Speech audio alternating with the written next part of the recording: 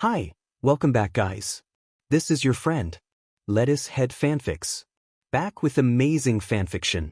This is the series of What If Deku Was Disaster Billionaire Vigilante? Now before starting, please give this video a like and subscribe to the channel if you want more videos like this. Now let's get into the fanfic. Izuku stood at 5 feet 10 inches, his green and black fluffy hair framing a handsome face adorned with diamond-shaped freckles beneath his emerald green eyes. He often wore a bartender outfit, finding it comfortable, but his hero attire consisted of dark green combat breaths, steel-toed boots, a tattered black cloak, and a black shirt.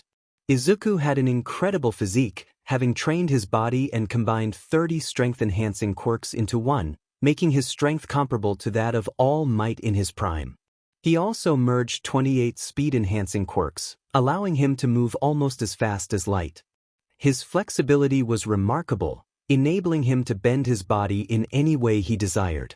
As a close-quarters combat specialist, Izuku was skilled with various weapons, including knives, swords, and brass knuckles, but he excelled in hand-to-hand combat, having mastered numerous martial arts.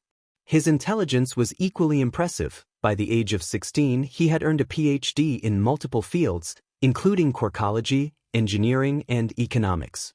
Izuku was also a savvy businessman, running a vast network worth hundreds of billions of dollars by the age of 14, covering sectors from technology to healthcare.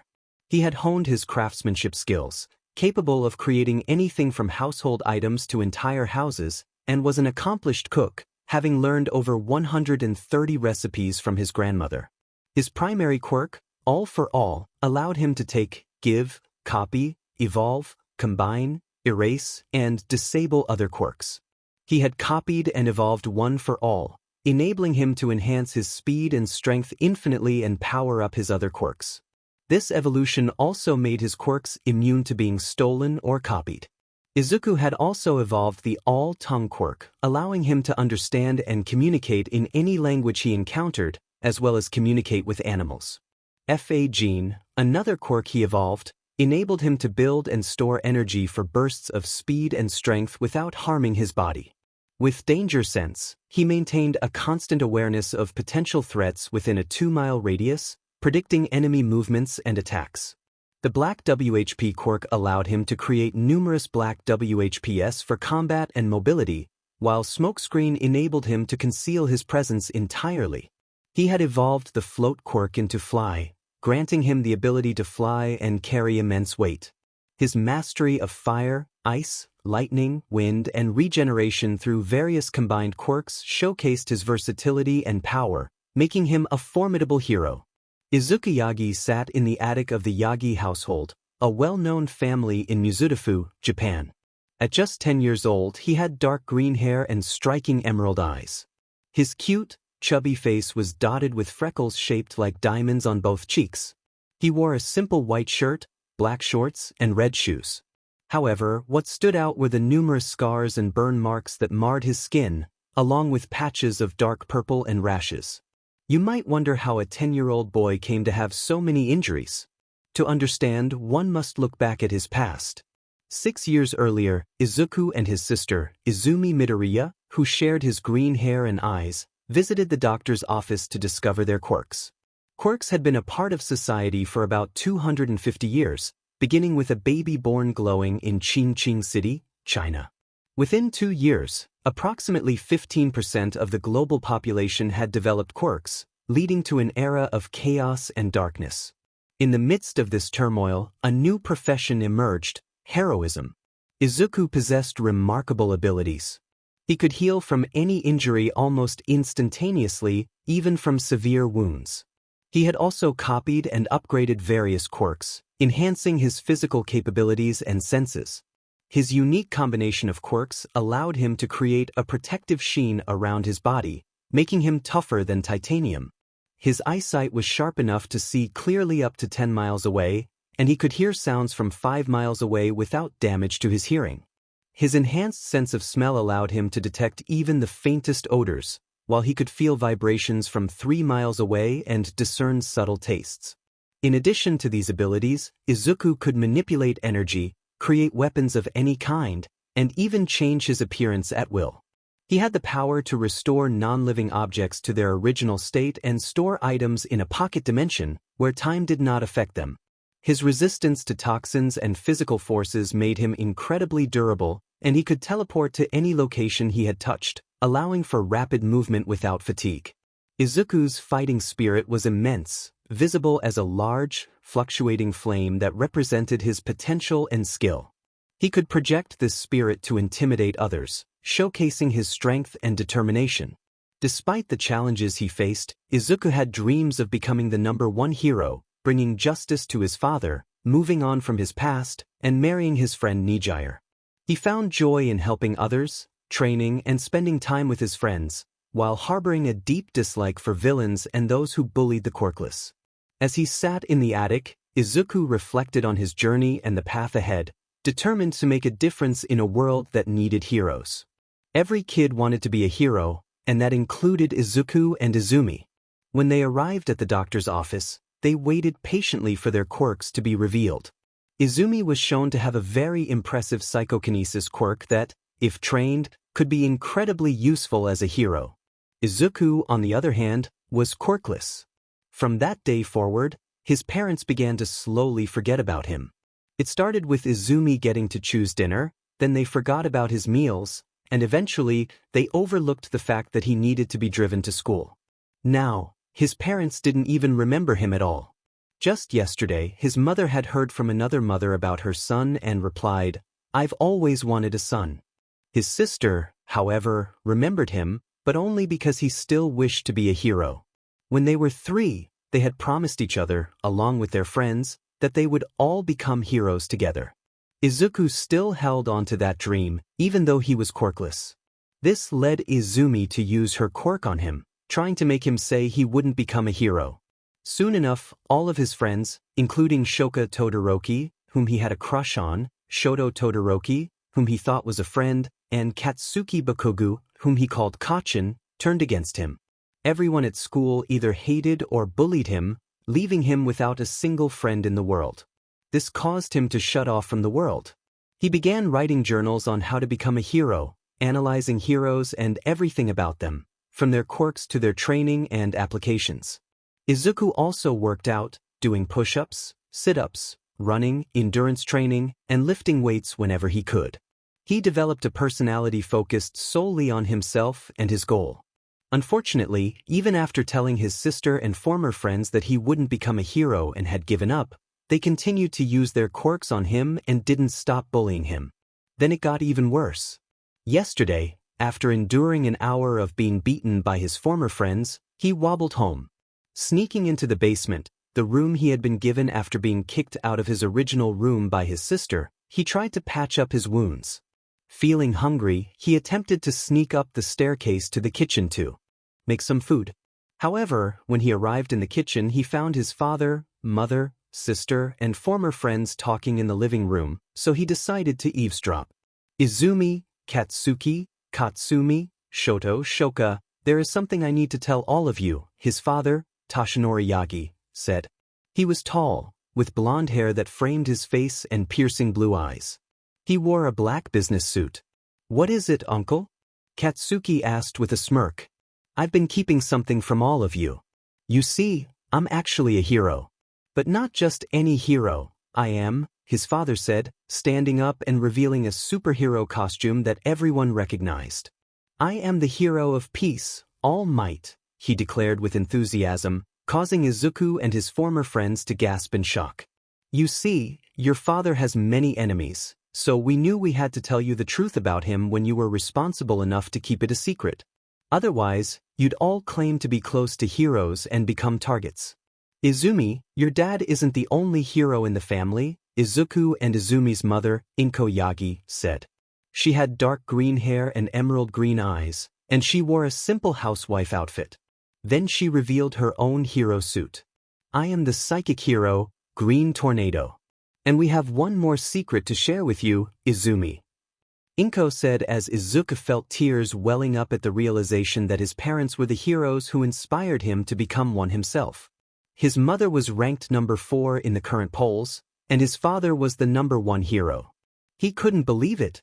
But what was this secret? You see, Izumi, my quirk is different from any other quirk in the world. My quirk is one for all, passed down to me by your grandmother, Nana Shimura.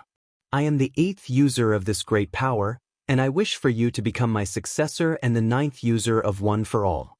I was originally quirkless, just like you, but your grandmother chose me to hold OFA and fight evil. Because of your quirk and your qualities that make you a hero, I want you to take One for All.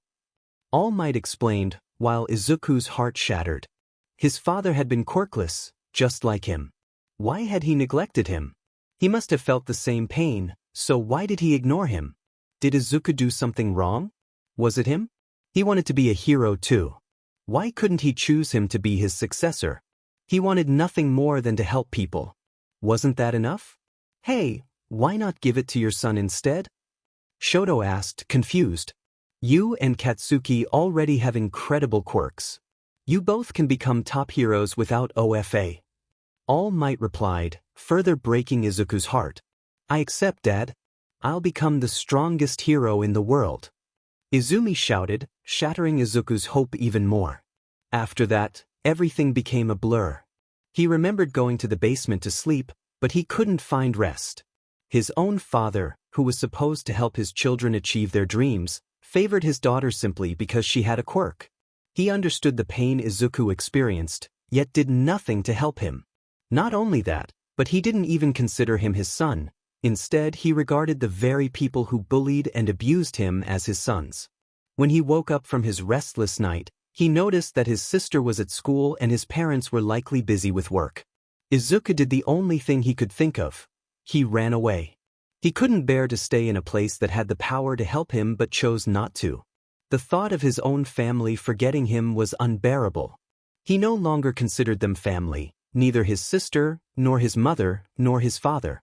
Izuku needed to escape from this place, so he prepared for his departure. He packed a bag with a week's worth of food, water, and 5 pairs of clothes. He made his way to the attic to find some flashlights for nighttime travel, but he stumbled upon something unexpected.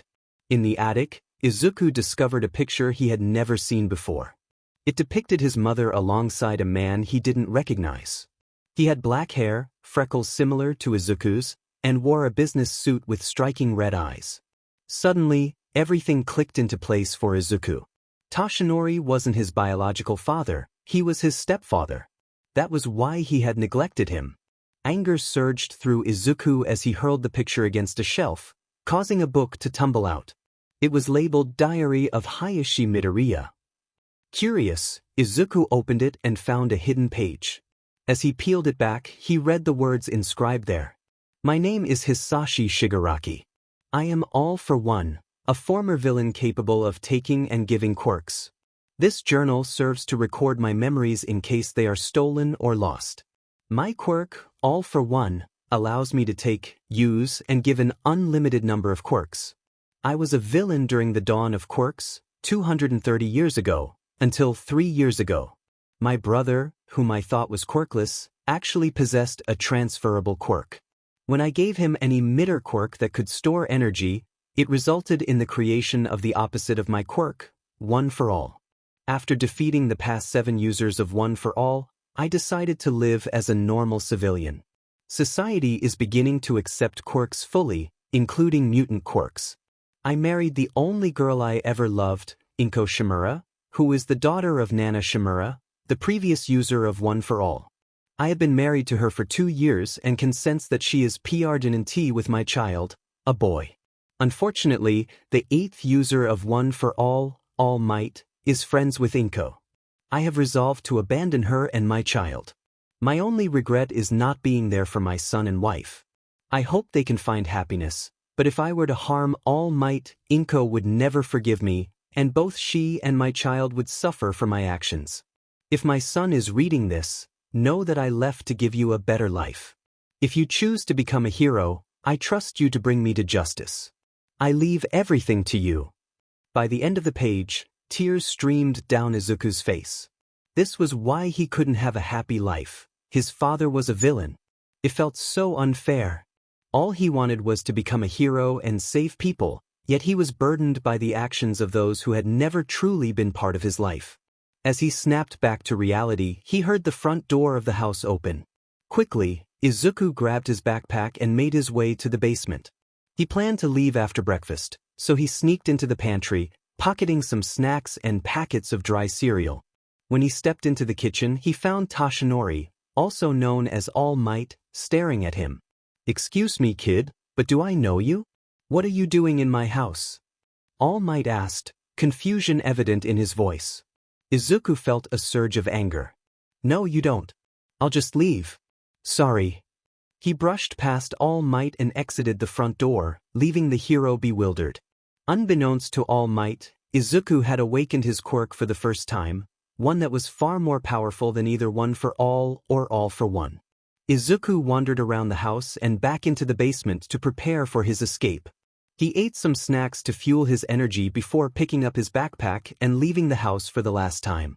He sprinted down the street and into an alleyway, trying to avoid as many people as possible. He ran without stopping, even as fatigue began to set in. Suddenly, something within him clicked, and green lightning coursed through his body. He felt invigorated, running faster than ever without tiring. He came to a sudden halt, focusing on his newfound power.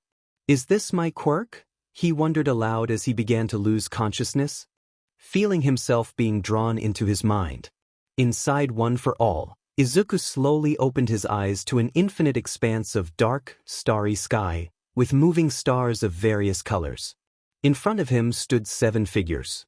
"Hello there, my grandchild," said a woman with black hair and eyes, tears of joy streaming down her face. Izuku stared at her and the others, confusion and fear washing over him. "You're Nana Shimura? But wait, my father killed you." "Did I die too?" he exclaimed, panic rising within him. "No, you didn't die," a voice responded. "I'm Yoichi Shigaraki, your uncle and the first user of One for All. We are the past users of One for All. We've been watching you closely, and we believe you are the true successor and inheritor of One for All." Yoichi, with white hair and green eyes, smiled kindly at Izuku. "But doesn't One for All need the current user to choose a successor?" Izuku asked, hope beginning to fill his heart. "No," Yoichi explained. "It takes all previous users of One for All to choose a successor. You see, One for All evolved when your uncle took it. Instead of merely storing energy, the power known as One for All, OFA, has evolved to store souls and spirits, alongside quirks. This transformation has deemed every user of OFA worthy of its power. However, a significant issue arises. Izuku's stepfather has possessed OFA for 30 years. Initially, he was approved by everyone, but as time passed, he began to neglect Izuku, making it impossible to take the power away from him. My name is Daigoro Banjo, the 5th user of OFA, a tall, bald man with dull blue eyes explained to Izuku. We, the holders of OFA, do not see Izumi Yagi as fit to inherit it. She is far too arrogant and self-serving. Not to mention, she acted like a villain when she bullied you. Izuku, you are the only worthy successor of OFA, a girl with black hair and red eyes, Nagara declared. Even with your past, you still wish to help people. Because of that, we urge you to become the next wielder of OFA.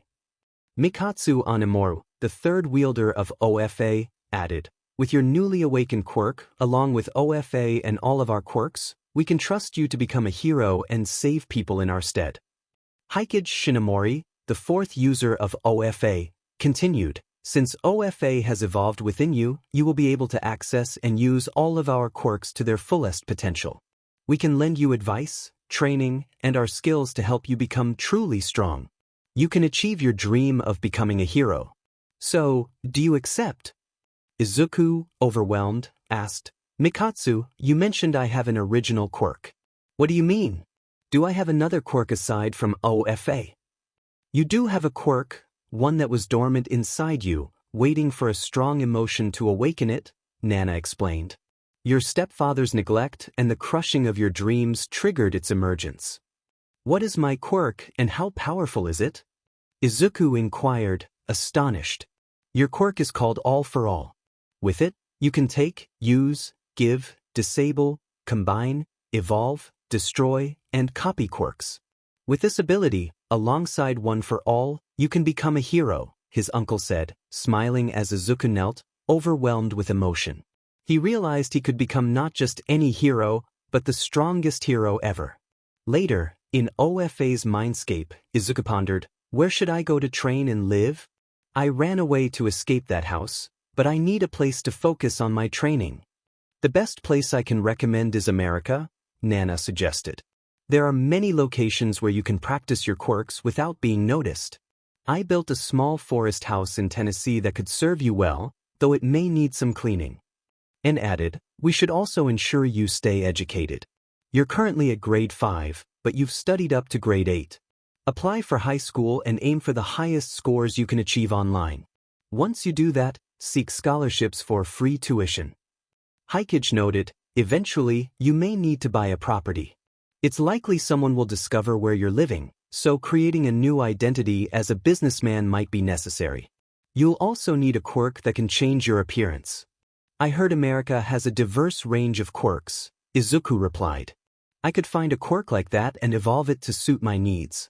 I should also learn to make furniture and other things. Can any of you help with that? I used to run my father's store, where we created and repaired many items. I'll teach you everything I know, Hinagura offered. I have experience with gardening and agricultural projects, so I can teach you that as well, Daigoro added. Yuchi then asked, how are we going to get to America? Simple, Mikatsu replied.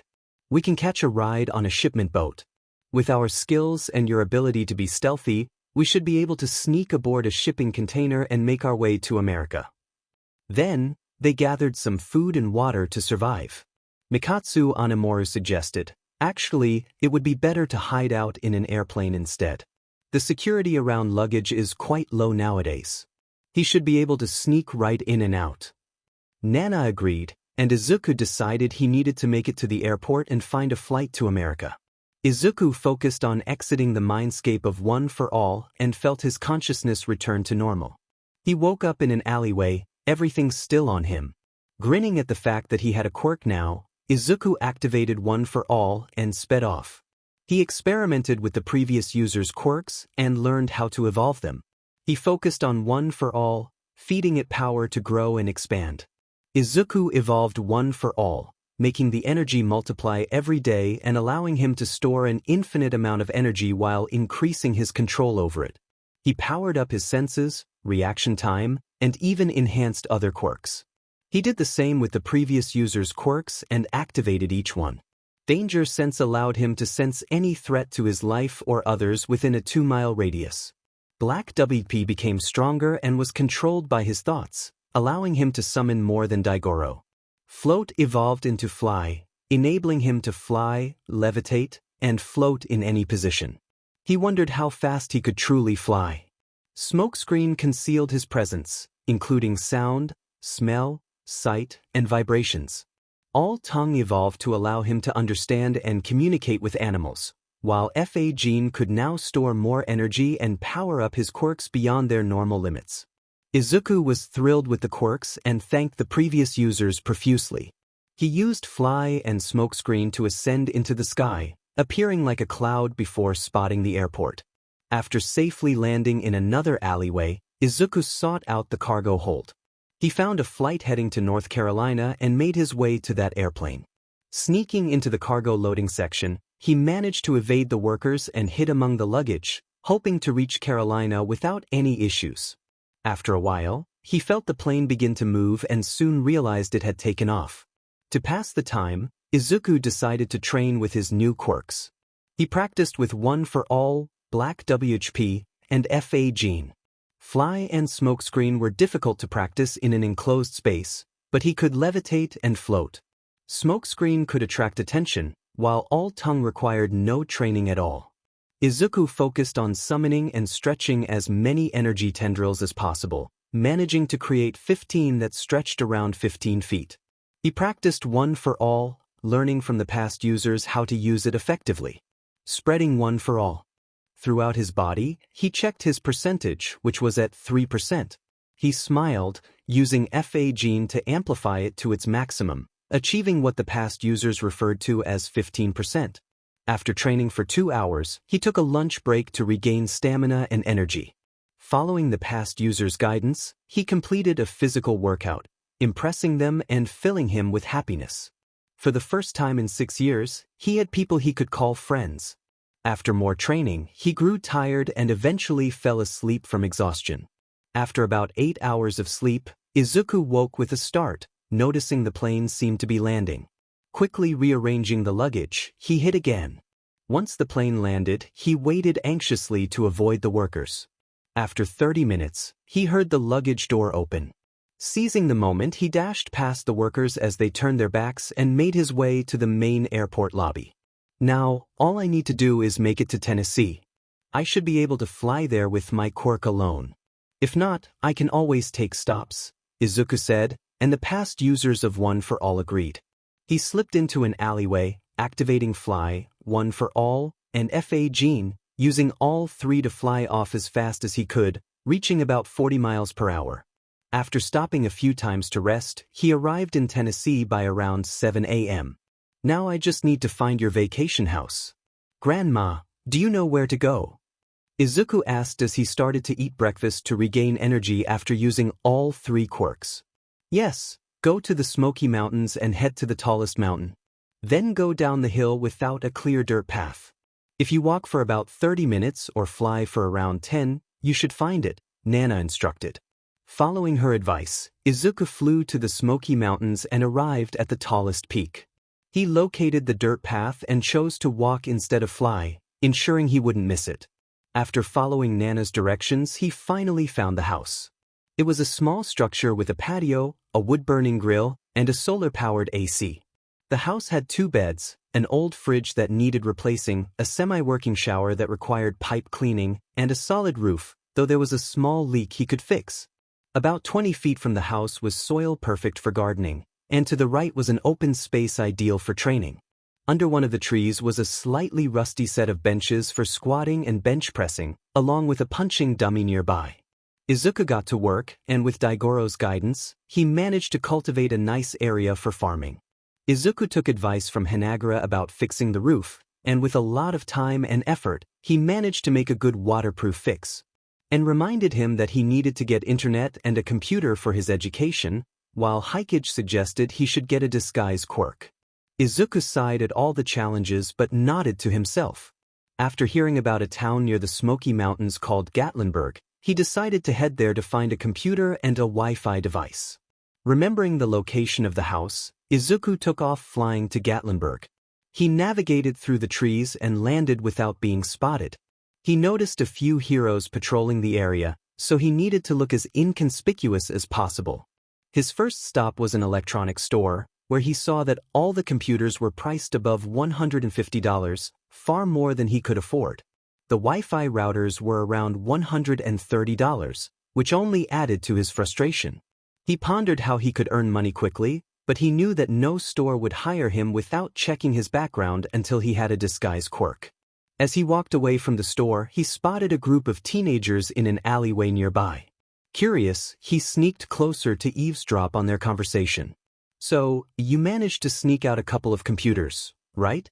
I can't pay for that stuff, my dad would kill me, one teen said. With my quirk, it was easy. The only challenge was getting the employees' clothes. My disguise quirk is perfect for this, another teen replied. With a plan forming in his mind, Izuku approached them with an innocent expression. Excuse me, could any of you tell me how to get to the national park? I tried asking others, but they didn't pay attention to me, he stuttered. The teens flinched at first but relaxed when they realized he hadn't overheard them. Sure kid. Let me take you there, the teen with the disguise quirk said, taking Izuku's hand and leading him to the street while giving him directions. After they parted ways, Izuku smiled, realizing he had successfully copied the quirk and evolved it. Quickly finding a restroom, Izuku tested his new quirk, which he named Appearance Change. He discovered he could fully change his appearance and imitate transformation-type quirks, though he wouldn't gain their abilities. Strangely, he could also create clothes, which would save him from shopping. As he thought about how to make money, an idea struck him. He could earn money by pretending to be someone else. Consulting with the past users of One for All, he devised a plan to create a new identity. They suggested he go to the Gatlinburg Town Hall to establish this new persona. Grateful for their guidance, Izuku set to work on crafting his new identity, basing it loosely on his father but altering his hair color to orange and his eyes to purple to minimize any connection.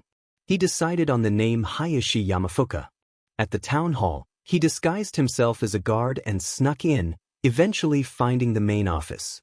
There, he filled out the necessary forms to create Hayashi Yamafuka, stating he was born in Tokyo, Japan, and moved to South Carolina at age 13 before relocating to Tennessee. He provided the required credit information, a social security number, and a phone number. With that settled, he knew he needed to secure a loan from a bank, buy the computer and router, start a business, pay back the loan, and pursue his education. After leaving the town hall, Izuku returned to the forest house and decided to start a garden. He gathered some native fruits from the mountains, ate a few, and planted the seeds. However, he realized he still needed to fix the house. Disguised as Hayashi Yamafuka, he went to the bank and secured a loan of $10. He found an open lot in a clean part of Tennessee and purchased it for $4 knowing he needed to sell products. He returned to the electronics store and asked an employee for the owner's contact information. After calling the owner, he confidently negotiated and bought the store for $3. Now, he just needed to establish a working system to pay his employees. He decided to add a repair station for non-working products and explained his idea to his new staff, training them on how to fix basic issues. He also purchased a router and computer to keep for the store. After making a second trip to his house, he set up the Wi-Fi and connected his computer. Feeling accomplished, he finally collapsed into bed after a long day. Outside the forest house, Izuku Shimura, now standing at 5 feet 10 inches tall with fluffy black and green hair and emerald green eyes, began his training in the practice field. Izuku's body was a testament to his hard work, with well-defined muscles across his back, forearms, shoulders, torso, and legs. He had even developed a six-pack, essential from string One for All without injury. His appearance had transformed as well. His sharp jawline, clean-shaven face, and freckles contributed to his handsome looks, as noted by his grandmother and Hanagra. He often wore a black and white butler suit while working out, a choice he made because he found it both stylish and comfortable. Despite having a variety of clothing options, he preferred this outfit for its breathability and ease of movement. During his time in Tennessee, Izuku honed numerous skills. He renovated the house he lived in, ensuring it had a functioning fridge, internet, a solid roof, and improved solar panels and plumbing. He crafted custom furniture, including chairs, benches, bed frames, and couches, and cultivated a substantial garden where he grew tomatoes, potatoes, cabbage, radishes, carrots, pears, peaches, apples, and oranges. He also learned to hunt local wildlife, tracking animal footprints and maintaining a nutritious diet. His culinary skills flourished as he mastered various species and flavors, memorizing 140 recipes. Under the alias Hayashi Yamafuka, he established a vast network of businesses across America. Starting with the acquisition of stores from major tech companies, he expanded into selling and improving products, eventually funding hospitals, research centers, factories, and transportation. His business empire became worth billions, and he was known for treating his employees fairly, offering competitive wages, generous leave policies, and support for their health needs. With over 2.2 million workers, he was highly respected in the business world. Izuku's education was equally impressive. By the age of 16, he held multiple PhDs in fields such as quirkology, engineering, and economics. He graduated high school at 12, college at 14, and completed graduate school by 16, all while remaining debt-free thanks to scholarships. He applied his extensive knowledge to enhance his technological ventures and planned to inherit his companies by orchestrating a change in identity. When he turned as Izuku Shimura, he became a martial arts champion in America, earning 24 black belts across various disciplines, including karate, kung fu, and judo. He secured his title as champion for 2 consecutive years and trained extensively in weaponry, learning from experts in various fields. Throughout his time in America, Izuku trained diligently, gaining multiple quirks from civilians, pro-heroes, and even villains he confronted as a vigilante known as the Disaster. His unique approach to crime fighting left witnesses believing they had encountered a series of natural disasters. His quirks included Divine Flame, a combination of several flame abilities, allowing him to create and manipulate intense black flames that could burn hotter than the sun. Heavenly Ice, a fusion of ice quirks that enabled him to create purplish-pink ice capable of freezing nearly anything. Maelstrom, a powerful lightning quirk that allowed him to generate and control electrical charges at any level. Tornado, a wind manipulation quirk that granted him control over air currents, enhancing his flight speed and versatility.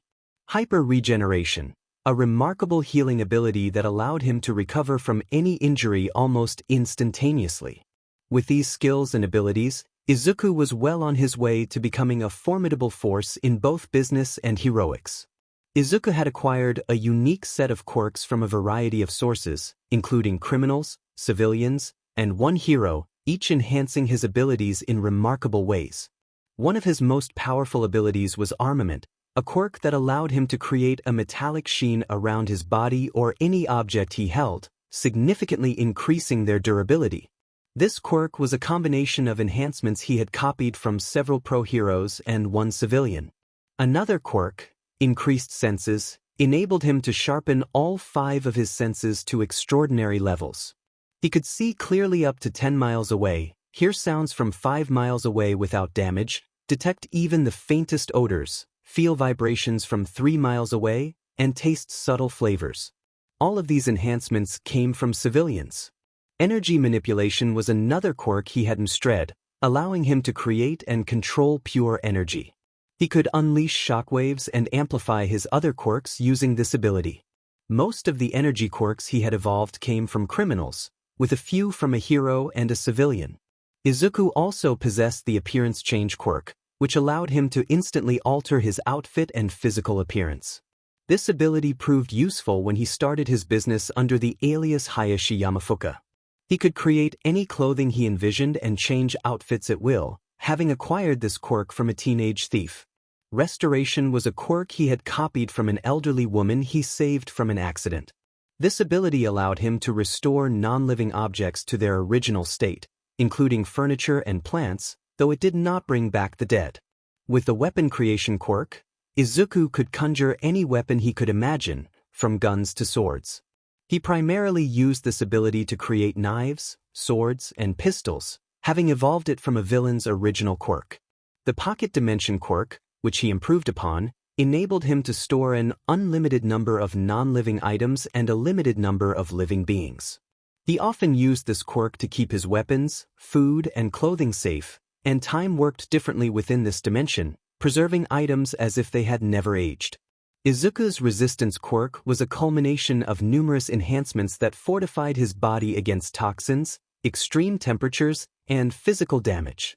He could withstand immense forces and resist psychic and telekinetic powers, having gathered these abilities from a diverse range of individuals. Teleportation was another quirk he had acquired with permission from a hero in America. This ability allowed him to mark locations he had touched and teleport to them at will, doing so repeatedly without fatigue. His Fighting Spirit quirk enabled him to perceive the fighting potential and skills of others as flames of varying sizes and colors. The larger and more vibrant the flame, the greater the individual's power and skill. Izuku's own Fighting Spirit was a large, fluctuating dark green flame, which he could project to intimidate opponents. Lastly, his enhanced superhuman physique combined the strengths of multiple quirks, granting him incredible speed and strength. He could move at near light speed and lift skyscrapers, delivering punches that rivaled those of the legendary hero All Might in his prime. Izuku had become a formidable force for justice, solving numerous cases across America. He thwarted bank robberies, dismantled drug trafficking rings, and played a crucial role in exposing political corruption. His most notable achievement was saving the president and over 200 others from a terrorist attack. Despite keeping his identity a secret, he earned the respect and admiration of people from all walks of life, including fellow heroes who wished to meet him. Through rigorous training, Izuku had honed his divine flame quirk, allowing him to shape it into various forms, from simple constructs to powerful weapons. He could envelop his limbs in flames, striking with immense power without harming himself. Izuku had developed a remarkable type of armor he called Susan, creating an avatar of flames around himself that served as both offense and defense. His heavenly ice quirk was honed to perfection, allowing him to create intricate constructs, weapons, and even armor. He could manipulate the temperature of his ice, ranging from extremely cold to moderately warm, and spread it over large areas at impressive speeds. His maelstrom quirk enabled him to generate various types of electricity and lightning, which he learned to control with precision. He could envelop his body in lightning to disrupt his opponents and channel electricity through his weapons. Tornado, another of his abilities, allowed him to manipulate the air around him, controlling different gases and using them to enhance his weapons. He could launch blades of compressed wind capable of slicing through solid steel. Izuku also focused on his regeneration quirk, training by inflicting damage on himself and healing rapidly. He could now regenerate from a single drop of blood and heal lost limbs in mere moments. His armament quirk had advanced significantly. He could envelop his entire body in a protective layer stronger than titanium and enhance his blades for greater cutting power and durability. His senses were heightened to extraordinary levels. He could discern subtle differences in taste and smell, detect vibrations through various mediums, and hear a heartbeat from miles away. His eyesight allowed him to see a vast spectrum of colors, even in darkness. Energy manipulation became another strong suit, enabling him to produce and control immense amounts of energy. He could unleash energy attacks that could topple buildings and create shockwaves powerful enough to cause earthquakes. Restoration evolved, allowing him to restore objects to prime condition in seconds, even affecting areas around him. His weapon creation quirk became instinctual, enabling him to conjure high-quality weapons in an instant. Izuku also trained his pocket dimension quirk, enhancing his ability to create portals and store vehicles within them. His body had developed remarkable resistance, able to withstand extreme temperatures and forces. His teleportation skills reached new heights, allowing him to teleport across vast distances and even transport others, though it required more energy. His fighting spirit quirk integrated seamlessly into his fighting style, enabling him to assess opponents' strengths and weaknesses and exert pressure that could overwhelm weaker-willed individuals. Izuku's enhanced superhuman physique was at its peak. He could control his exertion of force and reaction time, allowing him to dodge light itself. At that moment, he was experimenting with his elemental quirks to create a powerful new combination, resulting in a devastated section of the forest. After a moment of reflection, he activated his restoration quirk, returning the forest to its original state before heading home. Inside, his house was filled with stacks of books, various bladed weapons, and a collection of instruments. With a smile, Izuku began to decide what to take with him to Japan. In order to reach his destination, Izuku needed to conceal his time in America. He quickly created a portal to his pocket dimension, gathering the essentials: his instruments, books, clothes, and some weapons he had left lying around. During his time away, Izuku had also been practicing various musical instruments. He had become proficient in playing the guitar, piano, drums, and bass, memorizing 70 songs. Additionally, he earned both a driving and motorcycle license. One of his favorite pastimes was watching the sunset, which he found to be one of the most appealing sights on Earth. He had also developed a passion for reading, having gone through over 12,000 books on a wide range of topics, from academic subjects to random trivia. Using his all-tongue ability, he learned multiple languages, including Spanish, Russian, Mandarin, English, German, Italian, French, Korean, Japanese, Arabic, Portuguese, Hindi, and Indonesian, utilizing the books in his room to aid his studies. After leaving his house, Izuku smiled at it before activating his powers and taking off at incredible speed. He had left 10 teleportation marks around the mountain, allowing him to return without any hassle. He flew for about 35 minutes before using a smokescreen to disguise himself above Tokyo. After scouting the area with his senses, he found a suitable place to land, a small alleyway behind an apartment building. He quickly changed his appearance in a public restroom, adopting a new persona. Once he was ready, Izuku searched for a train station to buy a ticket to Mizudafu Precinct. After purchasing his ticket, he boarded the train and waited for it to depart. The journey took about an hour, and when he arrived in Mizudafu, he stepped onto the streets of the city he once called home. After some searching, he found an apartment building that would serve as his new home. He purchased an apartment under the name Izuku Shimura. Although he was technically missing, he would now be known as Izuku Yagi, a name he had left behind. He explained to the front desk lady that he was an employee of his from America and wanted to personally pay for his rent. She accepted his payment in American dollars but advised him to exchange it for yen later. Izuku was shown to his apartment, which was just the right size. Not too fancy, but comfortable. He set up his computer, connected to the Wi-Fi, arranged his instruments, and organized his study materials. He also unpacked pots, pans, and silverware from his pocket dimension. Realizing he needed to go shopping soon for food and personal care items, he made a mental note to do so.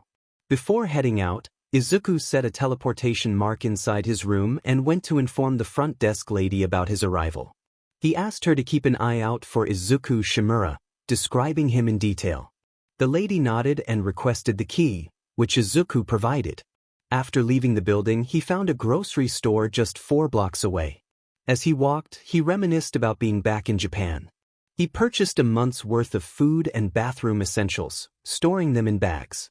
After a quick change back into his original appearance in the restroom, he returned to his new home, feeling a sense of relief. Upon entering the building, the front desk lady recognized him and informed him that his room had already been paid for. She led him to his apartment and handed him the key. Grateful, Izuku bowed and entered his new home. He quickly put away his groceries and settled into the living room to enjoy a book or two. Meanwhile, at the Yagi residence, Izumi Yagi stepped out of her room. Over the past 16 years, she had grown significantly and now stood at 5 feet 6 inches. Her green hair fell slightly past her mid-back, and she wore a white t-shirt with the kanji for t-shirt on the chest, paired with black shorts.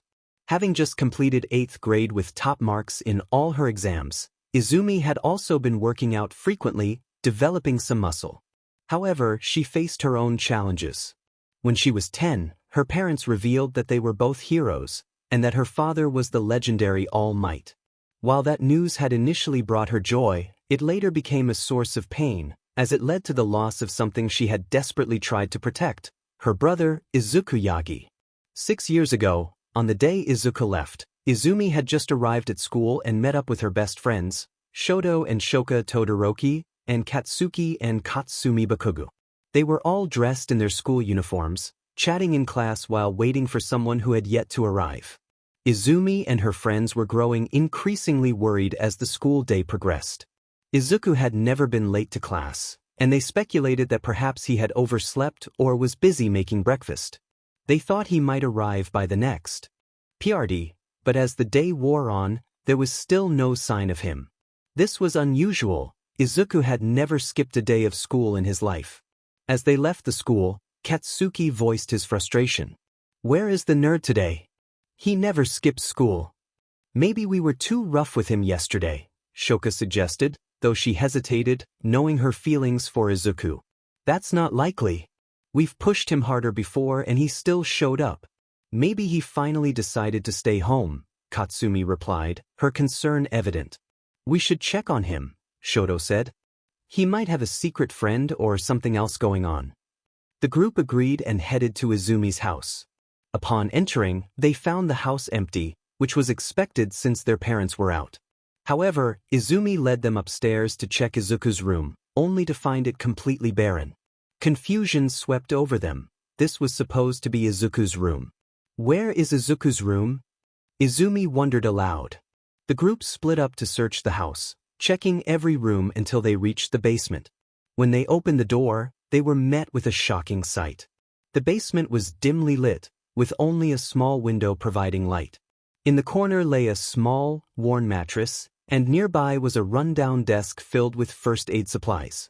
Stacks of notebooks filled with details about heroes and quirks were scattered around. A set of dumbbells and a magazine lay nearby, and on the wall was a chilling message that read, "Keep going, Izuku," accompanied by a note that said, "I can't anymore. Not after my own family and friends abandoned me." This was not what they expected. Izuku was a fan of heroes. He should have had posters and figurines. Instead, the room felt more like a prison than a child's space. They left the basement and sat in the living room, waiting for Izuku to return. After 3 long hours, they heard the door open, but it was only Inko and All Might coming home from work. "Hello there, future heroes. Are you ready to begin training?" All Might greeted with enthusiasm, while Inko nodded in agreement. The group shifted uncomfortably, and Shoka finally spoke up. "Uncle Toshi and Inko, have either of you seen Izuku today? We didn't see him at school, and we're worried." Inko looked puzzled. "Is Izuku a friend of yours?" "I'd be happy to help," she offered, causing the group to exchange worried glances. "Mom, we're talking about my brother, Izuku. You know, my older brother who looks just like me and loves heroes." Izumi explained, but Inko and All Might appeared confused. Suddenly, All Might remembered seeing a boy sneaking around the kitchen earlier that day. "He was getting breakfast when I last saw him. He probably just had trouble getting up for school," he said, trying to reassure everyone. Inko, however, was silent, lost in thought as memories of her son began to resurface. "We'll talk to him when he comes home," she said, her voice trembling as she sat on the couch. The group waited in silence for 2 more hours, their concern growing. Finally, All Might suggested, "We should check his room for a note explaining where he went." Izumi interrupted, "Mom, Dad, Izuku's room isn't upstairs. It's in the basement." All Might and Inko exchanged shocked looks. Their son had been living in the basement, and they hadn't even known. The group made their way back to the basement, where Inko and All Might were taken aback by the sight before them.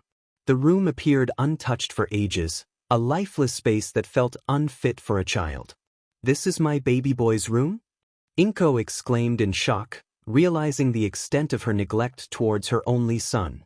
All Might, too, was haunted by memories of his own past, recalling the orphanage where he was left and the hardships he faced in the foster system.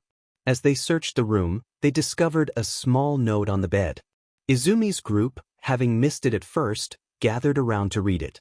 The note read, "To whoever is reading this, I am surprised you're even reading this at all, since my sister and her friends only remember me when they use me as a practice dummy for their quirks.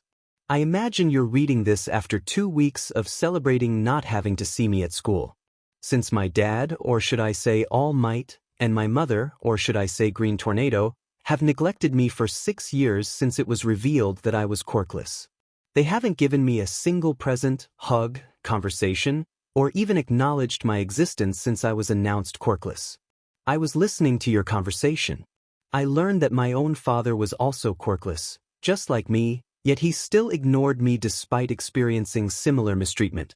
Instead of giving me a chance to become a hero, you chose to give a quirk to someone who already had the power to become a hero.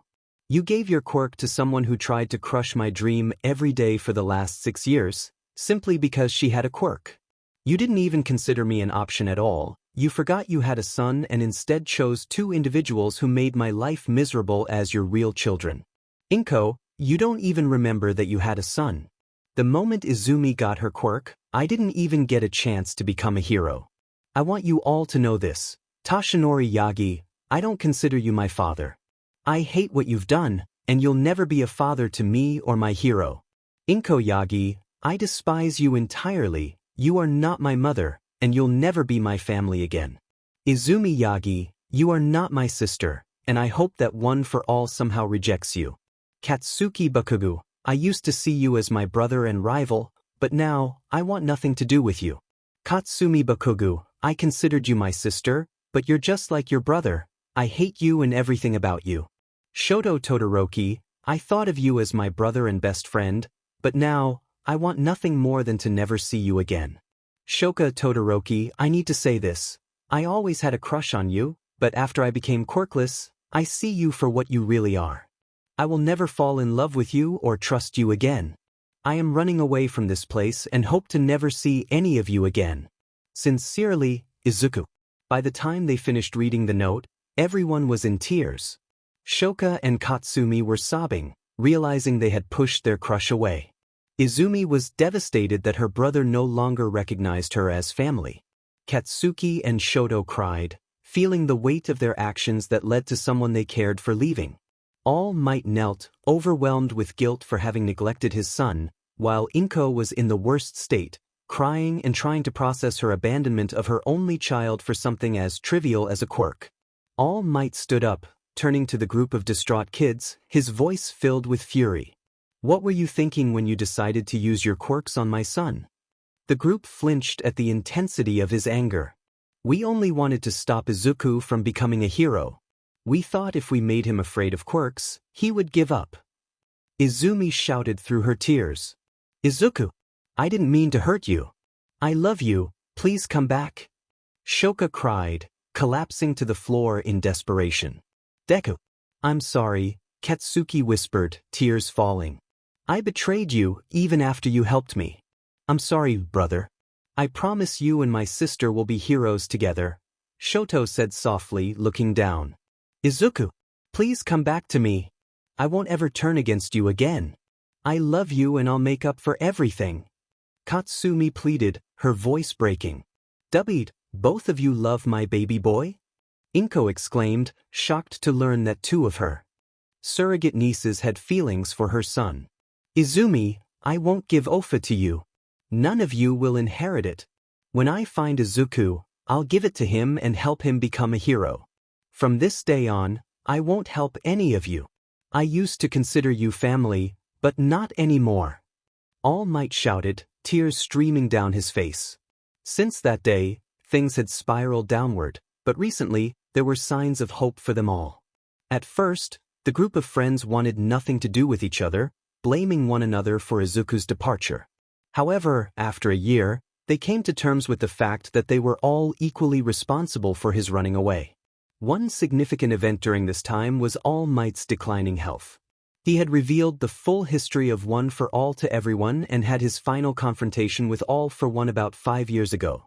Although he emerged victorious, the battle left his respiratory and digestive systems severely damaged. Despite this, All Might held on to One for All, determined to pass it on to Izuku as his successor, even denying his former sidekick, Sir Night-Eye, the chance to help find a successor, insisting that Izuku was his only choice. As a result, the group of friends began to pull themselves out of their despair, focusing on training and searching for Izuku, eager to earn his forgiveness. Katsuki and Katsumi calmed down significantly, though they remained rude to those outside their circle. Shoto and Shoka became even more withdrawn, vowing never to use their fire abilities to harm others, despite their parents' wishes for them to continue training. Izumi dedicated herself to her studies and training, isolating herself from everyone but her close friends and family. All Might investigated their former school to uncover the extent of the bullying Izuku faced, leading to the dismissal of several teachers and the principal, while students involved in the bullying received counseling. Inko struggled the most, retreating into the basement for 2 months, reading Izuku's notebooks, which were her only tangible connection to his dreams of becoming a hero. Eventually, she returned to work and began socializing again but kept her reasons for her changed behavior to herself. She formed a close bond with Rei and Mitsuki, the mothers of her nieces, and learned much from Rei, who had often cared for Izuku. Over time, Inko resumed her relationships with Izumi and her friends, though she showed a particular fondness for Shoka and Katsumi, whom she envisioned as future daughters-in-law for Izuku. She became somewhat fixated on the idea of them marrying him, believing they could contribute to his happiness. Katsuki, Shoto, Shoka, Katsumi, and Izumi immersed themselves in training and studying, determined to become heroes at UA and find Izuku. Katsuki and Katsumi honed their quirks for efficiency beyond combat, learning to use explosions to blind enemies and enhance their speed, even achieving limited flight. Katsumi, with slightly stronger explosions, outpaced her brother, and both matured significantly, gaining recognition at school. Shoto and Shoka focused on their ice abilities, creating massive constructs and developing their skills. Shoka excelled in shaping ice, while Shoto struggled, leading to Shoka becoming the stronger sibling. Both grew into attractive young adults. Izumi worked on her physical resilience to better manage her quirk, allowing her to move heavy objects with ease, though she still faced challenges with multiple items. She approached All Might about temporarily wielding one for all to pass it to Izuku, but he refused, explaining that she needed to are it first. As All Might's strength continued to wane, he became less active, only able to use one for all at full capacity for about 4 hours a day. This decline allowed Endeavor to surpass him in hero rankings, a significant shift in the hero community. Inko, now the number 3 hero, worked tirelessly to raise awareness about Izuku's disappearance, spreading his description across the country and conducting missions in remote areas, yet she found no leads after 6 years of relentless searching. Their family and friends faced an unthinkable tragedy. The next day, in Izuku's apartment, he woke up with a start from a vivid dream, beginning his day on a hopeful note. The bed was much more comfortable than the one Izuku had in Tennessee, which was to be expected. He got up, made some breakfast, and went through his morning routines, including brushing his teeth, applying deodorant, and taking a shower. After that, he settled in the living room to start making a detailed plan for his next steps. With 3 months before the UA entrance exam, Izuku knew he needed to establish himself in Japan. His business network in America allowed him to manage operations remotely, communicating with his board of directors through emails. He only needed to check in once a month to ensure everything was running smoothly and to assign new goals. However, he realized he needed to build a business network in Japan.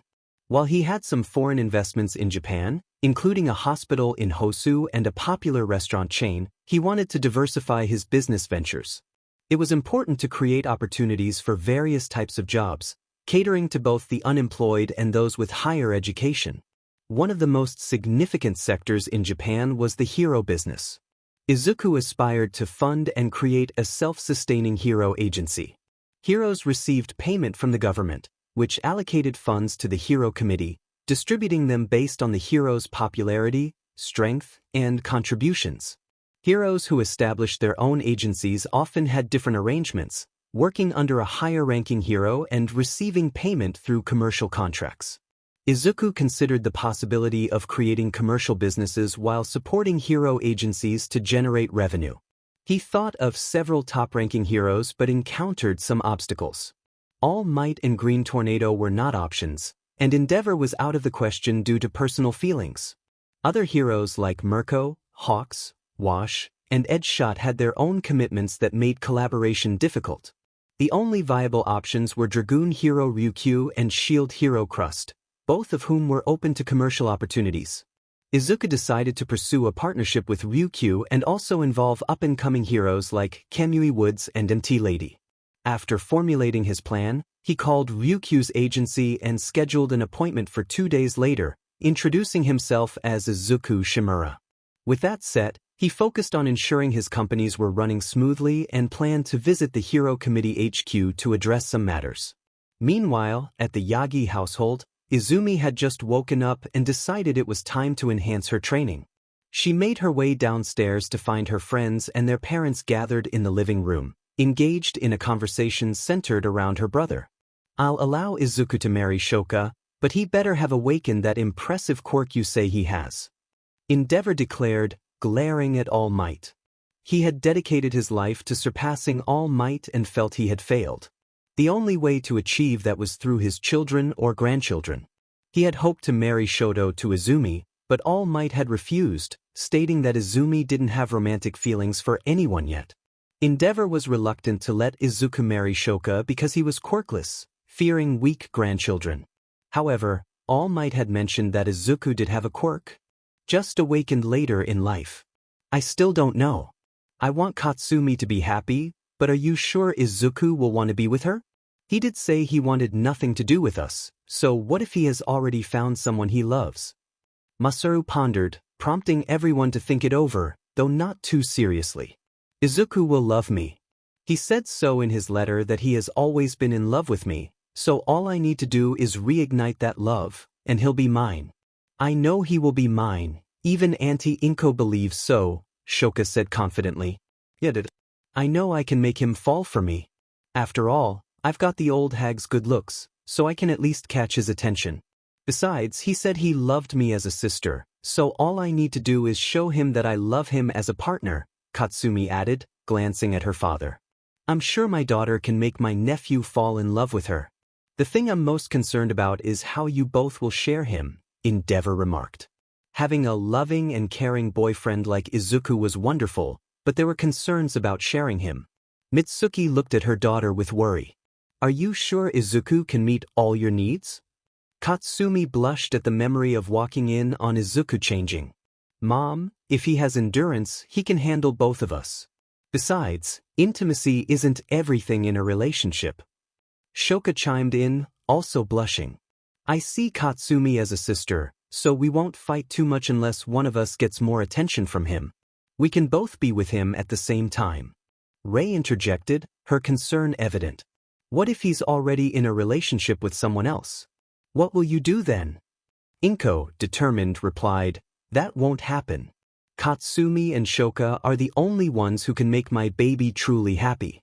If he's with someone who doesn't appreciate him, Toshi and I will make it clear that we only support him marrying them. We may not have been the best part of his life, but he will listen to us because we are his parents. I know they will contribute to his happiness. If that other girl refuses, I'll make sure she understands. All Might added, Izuku can make your daughters happy, and they can make him happy. It's a perfect match. As his father, it's my duty to ensure he stays loyal to his future wives. Katsuki smirked. The nerd is perfect for my sister. He'll keep her safe and she'll keep him in line. He's too loving and forgiving not to accept her once we apologize. Shoto smiled, recalling how Shoka had always loved Izuku. He had feelings for her, and I wouldn't want anyone else as my brother-in-law. Rei remained skeptical.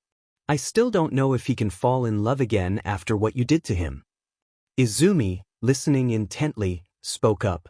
My brother will accept them after we all apologize. I can tell him they've been saving themselves for him. Once he hears that, he'll know they're meant to be together. It's my job as his sister to ensure his girlfriends are good, and I definitely approve of them. With a determined shout, Endeavor declared, all right then, we'll sign the papers. He, along with Mitsuki, Rei, Inko, and Toshinori, signed the documents, causing the kids to smile and celebrate. Meanwhile, Izuku was on his way to the hero committee when he suddenly stopped, feeling an unsettling sensation. Why do I think this has something to do with my tormentors? He wondered as he continued walking. Upon arriving at the building, he was informed that he couldn't carry any weapons. Agreeing, he allowed the guard to scan him. Once inside, he made his way to the president's office, where she was busy with paperwork. Without much warning, he opened the door, catching her attention. Excuse me, you have the wrong room. I'm the committee president of security. If you want to speak with me, you need to schedule an appointment, she said, glaring slightly. Izuku smiled. Forgive me, MDM president. I need to speak with you urgently, off the record. I promise I won't take more than a minute of your time. He then opened a dark blue portal and, using his speed, appeared behind her, gently grabbing her hands. Don't worry, I won't harm you. In fact, I'm here to do the opposite. I want to gain your trust and form a partnership, he said sincerely. Reluctantly, she agreed and stepped through the portal with him. They emerged in a pocket dimension, surrounded by a starry sky and shimmering blue crystal ground. Below, an organized armory was visible. To the left, a table with hot tea awaited, and to the right, a massive shelf of books stood. This place is my pocket dimension, where time has stopped in the outside world. When we return, it will seem as if no time has passed, Izuku explained as he pulled out a chair for her. She felt a bit more at ease and sat down. Now, allow me to introduce myself. I am Izuku Shimura, the biological son of All for One and the grandson of Nana Shimura, the former #1 hero. I possess an improved version of All for One's quirk, and I aspire to be a hero, he said, but the president stood up, glaring at him. All for One didn't have any children, she exclaimed. The hero committee made sure of that. And even then, if you are his son, why should I trust anything that you say? She shouted at him, convinced that he was lying. It's all right, I'll explain everything. You are correct. All for One was never able to properly have a son because he was pretending to be someone else. That someone was Hisashi Midoriya, though funnily enough, his real name is Hisashi Shigaraki. The reason you should trust me is that ever since I can remember, I've wanted to become a hero, the strongest hero this world has ever seen, to save and help people everywhere. You may not believe that, but I've gone through hell and back just for that goal. Since you are the president and essentially the authority figure to heroes, and since I'll become one later in life, it is best if we have a better partnership than just subordinate and boss. I wish to help you in any way that I can, so let me ease your worries. Ask me any question and I'll answer it, Izuku explained as she calmed down slightly. Very well then, let me ask you this. How many quirks do you have, and how many of them have you stolen? She asked, glaring at him. So far I haven't stolen any quirks, though I have permanently copied a lot of quirks that I've lost count. I have combined a total of 16 quirks so far, and in my possession, I actually have 22, well, technically 23, but still, Izuku replied. Okay then, how are you connected to Nana Shimura? She inquired. Like I said, she is my biological grandmother from my mother's side. My mother was Inko Shimura, now Yagi. You may also know her as Green Tornado, though I personally don't see her as my mother, Izuku said, slightly scowling at the mention of Inko. And why is that? The president asked, curious as to why someone wouldn't want a top-ranking hero as a parent. At the age of 4, I was misdiagnosed as quirkless, and because of that, both she and my stepfather all ignored and neglected me. My own sister and her friends abused me as well, so I ran away. The president was about to call him a liar but stopped, remembering that Inko had asked her to keep heroes looking for her son after he ran away. Yet, when she asked Inko why he had run away, she always refused to answer. Okay then. What is it you are trying to get by coming to me of all people? What do you want from me? She asked, wondering why he needed her. I ask that you grant me a business deal where one of my bosses, Hayashi Yamafuka, can help the committee out and share some of the profit. Additionally, I want you to grant me a hero license so I can continue hero work without being illegal. And if it isn't too much trouble, can you change the documents to say that you granted it to me when I was 10? Izuku requested while bowing. What do you mean you kept up hero work? Were you a vigilante? She asked. Yes, you see, after I turned 10, I ran away to America and have been there for the last 6 years. While I was there, I got my education and managed to become a vigilante. You may have heard of the vigilante that saved the president, Disaster? That was me, Izuku explained.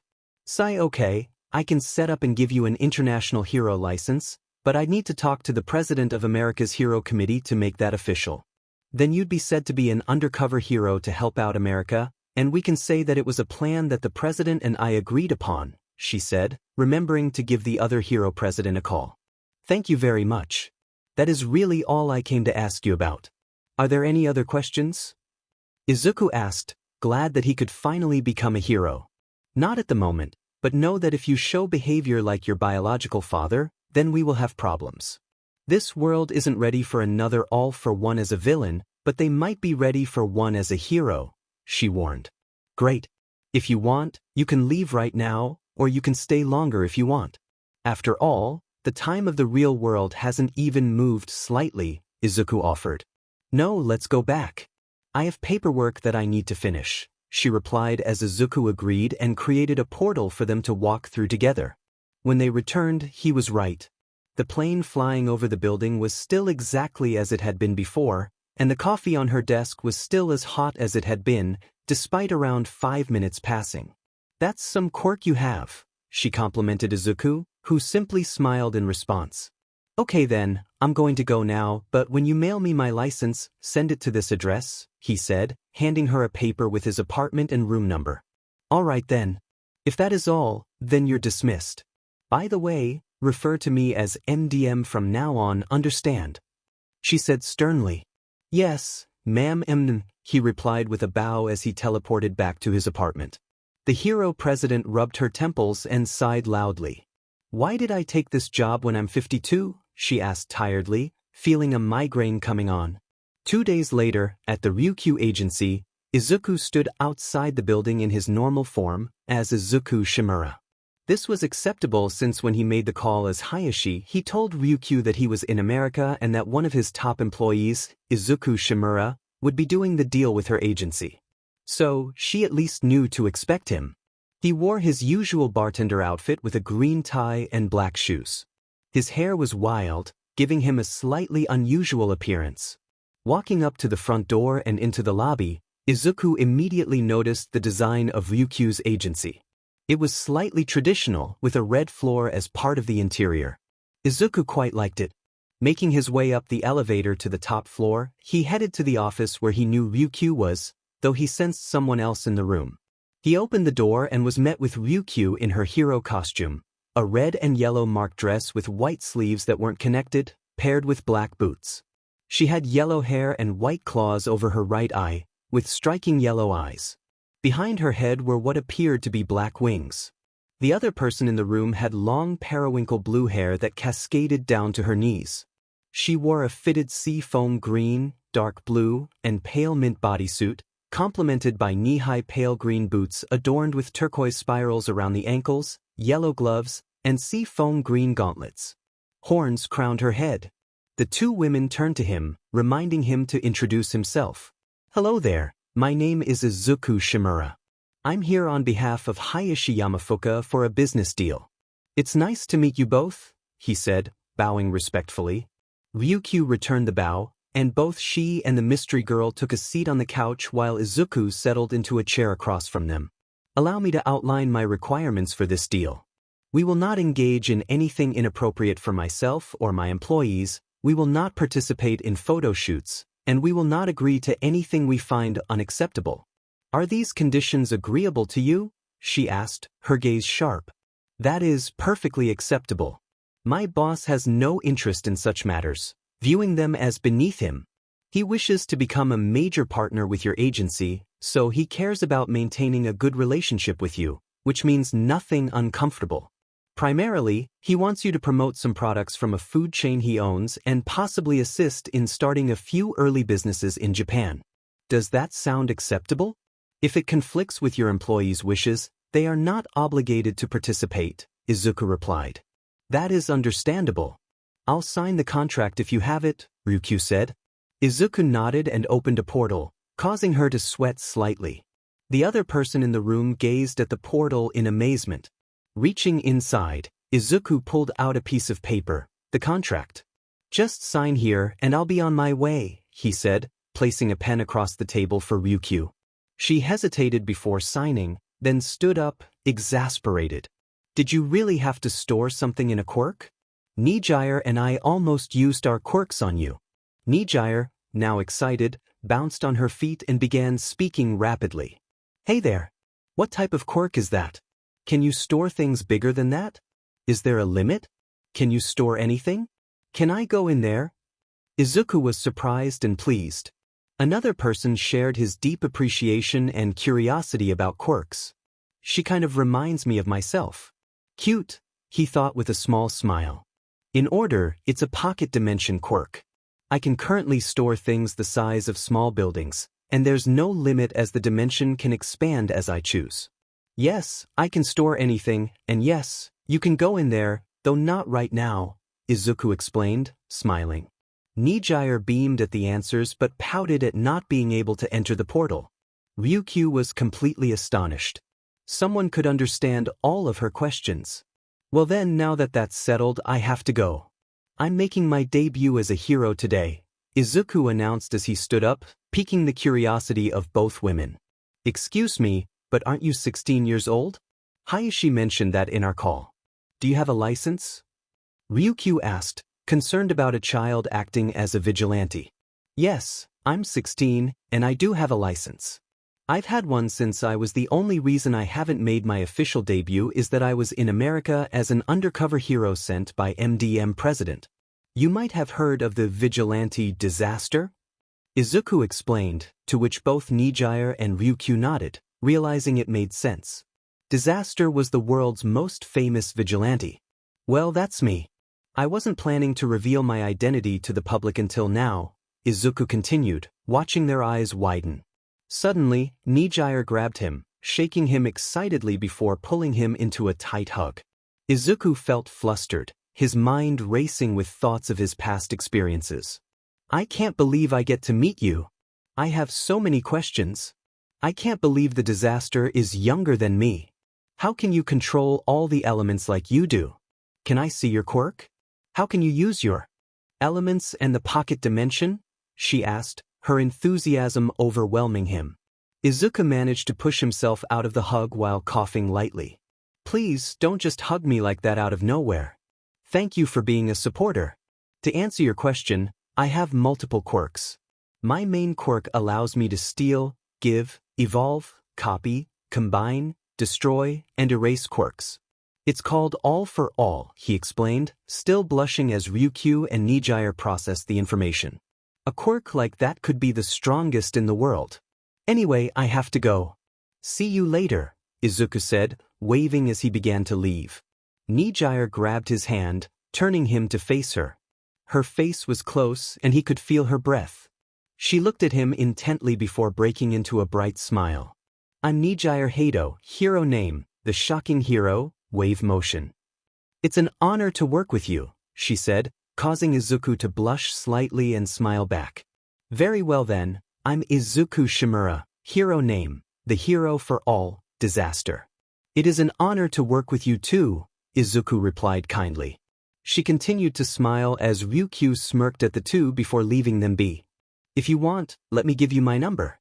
If you ever need help or want to hang out, just give me a call or text, she said, writing her number on a piece of paper and handing it to him. He took it and smiled before heading off. After teleporting back to his apartment, he placed the number on his desk. First, though, he needed a shower. At Dagoba Beach, Izumi and her friends were cleaning up the shore, picking up litter and trash. They aimed to clear the beach while building strength and practicing their quirks for better control. Katsumi and Shoka were working on one pile when they suddenly stopped at the same time. The other three noticed and turned toward them, seeing their slightly angry expressions. What's wrong, sis? Katsuki and Shoto asked in unison, concerned for their sisters. Someone is getting close to our Izuku, they both exclaimed, feeling a sense of loss. Well, remember what Mom said? We'll just make her break up with him. Besides, when my brother sees that you two love him, he'll probably end it with her on his own, Izumi reassured the other girls, though they still disliked the idea of someone else being with their beloved. Back with Izuku, after showering he set up his computer and sent emails to all his companies to keep them running smoothly. He managed to establish 5 new stores and hire the appropriate staff for each, including a phone store, a tea shop, a skateboard store, a minor car dealership, and a small clinic. All were set up in record time, and he ensured they had business by arranging commercials with Ryukyu to attract more customers. After scheduling some appointments with Ryukyu, he contemplated his next steps. He planned to make his hero debut that day, intending to patrol and stop a criminal. With his mind made up, he used his appearance change ability to create his custom hero costume.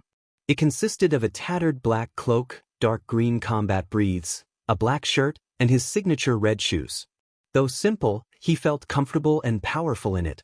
He smirked at his reflection before teleporting away. Having set up teleportation marks across Japan on his 3rd day back, he quickly stretched his senses and danger sense to locate any potential threats. He soon felt a dangerous presence to the left, near the Mizudafu main district. Moments later, in the Mizudafu main district, Izuku arrived to find a crowd gathered around a specific block. Curious, he decided to investigate, only to feel annoyance wash over him. Out of all the civilians I could have saved, why did it have to be you? Izuku muttered quietly from atop a nearby building. A sludge villain was holding his former friend, Katsumi, hostage. The heroes present were doing nothing. Kamui Woods couldn't approach due to the fire, Backdraft was busy managing the civilians and extinguishing flames, MT Lady was complaining about the street's size, and Death Arms couldn't strike with the sludge holding a hostage. Katsuki, Izumi, Shoka, and Shoto were also there, but Backdraft was preventing them from intervening. Izuku sighed in frustration before jumping into action. Earlier, Izumi and her group had just finished working out at Dagoba Beach and were walking together toward Izumi's house. As they passed under a bridge, they failed to notice a sewer lid had been lifted. Suddenly, a giant hand of slime emerged, grabbing Katsumi and pulling her toward it. They turned to see a massive blob of dark green slime with their friend trapped inside. "Finally, I have a hostage," the villain declared, looking at the group frozen in fear. "But what's a couple more?" he shouted, preparing to seize the others. Fortunately, the sewer burst open, distracting the villain and allowing Izumi's group to escape with the hero. The chase lasted 2 minutes until they reached the current moment. "Izuku, please help me," Katsumi thought, struggling in the sludge's grasp as she felt herself fading. "Please, someone. Anybody. Help my sister, I can't lose her too." Katsuki thought desperately. "Please, someone save her." Shoto thought, nearly using his quirk. "You and I are supposed to be sister wives. I can't lose you now, not when we promised to be with Izuku." Shoka thought, tears in her eyes. "Why aren't the heroes doing anything? Aren't they supposed to be helping her?" Izumi thought, wishing she had a license to assist. The watching civilians also hoped for Katsumi's safety. The heroes claimed they were waiting for a more suitable hero to arrive. This struggle continued for 10 more seconds until a flash of green illuminated the area, blinding everyone present. When the light faded, a tall, cloaked figure with black and green hair stood with his back to them. The cloak billowed dramatically in the wind, stirring the crowd. The sludge villain glared at the new figure with hatred and confusion. "And who the hell are you?" he yelled, while Katsumi's eyes widened at the sight of the figure's face. Izumi's group hoped to see the figure's face, as he resembled an older Izuku. "Me? I'm just a hero for everybody," he declared. "You may call me Disaster," he said, extending his hand as wind swirled around his palm, facing the villain. "Disastrous death, air type." Disaster shouted as he launched a disc of air pressure at the villain, creating a large hole where the slime had been. This also freed Katsumi, prompting Disaster to leap into action, catching her before teleporting to the crowd and gently placing her down. The civilians and heroes were momentarily frozen in shock. The mysterious figure known as Disaster had saved the girl in mere seconds, something the heroes had struggled to accomplish. Their astonishment was mixed with frustration at being overshadowed by this newcomer. Disaster reappeared suddenly, preparing another attack as the sludge villain began to reassemble itself. He held out his hand, and a blue energy ball hovered above it. With a swift motion, he threw the ball at the villain, causing a massive explosion that sent debris flying and extinguished the surrounding fire. Everyone was stunned. He had effortlessly defeated a foe that had posed a challenge to multiple heroes, and he had done so in just 2 attacks. Turning to the crowd, Disaster's piercing fluorescent green eyes glowed ominously. His diamond-shaped freckles brought smiles to Izumi and her friends, nearly bringing them to tears. Izuku had returned. In a voice that calmed the crowd, Izuku asked, "Is everyone okay? No one else was hurt, right?" His concern was evident. "Yes, the crowd wasn't involved." "Also, thanks for putting out the fire," Backdraft replied, lowering the water barrier that had kept the civilians back. "That's good. If that's all, I'm going to contain the sludge and turn him in," Izuku said, receiving a nod from Backdraft. He approached a puddle of sludge, placing his hand in it and forcefully disabling the villain's quirk. The sludge transformed into a shirtless man, about 5 feet 6 inches tall, wearing baggy cargo shorts. Izuku created chains to bind the man's hands before carrying him to the nearest police station. However, he was stopped by the other heroes, excluding Backdraft. "Hold it right there. Who are you?" Kamui Woods demanded, pointing at Izuku. "I'm the hero for everybody, Disaster. I thought I mentioned that when I arrived." Izuku responded, a hint of confusion in his voice.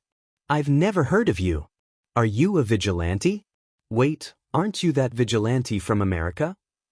Death Arms exclaimed, taking a fighting stance alongside Kamui Woods and MT Lady.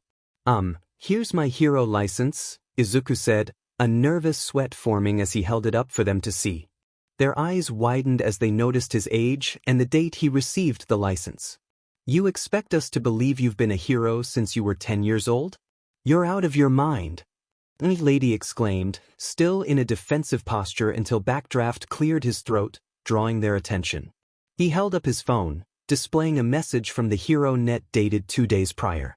It was from MDM President. Heroes, if you see a person calling himself Disaster, do not engage him. He has been a hero since he was 10 years old and rightfully earned his hero license. He is a professional, official, and legitimate hero. The 3 heroes turned back to Izuku, who stood calmly before them. Lady stomped over, her anger palpable. You stole all the credit and the spotlight. How dare you do that on the day of my debut, she accused. But I checked the Hero Net all day today, you never announced a debut. Besides, you were all just standing there, so I had to help. Well, okay, Kamui Woods gave chase, and Backdraft contained the civilians, but that was it, Izuku replied, bewildered. Lady huffed and stormed away, with Death Arms and Kamui following her. Backdraft thanked Izuku with a handshake before taking the villain off his hands and heading to the station. Izuku sighed and turned to the crowd, who erupted in cheers, congratulating him for stopping the villains so quickly. Many people shook his hand before he excused himself. Sorry, everyone, but I've got to go patrol some more. Stay safe, he said before taking to the skies. Izumi and her friends attempted to chase after him, but once he was a safe distance away, he simply teleported to the top of a nearby building. Well, that was something, Izuku remarked as he resumed his patrol. Later that day at the Yagi household, Izumi and her friends rushed through the door to find Toshinori and Inko on the couch, watching TV. Noticing the group's expressions, they turned off the television. Dad, Izuku's here in Japan. Izumi shouted, causing both parents to spring up in shock. Where is he? We have to bring him home right now. Toshinori exclaimed, activating his hero form. Inko joined him, heading for the door, but they were halted. Hold on, Uncle and Auntie. That's not all, Izuku's a pro hero now. And according to him, he's been one for the past 6 years. Katsuki interjected. What? But how? He was quirkless when he was. Did he actually awaken a quirk, or did he get one from? Inko's voice trailed off as a troubling thought crossed her mind, mirrored by Toshinori's expression. I don't know how, but it's possible that Izuku took a few quirks from All for One. He had a wind quirk and an energy quirk. It also looked like he could teleport people. Shoto explained, recalling the air blasts and the green flash. Even so, he saved me. This means he still wants to become a hero. And more importantly, it means he still cares about us. Katsumi exclaimed, tears in her eyes. Both Inko and Toshinori took this as a positive sign. His dedication to being a hero meant he still held on to his dreams, and All Might could help him. All right then, all we need to do is find out where he lives and confront him, Toshinori said, determination in his voice. Luckily, I have connections to the hero president, All Might said confidently. No offense, Dad, but how will that help us find Izuku? Shoka asked, having started to call him Dad after her parents signed the marriage contract. The Hero Committee has the addresses of all heroes and employees. They keep these on file to ensure paychecks are delivered and to maintain contact. Only higher-ups in the committee or top-ranked heroes can access this information, and we fit that criterion, Inko explained. That means all I have to do is request to see his files. While I'm at it, I'll ask MDM President why she kept him from us all this time, All Might said, a scowl forming on his face. The group smiled at the thought of Izuku returning home, though Inko and Izumi felt a pang of sadness. Their brother and son had come back to Japan, yet he hadn't returned to them. They would make things right by apologizing and bringing him back home. Meanwhile, Izuku continued his patrol, setting up teleportation marks as he dashed across the rooftops. He intervened in a purse snatching, thwarted a would-be kidnapper, helped a lost child, and returned a puppy to its owner.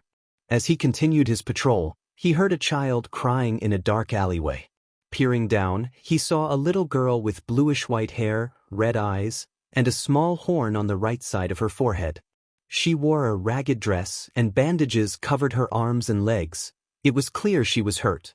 Quickly descending into the alley, he scooped her up and flew high, eliciting a scream from her. He teleported to his apartment, hoping to calm her down. When the girl opened her eyes, she was confused to find herself in a cozy apartment instead of in the air. She looked up at Izuku, fear evident in her eyes. To ease her anxiety, he used his appearance change ability to don his usual bartender attire. The little girl calmed slightly, noticing the lack of anger in his expression. He only looked concerned. Kneeling down, he placed a hand on her shoulder, but she flinched at the contact. Realizing this, he withdrew his hand, not wanting to frighten her further. She backed against the wall, terror still etched on her face, which made his heart ache. "Wait, it's okay. I'm not going to hurt you," Izuku spoke softly, trying to soothe her. Despite his efforts, she remained on guard. "I'm Izuku Shimura. Can I have your name?" he asked gently. The girl, still trembling, took a deep breath before responding. "Eri," she stammered, fear still evident. "Eri, do you want something to eat?" Izuku asked, noticing her malnourished appearance. She didn't respond verbally but nodded slightly. Izuku smiled and headed to the kitchen, gathering some snacks and water. He made sure to keep track of her presence in the apartment, noting she hadn't moved at all. Returning with a tray of carrots and apples, he set it down in front of her and sat beside her. "Eri, please eat this food so you'll have energy," he encouraged with a kind smile. Eri hesitated but eventually began to eat, favoring the apples over the carrots. After about 15 minutes, she had finished her food and Izuku decided to ask her a question. "Eri, may I ask why you were running through an alleyway?" She flinched at the question, stuttering as she replied, I was running away. From the bee-bird man." Izuku's calm exterior masked the anger brewing inside him at the thought of someone terrorizing a child. "Can you tell me about this bird man? What did he look like?" he asked. Eri shivered but managed to describe him. He had a bird mask on his face. He always wore a purple-furred green jacket with a black suit. He had black hair and yellow eyes. Izuku narrowed his eyes at the description, then smiled reassuringly at Eri. "I promise you this, that bird man will never come close to you again as long as I live. Eri, do you have any family members?" She looked down, tears welling in her eyes. "No. The bird man said that I was cursed, and that I'd never see my papa or mama again. Because I killed them." As Eri broke down in tears, Izuku felt a surge of anger. Who could do such a thing to a child? He pondered how to help her when he was suddenly pulled into his mindscape by the previous users of One for All. What is it?" Izuku asked, facing his grandmother and uncle. "Izuku, you should adopt her," Nana said with a warm smile. Izuku immediately panicked. "What? No, I can't. I'd be too busy as a hero and a student. She doesn't have any family, so maybe I could find someone else to adopt her. She'll be fine." His uncle interjected gently, "Do you really think that this bird man won't come after her in her new family? Can you trust a complete stranger to protect her from a potentially dangerous criminal?" Izuku grew frustrated. "I'll just leave her with a pro-hero or something. She'll be fine in their care instead of mine." Daigoro stepped forward, looking him in the eyes. "So why can't it be you?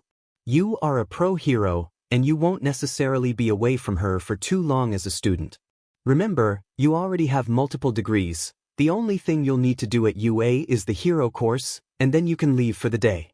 Any advanced students can do that as long as they pass the third-year written final exam. You'll only be away from her for around an hour, probably less," Daigoro said softly. "I don't want to adopt her.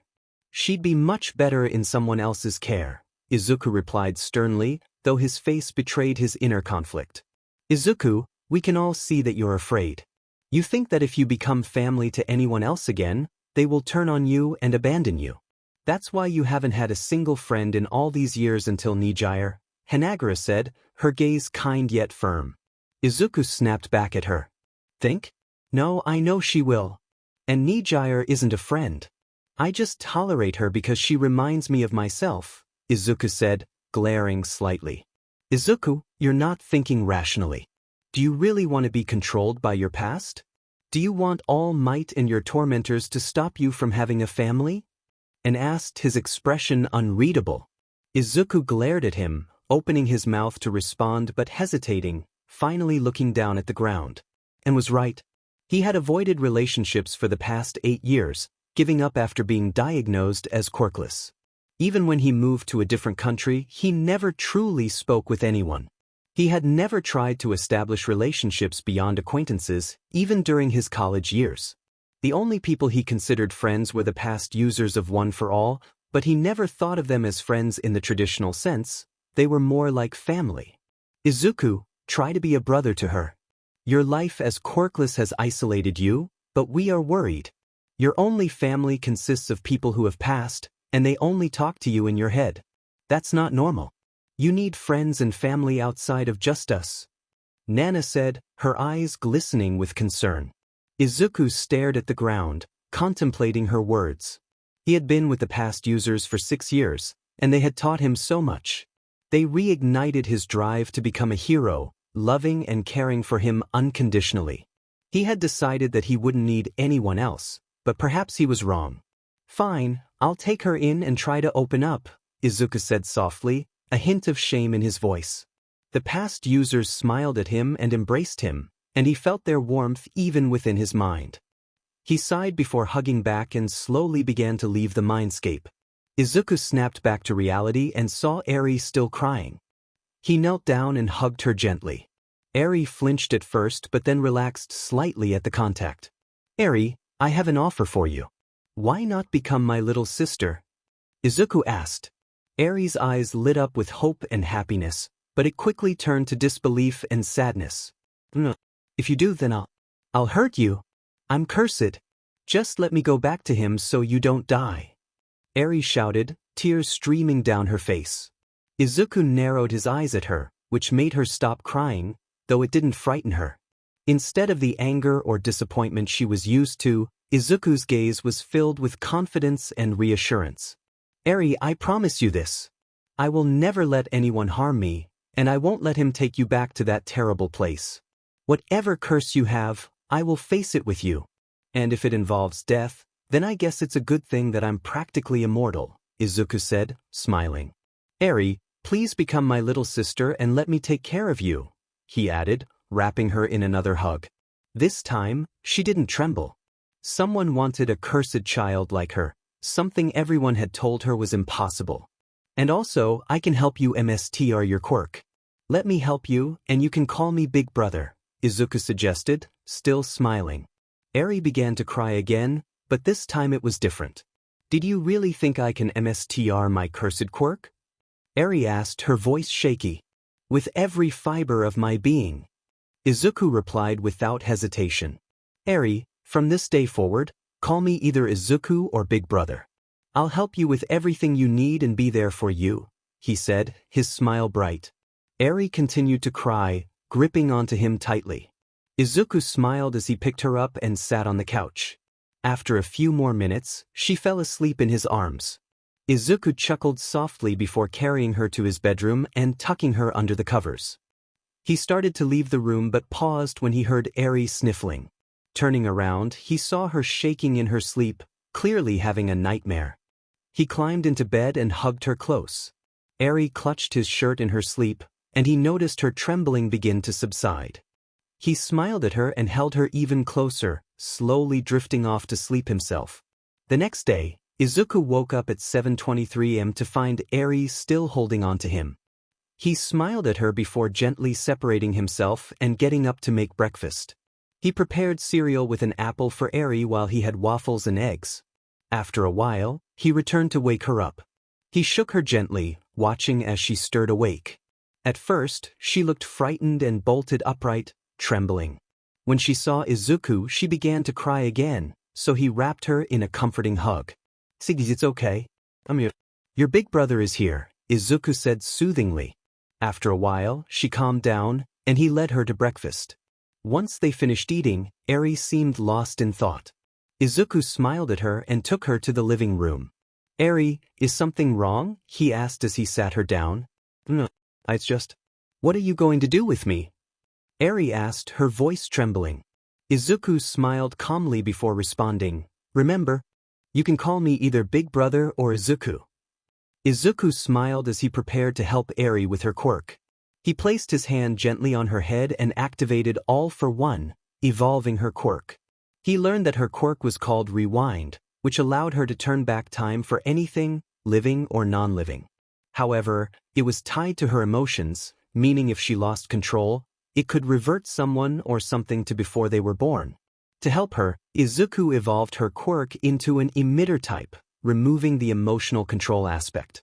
It felt strange to evolve someone else's quirk, but he managed it.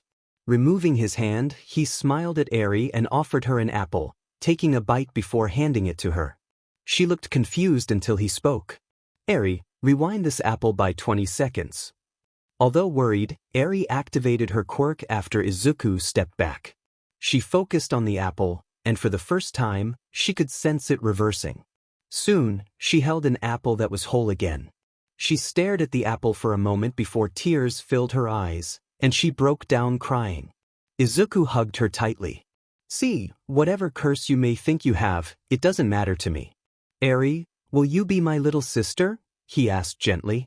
Weiss, she replied through her tears. Later that day, after spending time with Eri, Izuku tucked her into bed for a nap. He told her that if she ever needed him, she just had to call out, and he would return. He then teleported to the Hero Committee to speak with the president. As he arrived outside the meeting room, he heard raised voices inside and recognized them immediately. It was his former family and friends. Staying outside, he listened in. What do you mean you won't tell me where my baby boy is? Inko's voice was filled with desperation. We have a right to know as his parents. You must have known about him for 6 years. How dare you? All Might's voice was equally fierce. I've already told you he chose not to disclose his location to the committee. And don't think I don't know. I've seen how you both neglected him. Your daughter and her friends share the blame too, the president shot back, her tone sharp. It doesn't matter what we did before. We demand to see him. You have the authority to summon Izuku here. All Might insisted. Absolutely not. Disaster is an international hero, and you've heard of his accomplishments in America. You only have influence in Japan, while Izuku has influence in America, Japan, and even Russia after the nuclear incident. I'm sorry for the mistakes that cost you a loving family member, but you have no one to blame but yourselves, the president replied firmly. Inko's voice softened as she pleaded, Please, I'm begging you. Let me see my baby boy and how much he's grown. We made so many mistakes, and we have 10 years to make up for. Please, allow us to start making it up to him. The president's glare softened slightly. Inko, even if I could summon him, he might not want to meet you. I can only summon him for emergencies. If you want to see him, consider joining UA's staff. You could teach him. He plans to attend UA to earn his hero license, even though he already has one from both me and the Hero Committee president in America. He'll likely take the entrance exam like everyone else and probably excel. I'm sorry you have to wait longer, but that's the only way. Now, if that's all, please leave. The group left with a sense of hope. Izuku, having teleported away just in time, waited on a rooftop for 10 minutes before returning to the building and entering the office. He found the president with her head in her hands. I heard what you told my family. Thank you for standing up for me. I came here to ask for another favor. I want to adopt a child I found, and I need you to help with the paperwork, Izuku said. The president sighed and retrieved some forms from her desk. Just fill out the name, date of birth, and send me a picture of her face. I'll handle the rest, she instructed as Izuku filled out the necessary information. He thanked her and teleported back home. When he arrived, he found Eri still in bed, looking at his notes. Izuku smiled as Eri noticed him and ran up to hug him. It meant a lot to him, as it was the first time someone had greeted him when he got home in 10 years. Hello, Eri. Did you miss me? Izuku asked, returning her hug. Weiss, I was looking at the white squares on your walls, and I was wondering what they were. Eri asked, tilting her head. Izuku smiled at her before answering. Those are called paper, and I'm using them to take notes. It's a way to store and remember information, he explained, though he realized Eri might not understand. I don't get it. What is information? Eri asked innocently. Izuku chuckled softly and then got a book from the living room, sitting down with her. Eri, let's learn the alphabet together, he said as she settled in his lap, and he began to read and explain it to her. 2 days later, Izuku had officially adopted Eri, and they had spent every moment together. It turned out that Eri suffered from constant nightmares, so Izuku held her close whenever they slept to help calm her. She also had extreme anxiety around others, as shown when she nearly panicked when Izuku's neighbor came by to offer welcoming gifts. Thankfully, Izuku understood that the neighbor meant no harm and reassured Eri. She was also afraid of everything unfamiliar, which was why Izuku took her around Japan to help her become familiar with things most people considered normal. He explained what the sky was, what ice cream was, what restaurants and stores were, and even bought her some clothes that fit her. However, she had a significant fear of birds. Even a tiny chick almost made her cry.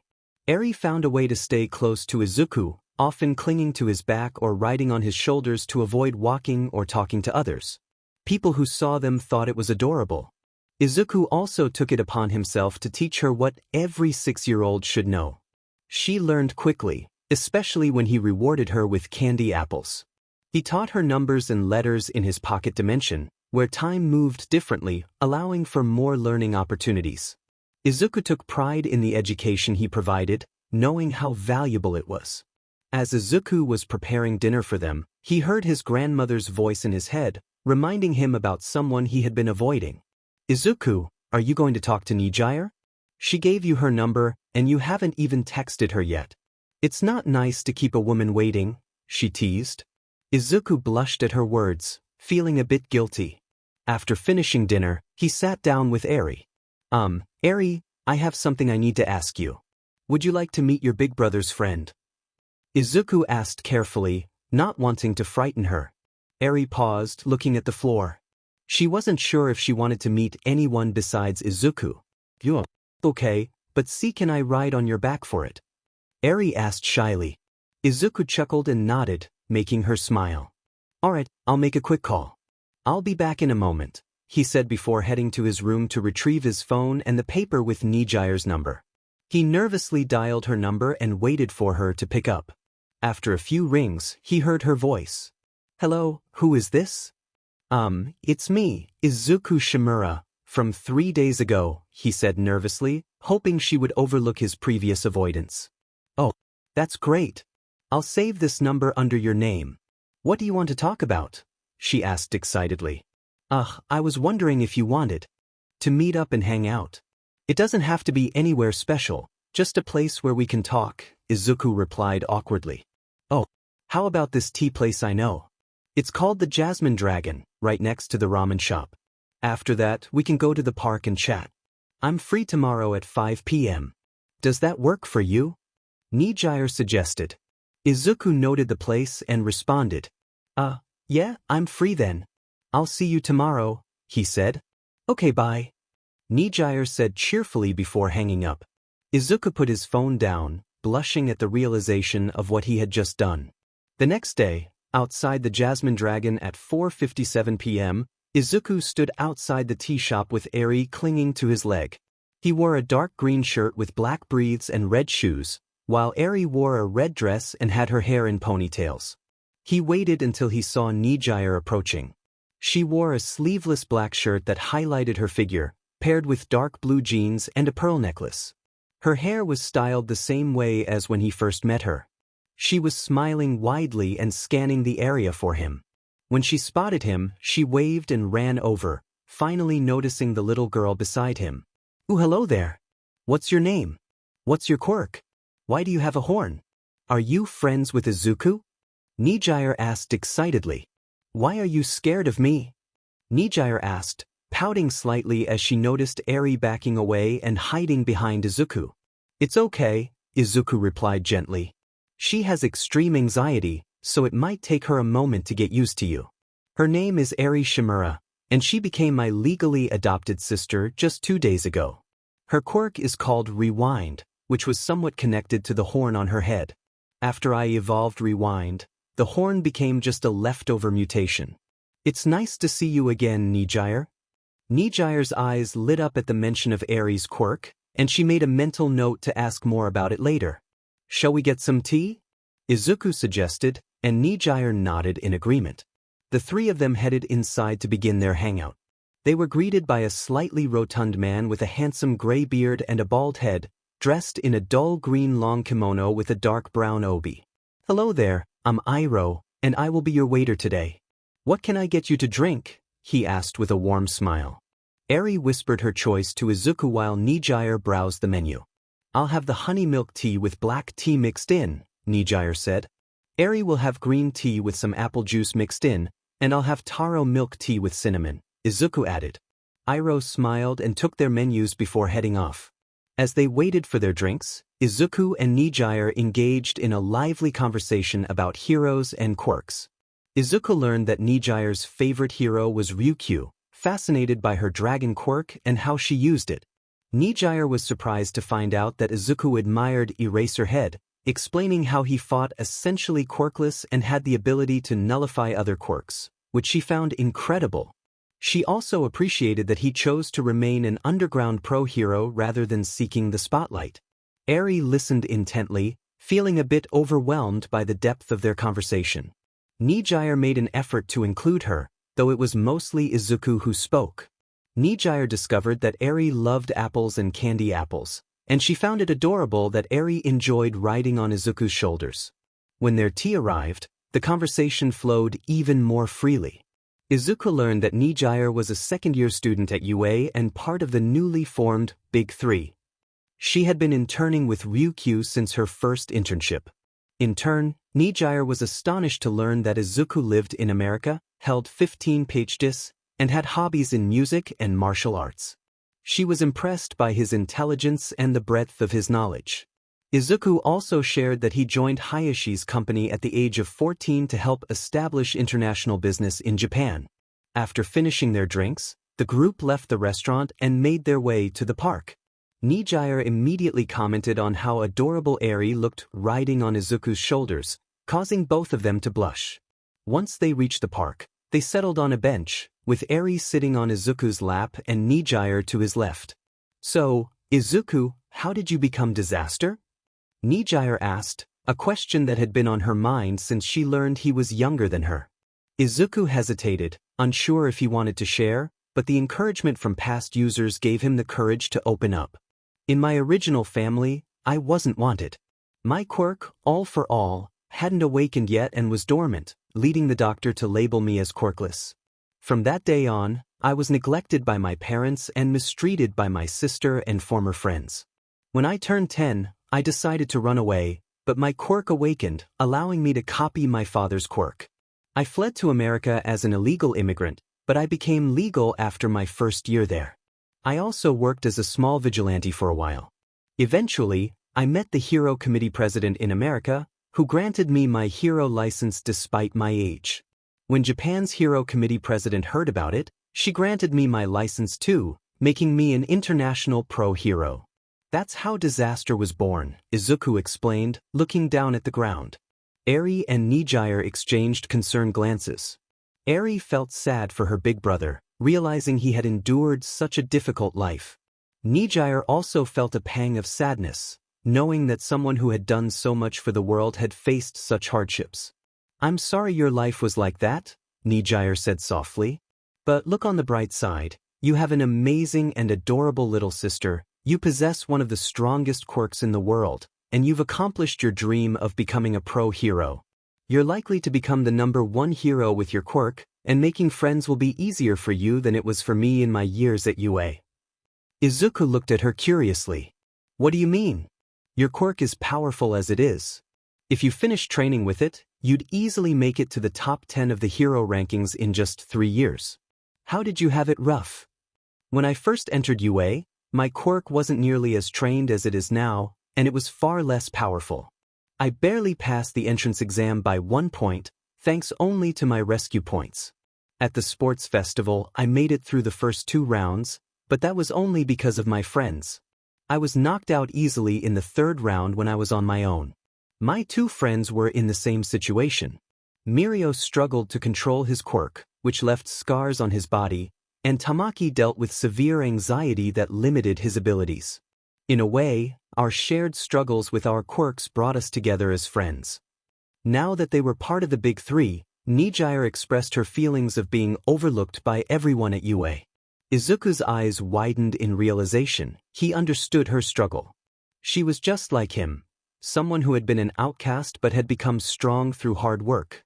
With a smile, Izuku patted her on the head, causing Nijire to blush at the unexpected gesture.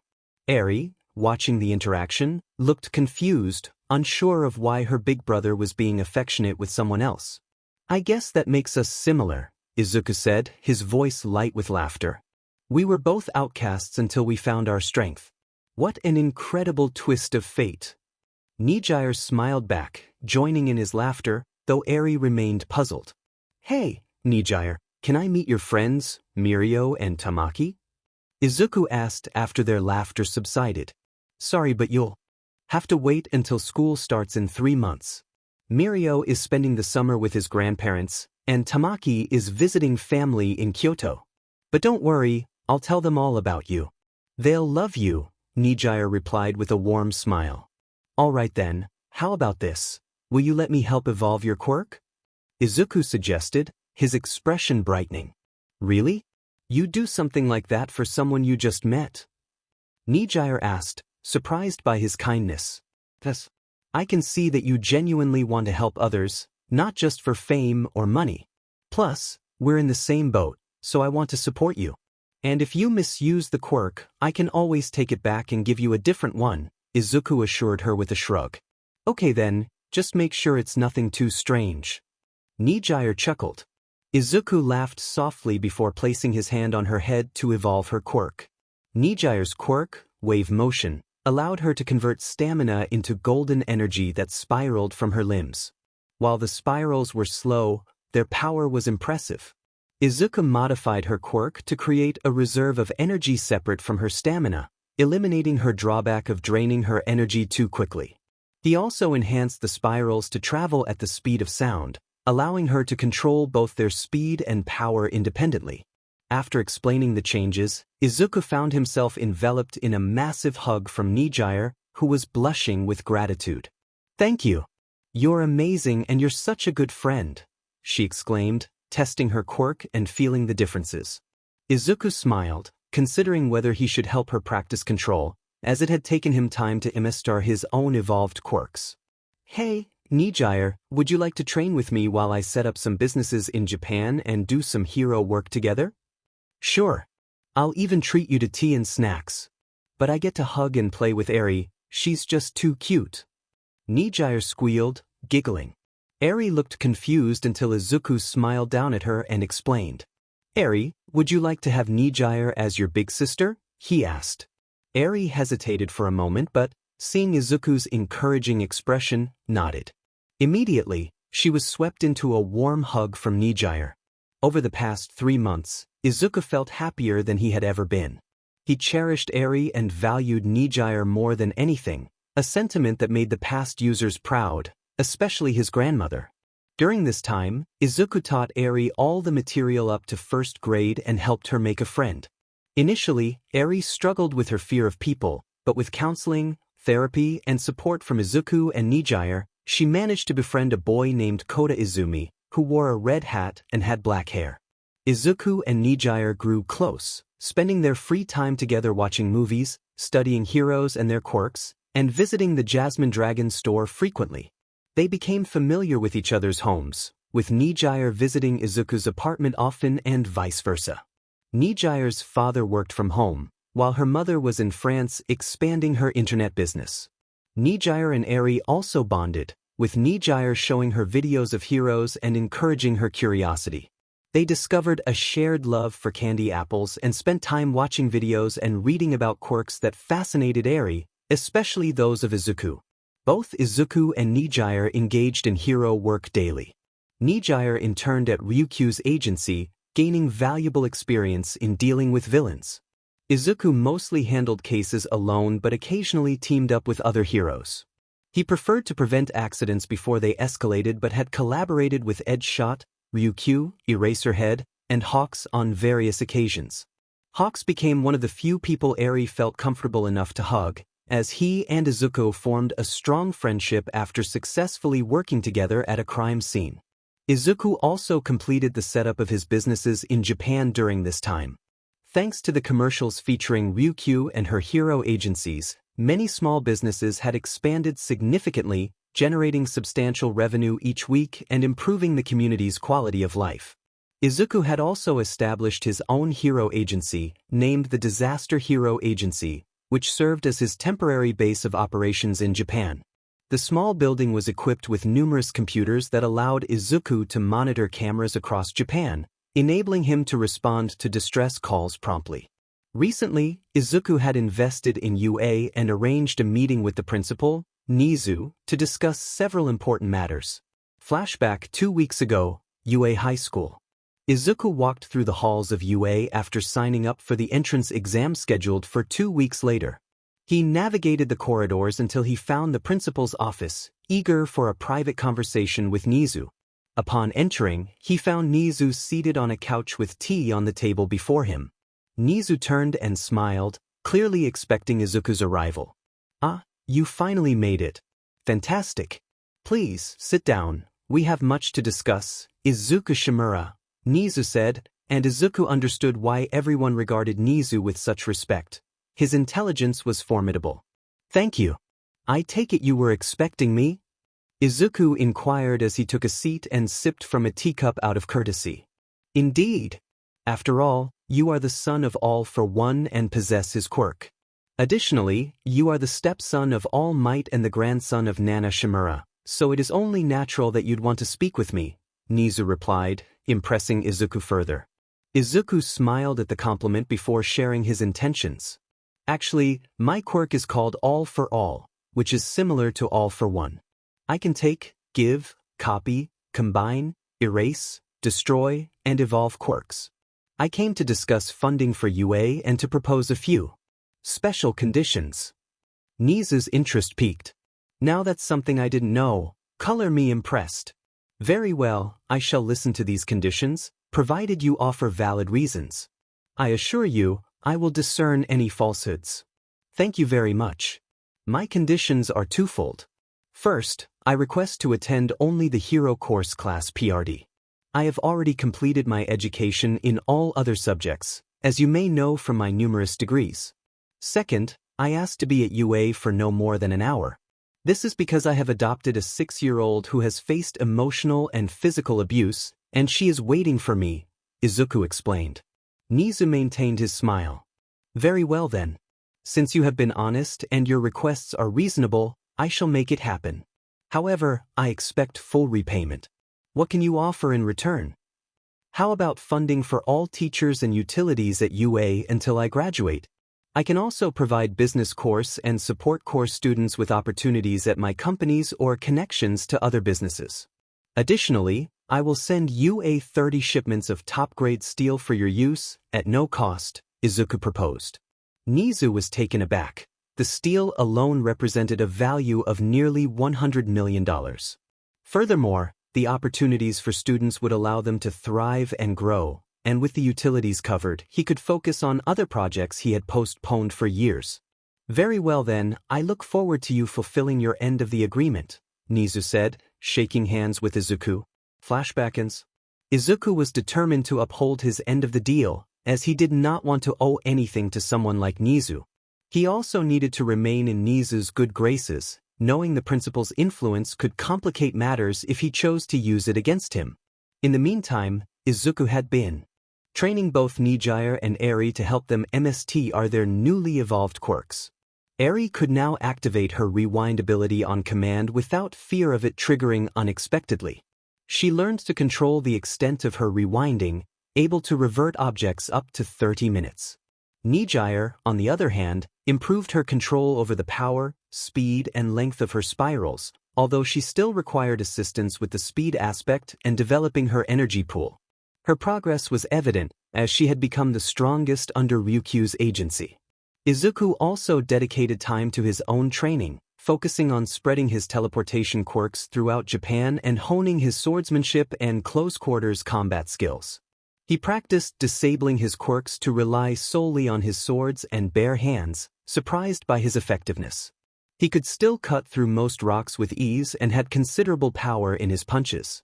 His reaction time was naturally high, allowing him to react to bullets. This training became crucial after learning that a hero had been shot with a mysterious bullet that temporarily stripped him of his quirk. Izuku wanted to be prepared for any eventuality, even storing a vial of blood containing a copy of All for All and his other quirks as a contingency plan. One morning, Izuku rose early and decided to head out. He gently woke Eri and explained his plans for the day. She understood, and he prepared her breakfast and set aside snacks for later. After changing into his usual suit, he kissed Eri goodbye and teleported to UA. Upon arrival, he made his way to the testing hall for the written portion of the entrance exam. He spotted Cementos and inquired about where to sit. Izuku followed the instructions he received and entered the room, where nearly 500 people were gathered, all eyes on him.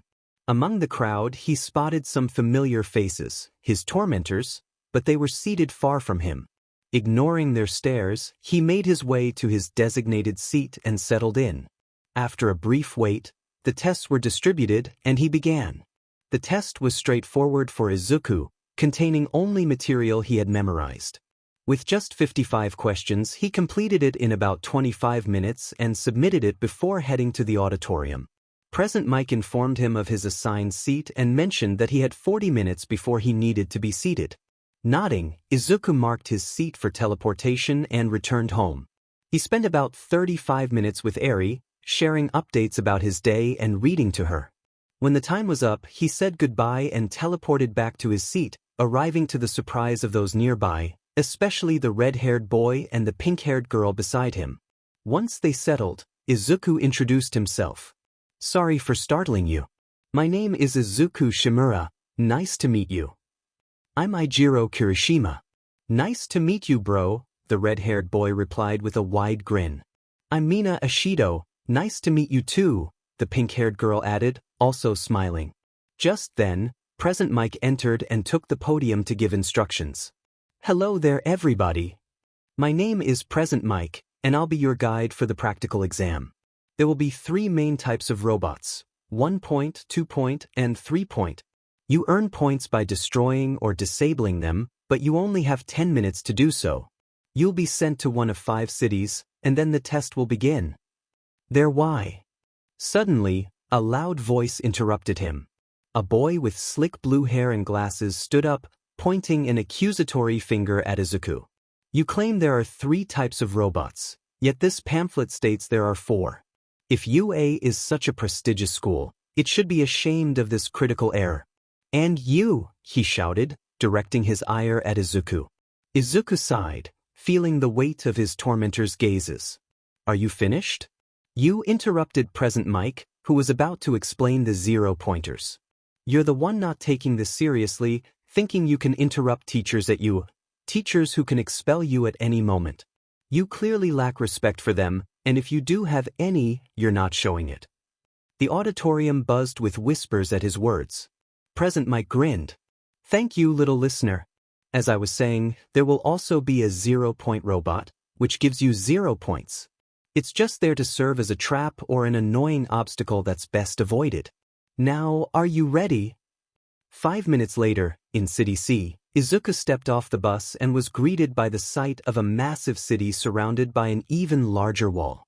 He waited patiently until the gates began to open, then dashed through as soon as they did, feeling a familiar presence watching him. Meanwhile, in the observation room, UA staff, including All Might, Green Tornado, and Endeavor, were monitoring the screens. The doors opened, and 2 figures entered: Shoka and Shoto Todoroki, Endeavor's children. "Sorry kids, but you can't be in here," Snipe said, but Endeavor stepped in front of him. "They are my children, and I allowed them to be here to learn from the other examinees. They won't cause any trouble," Endeavor asserted. "Dad, Mom, Izuku's here," Shoka announced, catching All Might and Inko's attention. "What city is he in?" All Might asked Nizu. "You're referring to Izuku Shimura, correct? He's in City C, along with Izumi Yagi. Why do you want to know about him?" Nizu replied, a hint of amusement in his tone. "Sir, that is my son. He's been missing for 6 years. His name isn't Izuku Shimura, it's Izuku Yagi." All Might exclaimed.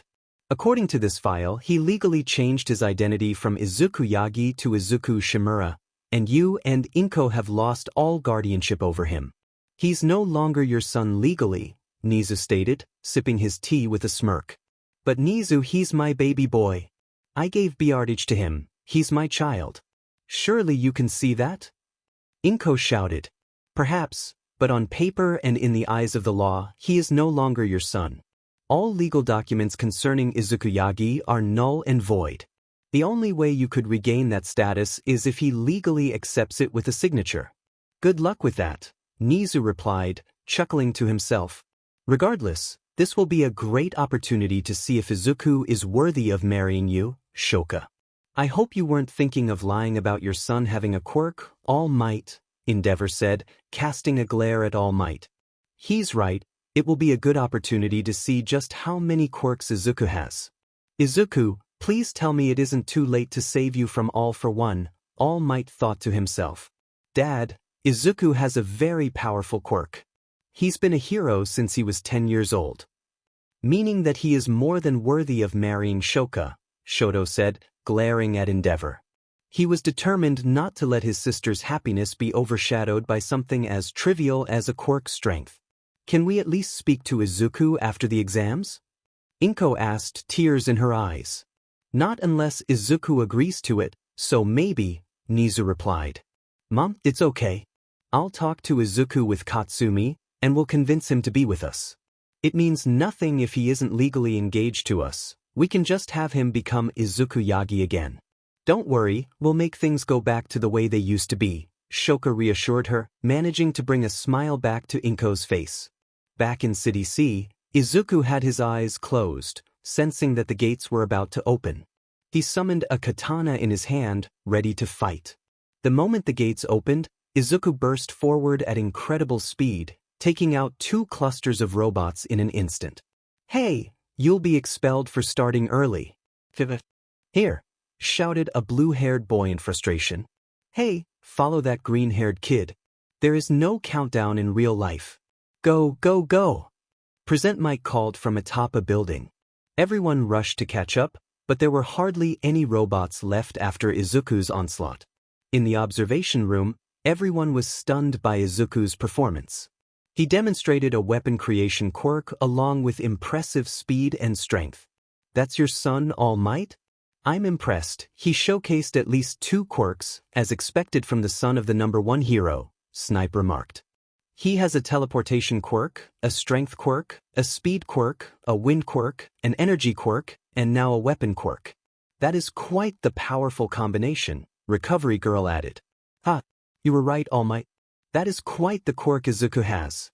It seems to grant him superhuman strength and speed while allowing him to summon weapons and control elements. I expect him to be married to Shoka by the end of the month. Endeavor exclaimed, grinning widely. Shoka smiled, pleased that her father fully approved of Izuku as her future husband. Back with Izuku, he felt a shiver run down his spine but brushed it off, focusing on the fight. He took out 2 clusters of robots simultaneously using his Divine Flame and Maelstrom quirks. With his sword, he dispatched 4 more clusters, continuing his rampage. Izumi watched him, using her telekinesis to crush robots while also saving some of the other examinees. Meanwhile, in City B, Katsuki and Katsumi fought their way through robots, blasting them apart as they moved on. Enough time has passed, it's time for the 0-pointer. Nizu announced, pressing a big red button. Back with Izuku, after finishing off more robots, he felt the ground tremble. He turned to see a massive robot emerging, knocking over buildings. Hearing a girl's cry for help, Izuku dashed toward the sound and found a girl trapped under rubble. He teleported to a mark he had left near the building and lifted the debris off her. The girl had brown hair and eyes, with a permanent blush on her cheeks. After rescuing her, he teleported her to safety before returning to the scene. Once he ensured there was no one else nearby, Izuku activated his Divine Flame, Maelstrom, and Tornado quirks, surrounding his blade with all 3 elements. He enhanced his sword with armament and swung it, launching a blade of pure fire, wind, and lightning that sliced through the giant robot, causing it to crash into a building. As Izuku prepared to take down more robots, a loud alarm rang out. The exam time limit has been reached. This test is over. Present mic announced throughout the city. In the observation room, Endeavor turned to Shoka. Be sure to marry him by the end of the week. Someone of his strength would be perfect for you. Shoka beamed, knowing that her father's approval meant she could marry the love of her life alongside Katsumi. Nizu, please call Izuku to the observation room, Inko requested. I can't, as he is needed back at his house right now, Nizu replied calmly, sipping his tea. Wait, you know where his house is? And who is at his house? Inko asked, concerned about her son and whether he had someone waiting for him. Nizu, I'm going to confront my son. I'll be back in a second with Izuku, All Might said, rushing out to find him. With Izuku, after ensuring everyone was okay, he teleported back home. He was greeted by Eri and Nijire, who were playing checkers. Eri ran up to hug his leg, smiling widely at his safe return. Nijire approached and hugged him too. So, how did you do on the entrance exam? You aced it, right? Nijire asked, her eyes sparkling with excitement. Yep, both the written and practical exams were easy. I assume you knocked on the door and Eri let you in. Izuku replied, surprised to see Nijire at his house. Of course. I'm not going to break into your house. Are you not happy to see me? She pouted playfully. Of course I am. I was just surprised you were here. Do you want to watch a movie with me and Eri? Izuku offered. Nijire's face lit up as she jumped onto the couch and turned on the TV. Izuku smiled, picking up Eri and joining them on the couch. He sat down and watched as she picked a movie, a random hero film. Izuku held Eri close, laying her on his lap, while Nijire sat to his left. About 20 minutes into the movie, Nijire rested her head on Izuku's shoulder. They remained like that throughout the film, eventually falling asleep afterward. 2 weeks later, on a Monday, Izuku and Nijire stood side by side outside of UA. Izuku would only be there for about an hour before returning to Eri, while Nijire would stay for at least 8 hours. He wore the school uniform, which he had modified for comfort using his appearance change quirk. Okay, Izuku, I'll see you after school. Want to patrol together and grab some Jasmine Dragon? Nijire asked excitedly. Sure. I'll patrol and hang out with Eri after my heroic class, but I'll pick you up at 4:30 and we can go to Jasmine Dragon together. See you later. Izuku replied, waving goodbye as he walked through the hallway until he found classroom 1A. He set a teleportation mark outside the classroom before entering. Inside, he found 2 students arguing. Get your feet off the desk. Our previous senpais used these desks, and it's disrespectful to dirty them with your shoes, shouted a blue-haired boy at a sandy blonde boy Izuku recognized immediately. Did someone put a stick up your back? What school did you come from? Katsuki yelled back. What vulgar language? I'm Tenya Ida from Semi-Middle School, the blue-haired boy declared. A boy from a private school, huh? It'll be fun to crush an elite like you. Katsuki smirked. Crush me? Are you sure you're here to become a hero? Ida shot back. Katsuki, stop. He's not worth it. Izumi shouted. Sis is right, brother. Calm down, Katsumi added calmly. Shoto and Shoka were sitting nearby, mostly watching the scene unfold, as were many other students in the class. Ida was about to shout at Katsuki again when he noticed Izuku standing in the doorway. He marched over to him, annoyance evident on his face. What is someone like you doing here? You showed up the latest of all of us and spoke rudely to present Mike and me at the entrance exam. Apologize immediately, Ida demanded. Izuku sighed tiredly. Listen, you were the one who acted out of line when you interrupted Present Mike and made a big deal about my arrival. We still have 3 minutes until class begins, so I'm not late at all. I'm not apologizing for anything. You little troublemaker, Ida exclaimed, charging at Izuku with a kick. Izuku calmly caught his leg and flipped him over, sending Ida crashing to the ground, causing cracks to spread across the floor. Afterward, Izuku walked over to an empty seat and sat down. Ignoring everyone in the room, including his sister and friends, he waited until the teacher finally arrived. Izuku recognized him as Eraserhead, though the rest of the class seemed confused. The teacher crawled into the room, looking like a yellow caterpillar before revealing himself as a normal human with long shaggy black hair and tired black eyes, dressed in a black jumpsuit with yellow goggles and a white scarf. "I'm your sensei for the next 3 years, Shota Aizawa. Head to the locker rooms, put on your gym outfits, and then meet me in the courtyard," Aizawa instructed before leaving the classroom, leaving the class in confusion. Izuku sighed, got up, and teleported to the courtyard. Using his appearance change to SWH into the UA gym uniform. After waiting for 7 minutes, the rest of the class arrived, including a slightly injured Ida. Izuku sensed that All Might and Inko were watching him from behind a wall. "Today, you'll be doing a quirk apprehension test. We won't waste time with orientation.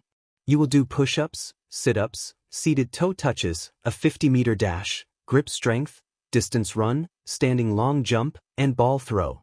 You will use your quirks. Izuku Shimura, since you scored first place in the entrance exam and excelled in both the written and practical tests, you'll do the ball throw first," Aizawa said tiredly, handing the ball to Izuku. Izuku nodded and activated his Tornado, Maelstrom, and Divine Flame quirks, along with his super strength, to throw the ball as far as he could. The force created a gust of wind that blew everyone's hair back and caused cracks to form in the ground. The ball soared through the sky, breaking through 3 clouds before disappearing in the distance. Aizawa looked at his distance device, smirking as he showed it to the class. "Here, we will push you all to your limits," Aizawa said with a grin. "Infinity!"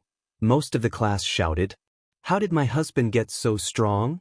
Shoka and Katsumi thought together, blushing at his display of strength. "What quirks do you have, brother?" Izumi, Katsuki, and Shoto wondered. "Son, did you really fall to AFO's side?"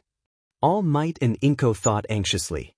"We get to use our quirks. This will be so much fun," Mina said with a smile. Aizawa responded with a mischievous grin and chuckle, prompting Izuku to sigh, knowing what Aizawa would say next. "Fun? You think this is fun? Last place will be expelled immediately," Aizawa declared, his eyes glowing red from his quirk. "Sir, you can't do that. It's unfair to those of us who worked hard to get here," Ida protested, gritting his teeth. "So what? Natural disasters, villain attacks, collateral damage, murder, robbery, and crime in general aren't fair. Heroes have to deal with all the unfairness in the world because that is part of a hero's job. Now, let's begin the tests," Aizawa announced, moving on to the next tests. For the 50-meter run, Izuku faced off against Ida, who glared at him with determination. Once the robot signaled the start, Izuku used his teleportation quirk to arrive at the finish line almost instantly. "I finished in 0.00000001 seconds, he announced. "How? You must be cheating," Ida shouted at him. "I used my teleportation quirk." "By your logic, you cheated by using a speed quirk." "Deal with it," Izuku replied, not even glancing at Ida, which only fueled his frustration. As the next challenge began, Izuku performed push-ups at an incredible speed while a robot counted his repetitions. To everyone else, he appeared as a blur. He continued this for 5 minutes. 2,473 push-ups, he declared afterward.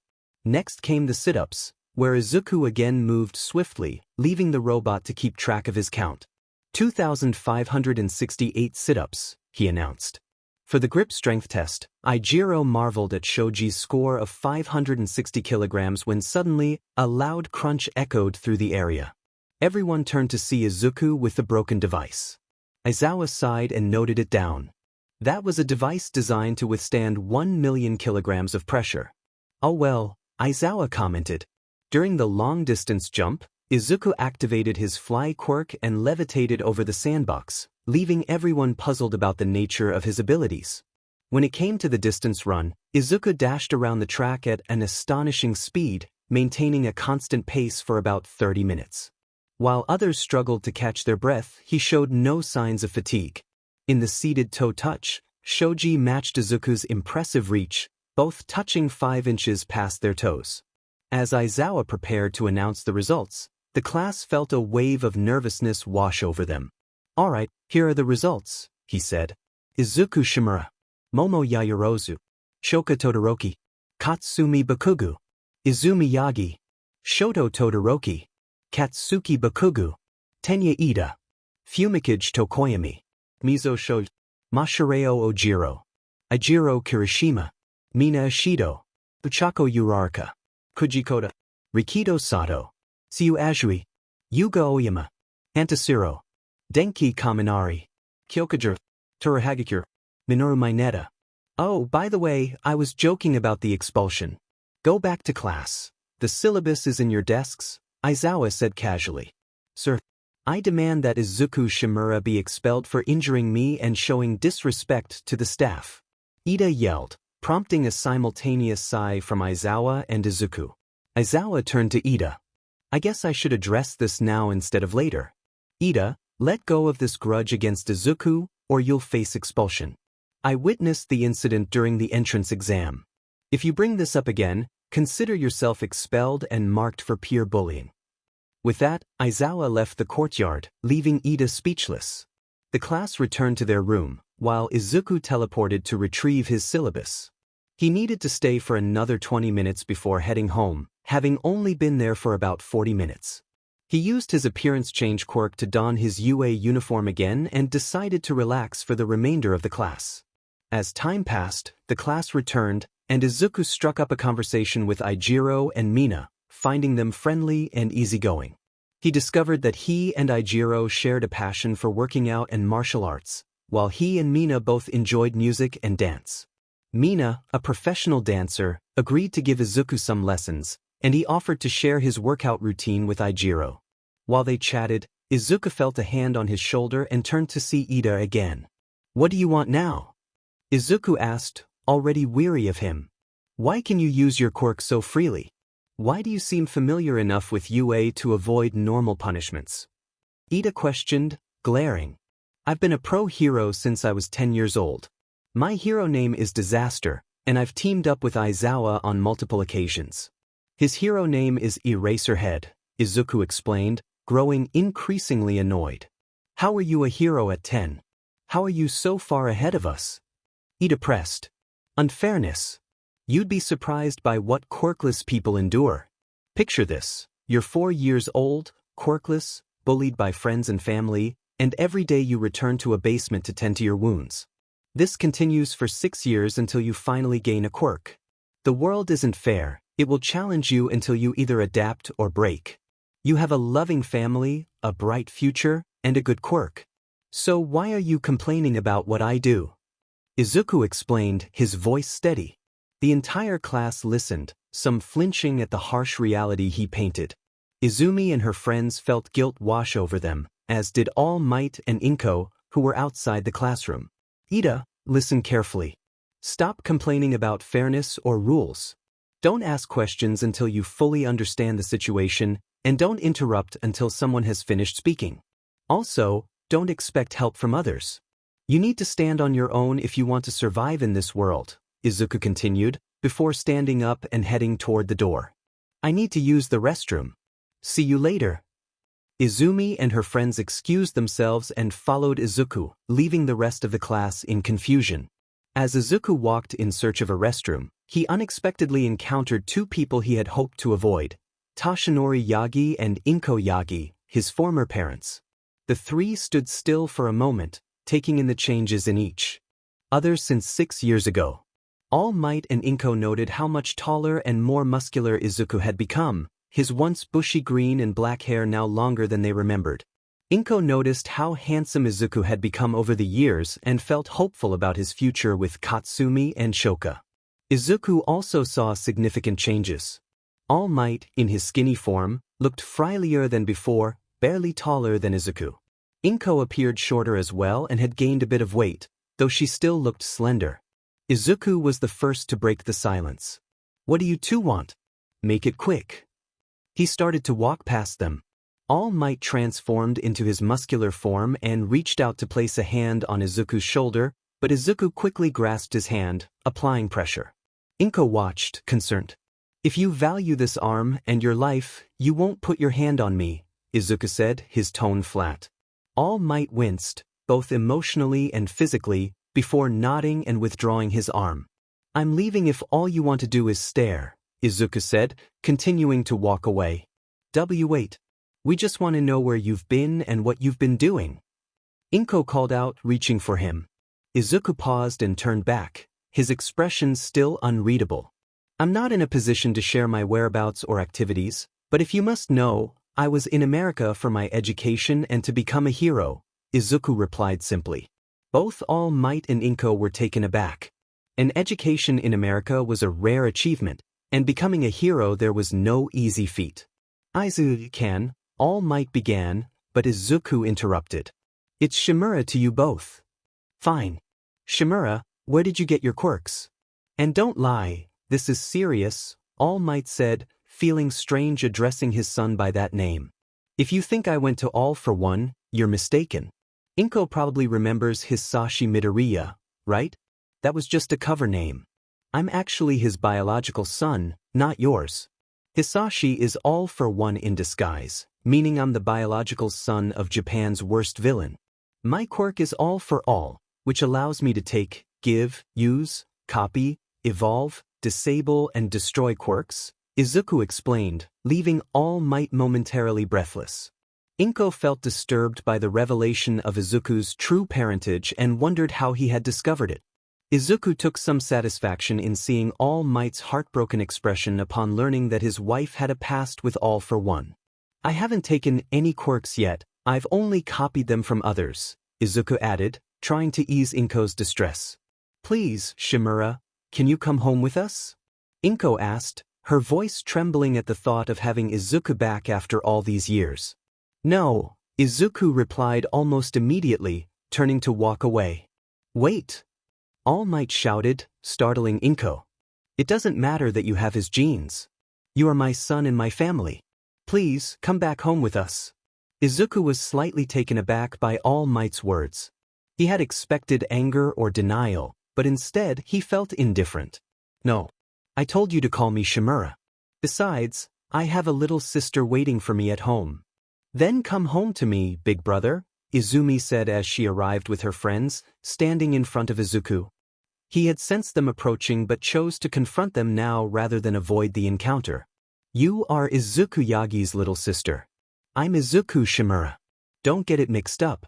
I don't consider you my sister, and I'm not even legally your sister, so don't call me that. The only sister I have is Eri Shimura, he said, attempting to walk past the group. However, Shoka stepped in front of him, blocking his path. This moment was awkward for Izuku, as he found himself face to face with his first crush. The group had grown stronger and more mature since they were 10, but he felt no joy in seeing her again. What do you want, Todoroki? Izuku asked coldly, causing her distress. I wanted to see how my fiancé was doing, Shoka replied, trying to overcome the chill in his tone. Izuku raised an eyebrow at her remark. Is she serious? He asked, his expression unchanging and further hurting Shoka's feelings. The group felt saddened by his reaction, but Shoto spoke up. No, brother. You are legally engaged to Shoka since we have your parents' written agreement. Even if Izuku Yagi is engaged to them, Izuku Shimura isn't. That means your sister is marrying a dead man. Good luck with that, Izuku said, a hint of amusement crossing his face. That isn't how it works, brother. Please, make this easy on us and come home, Katsuki pleaded, looking pained. Actually, it is how it works. I'm a pro-hero, which means I can change my identity and all legal documents, including arranged marriages. I'm not marrying Shoka. End of discussion, Izuku stated, his face blank. But please, Izuku, I'm begging you. Come be with me and Shoka. Just give us a chance. I know you can learn to accept us and let go of your pain. So please, just come back to me and Shoka, Katsumi cried, tears streaming down her face. Never. I won't let myself trust any of you ever again. I can't believe I had family and friends like you, people who judged me for something I had no control over. You won't take away my pain, and you'll never take away my resentment towards you, Izuku said, his voice colder than before. Katsumi and Shoka began to cry uncontrollably. Besides, How could I ever fall in love with either of you, people who hurt and bullied me for something as small as a quirk? Don't think for a second that I'd ever accept either of you as my wife, he continued, his words harsh and cutting. Katsumi and Shoka broke down in tears, whimpering. Brother, that was uncalled for. Apologize now. Katsuki yelled at Izuku, hurt that his sister was crying because of the boy she loved. I'll never apologize to bullies. Actually, I will apologize. I'm sorry that you have to deal with the consequences of your actions and find someone else to marry while coping with your guilt, Izuku replied, a sickly smile on his face as he looked at the pained expressions of his former friends and family. Son, you will come back home right this instant. You will take these lovely ladies as your wives and leave this airy person you mentioned. Is that clear? All Might shouted at Izuku, angered by his son's tone. Izuku responded by using his fighting spirit quirk, releasing a wave of pressure that forced Shoto and Katsuki to their knees. Izumi struggled to stand, while Shoka and Katsumi shivered. Inko leaned against the wall for support, and All Might was sweating from the pressure. This killing intent is the same as his. All Might thought nervously, clutching an old wound. Izuku chuckled at their reactions before turning his back to them. Before you demand anything from me, get on my level first. And don't even think of trying to legally adopt me again, as it would require my signature, which none of you have. With those final words, Izuku teleported away, returning home. Back at his apartment, Izuku felt exhausted. Just being near his tormentors had drained him. Eri hugged his leg as he arrived, calming him slightly. He knelt down to hug her back. I'm just fine, I was only gone for an hour. Later, we're going to jasmine tea with Nijire. I'll hang out with you for a while before I head out. I'll come back to check on you every 30 minutes, okay? Eri nodded in response. With that, they went to the living room to play games and watch a show. The next day at UA High School, Izuku sat in his seat, relaxed and enjoying the morning. He sensed Izumi and her friends looking at him with what he guessed were sad or regretful gazes. Though he couldn't care less, he still thought about what they had said the day before. I can't believe they would try to marry me to two girls, the very same ones who tormented me. Shoka I can understand since I mentioned having a crush on her, but Katsumi was either crushing on me before or tricking herself into loving me out of guilt. Either way, they won't get to me, Izuku thought, feeling anger at how his parents had tried to force him into a situation he had clearly rejected.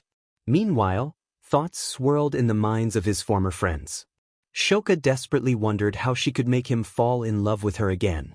Katsumi was determined to show Izuku her love, believing they could all be together. Izumi resolved to make her brother see her as his sister again, while Shoto and Katsuki plotted to make him marry Katsumi, whether he liked it or not. Izuku felt his danger sense spike, sensing it came from Katsuki and Shoto, but he paid it no mind. He was confident that he could handle any confrontation, having trained against criminals since he was 10 years old. He had a high reaction time, physical fitness, keen intellect, and the ability to remain calm under pressure. Trained by former pro heroes, he was skilled in both hand-to-hand and swordsmanship. Looking at Izumi's fighting spirit, he could tell her quirk wasn't fully trained, and her body hadn't built up a resistance to it yet. Katsuki needed to work on his skill and versatility, while Shoto required more creativity in his combat style. Izuku guessed Shoto's neglect of his fire side stemmed from painful memories, which was unhealthy. Katsumi's skill and strength with her quirk surpassed her brother's, but she needed to manage its drawbacks. Shoka had more control over her ice than Shoto but also neglected her fire side and needed to improve her fitness. Izuku noted that All Might was weaker in his current form, and he believed he could knock him out with a well-timed punch. He was aware of the differences in training and experience between himself and the top heroes, but he was ready to face any challenge that came his way. Izuku easily outpaced his opponent with his teleportation quirk and naturally swift body. All he needed to do was get past their guard to deliver the winning blow. He had been training rigorously in swordsmanship and hand-to-hand combat, striving to perfect his unique fighting style. It had taken him 6 years to create and even longer to MSTR. After a few minutes of waiting, Aizawa entered the room, looking tired from lack of sleep, and stood at the front desk. Today, we will have two special teachers to conduct the lesson, so be prepared and listen well, he announced before retreating into his sleeping bag and rolling out of the room. Izuku sighed, already knowing who Aizawa was referring to. He relaxed and listened to his friends, Ijiro and Mina, chatting nearby. Despite his initial reluctance, Izuku found himself growing fond of Ijiro and Mina quite quickly. After a moment of relaxation, while ignoring the curious glances from his former sister and her friends, he sensed two familiar presences approaching the door. Suddenly, the door swung open, revealing the number 1 and number 3 heroes, All Might and Green Tornado. Wow, we have heroes like All Might and Green Tornado teaching. This is amazing! Kaminari exclaimed, and a chorus of excited comments filled the room, except for Izuku, who remained silent. Yes indeed, future heroes. Grab the suitcase assigned to your seat number and head to Test City B. All Might called out, while Inko activated a small device in her hand, causing suitcases to appear behind the chalkboard. Most of the students hurried out of the classroom, grabbing their suitcases. Izuku lingered behind, intending to teleport to the city, but paused when Inko and All Might approached him with a suitcase. Izuku, we noticed you didn't submit a hero costume design. So, your dad and I found your old hero costume design from your notebooks and registered it for you. You won't have to use your old costume as Disaster, Inko explained, with All Might nodding in agreement. Izuku took the suitcase but then used his quirk to incinerate it right in front of them, ensuring it turned to ashes before he dropped the remnants. He looked up to see Inko's hurt expression and All Might's pained gaze. Neither of you are my parents anymore, so don't call yourselves my mother and father. My costume as Disaster is my real hero costume, not a fake. If you're done trying to be my parents, then please stop wasting my time, Izuku stated firmly before teleporting to Test City. Inko fell to her knees, crying, while All Might wrapped his arms around her, offering comfort. It's okay, we'll get him back in time. He'll come back to us and apologize for everything, he reassured her. Inko sniffled, returning the embrace. At Test City B, 5 minutes later, Class 1A gathered, each wearing their individual hero costumes. Izuku remained in his Disaster costume, which caused some confusion among his classmates, who were unsure why a pro hero was in their class. They recognized him from news reports over the past 2 months. Katsumi donned black combat breathes with a green utility belt, orange boots, and a black and orange tank top, complete with green gauntlets resembling grenades. Shoka wore a high-collared blue tracksuit with a white vest and leather straps on her wrists containing metal canisters to help manage her quirk. Katsuki and Shoto sported variations of their sisters' costumes, while Izumi wore a dark green tracksuit with a red utility belt and a metal respirator to aid her in combat. Izumi's group exchanged glances, saddened to see Izuku still in his Disaster costume, feeling he had abandoned his original hero dream. They noticed Inko's red-rimmed eyes as she looked at Izuku with a pained expression, and they wondered what had transpired. All right, future heroes. Today, we will conduct indoor combat training. We'll decide teams by drawing lots, though one team will consist of one person against 2. All Might announced. I'll go on my own, Izuku declared, drawing everyone's attention. Since I have my hero license and have been training since I was 10, I believe I outclass everyone in my class, he explained, causing mixed reactions among his classmates, some feeling hurt but others recognizing the truth in his words. Sir, if I may ask, why are we drawing lots instead of choosing partners? Ida inquired, gesturing emphatically. As heroes, we often team up on the spot with whoever is available. This exercise will help us learn to cooperate with different partners, Izuku clarified, and Ida accepted the reasoning with a nod. All right then, let's draw the lots. Inko called out, though her tone seemed less enthusiastic than usual. Everyone except Izuku stepped forward to draw their lots. The teams were set for the matchups. Team A consisted of Katsuki and Shoto, Team B had Tenya and Ochako, Team C was made up of Shoka and Izumi, Team E featured Minoru and Momo, Team F included Mina and Ijiro, Team G had Denki and Jiro, Team H was Mashireo and Toru, Team I included Tsuyu and Fumikage, Team J was Katsumi and Kuji, and Team K had Yuga and Shoji. Inko, the instructor, announced, "All right, the first match will be Izuku versus Team A. I'll flip a coin to decide who will be the villain and who will be the hero." After flipping the coin, it landed on heads. "Shimura, you will be the hero while Team A is the villain. Team A, you have 5 minutes to prepare and set up the fake bomb." Katsuki and Shoto nodded and moved toward the designated building. As they walked, Katsuki expressed his frustration. "I can't believe that nerd made Aunt Inko cry.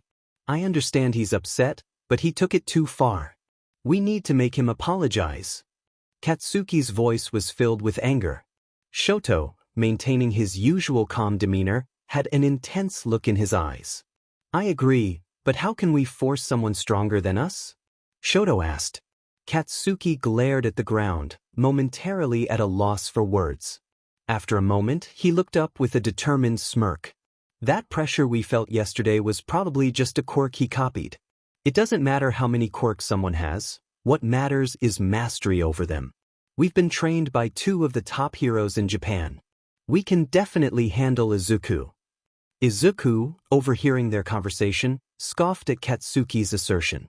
He understood that having multiple quirks didn't guarantee victory. Mastery was key.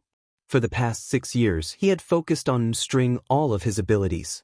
After the 5 minutes passed, Izuku entered the building, already aware of his opponent's location on the 4th floor. Using his fly quirk, he created a hole in the 5th floor with his divine flames, quickly cooling it with heavenly ice. He positioned himself directly above Katsuki and Shoto, forming a katana and coating it with armament and lightning.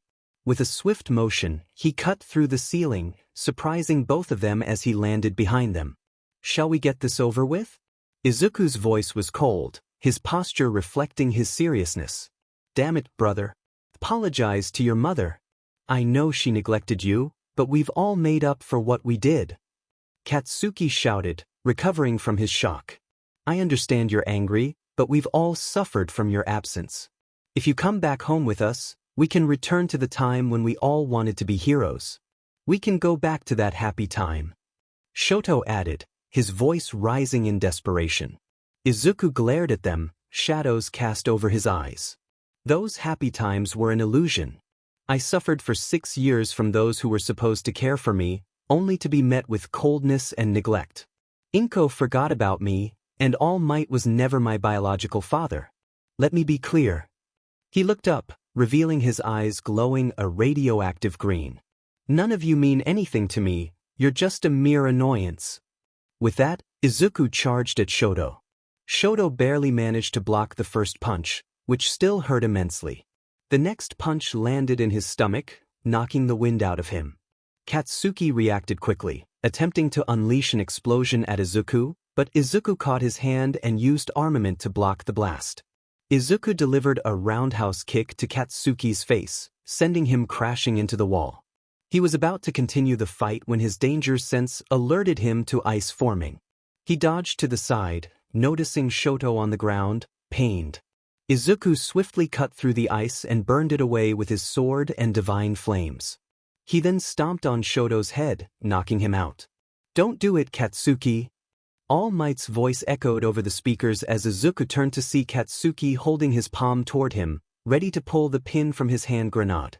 Izuku smirked, which only fueled Katsuki's anger, prompting him to pull the pin. A powerful explosion erupted from his palm, hurtling toward Izuku.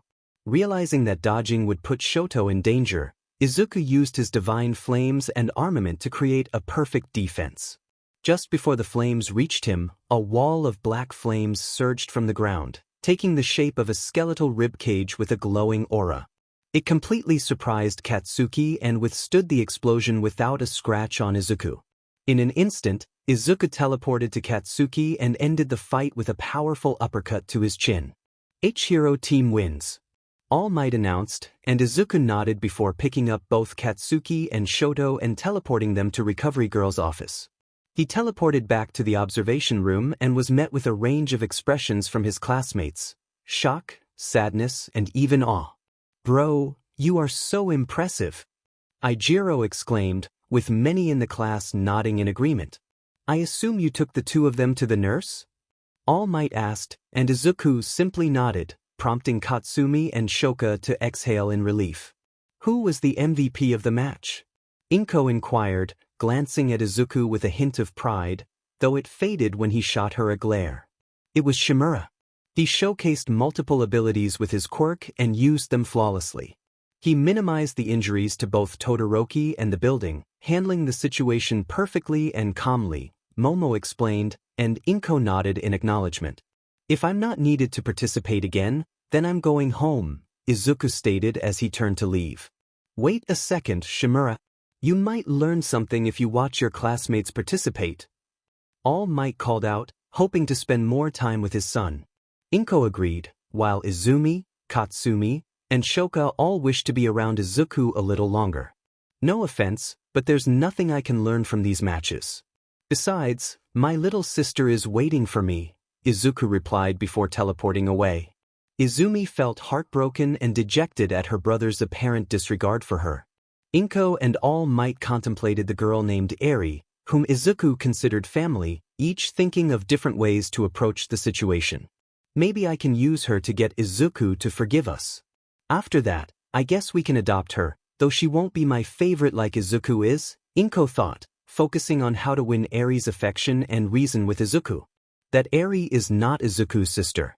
He only has Izumi as his sister, and Katsuki and Shoto as his brothers.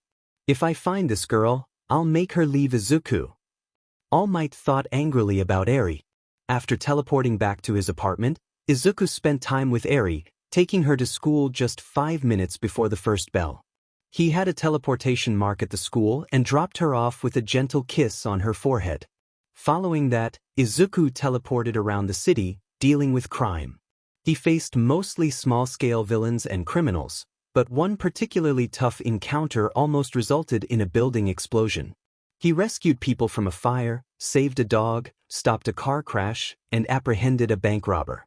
After a few hours, Izuku paused on top of a building, focusing on enhancing his senses to detect any villainous activity. Just then, he caught the scent of flames behind him. Turning around, he saw Endeavor staring at him. Izuku had never fully liked Endeavor. Initially, he mistreated his children and neglected his wife. Although he changed slightly after Izuku encouraged Rei to stand up for their family, he still favored Shoto and Shoka over his other children and looked down on those with weaker quirks, which Izuku found unacceptable.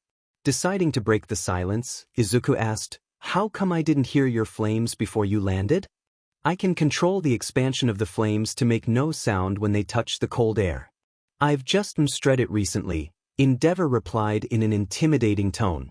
Izuku nodded, contemplating if he could do something similar with his own flames, until Endeavor moved closer. "Marry my daughters," Endeavor stated suddenly.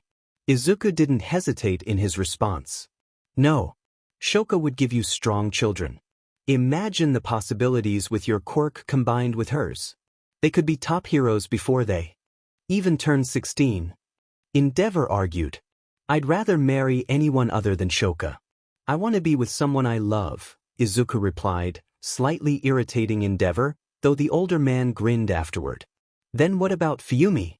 She's young, smart, appealing, and while her quirk may not be the strongest, it can still produce strong children," Endeavor countered. "Fuyumi and I are like siblings. I love her like a sister and can't see us in a romantic light.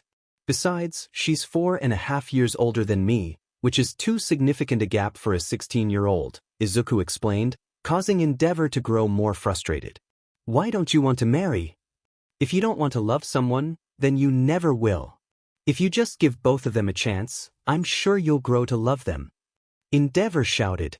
Izuku continued to gaze across the city, ignoring him. In any relationship, both people need to be willing to engage before actually starting one. If not, there will be major issues. And as for Fuyumi, she sees me as a younger brother, so neither of us wants to take our relationship further. Especially since she doesn't even know you're trying to arrange a marriage behind Rei's back, Izuku replied coldly. Endeavor flinched, realizing Izuku had figured out his intentions. "I know Rei would never approve of a quirk marriage, and Fuyumi certainly wouldn't agree either. She likely had no say when you tried to marry Shoka to me, so I'll make it easy for her, Izuku said as he stood up, preparing to leave and search for more criminals. However, Endeavor placed a hand on his shoulder, stopping him. Listen, boy. Shoka, my masterpiece, is not at her strongest because of you. If you don't fix my masterpiece, then I'll, Endeavor began, but Izuku interrupted, grabbing his arm and glaring at him. If you want to settle this, then fine. Tomorrow at noon, outside of UA High, I'll fight you in a one-on-one match, no holding back. If you win, I'll marry Shoka, Fuyumi, and Katsumi. But if I win, you will call off all marriages involving Izuku Yagi, and you will get on your knees and beg Fuyumi for forgiveness. Deal? Izuku said, determination in his eyes. Endeavor stepped back, a cruel smile forming on his face. Deal. In the heart of Mach City, Izuku Shimura, also known as Disaster, faced off against Enji Todoroki, the renowned hero Endeavor. They stood about 30 feet apart, both poised for the match that would soon begin. Izuku had requested to use this vacant city for their test battle, and Nizu had granted him permission, insisting that the fight be broadcasted to everyone in the hero course. Clad in his disaster costume, Izuku glared at Endeavor, who wore his hero attire with an air of confidence. Endeavor believed he had the upper hand, having been a hero for nearly 25 years compared to Izuku's 6. In his mind, victory was assured. However, Izuku had a strategy in place. He planned to stall for time while delivering targeted strikes to Endeavor's midsection. If the situation turned against him, he could disable Endeavor's quirk and rely on his martial arts skills to gain the upper hand. Meanwhile, in Class 1A, the day had been relatively uneventful.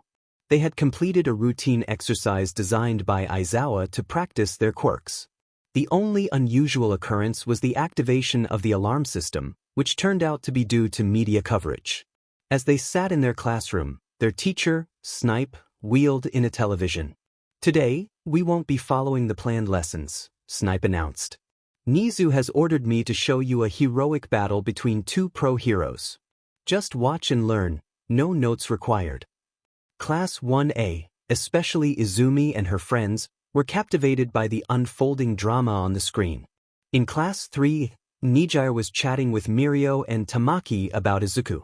Both of them expressed a longing to meet him, and Nijire assured them they would have the chance later that day. Mirio was particularly excited, eager to spar with a hero he admired. Tamaki, on the other hand, felt a bit anxious about meeting someone so well known. I don't know, guys.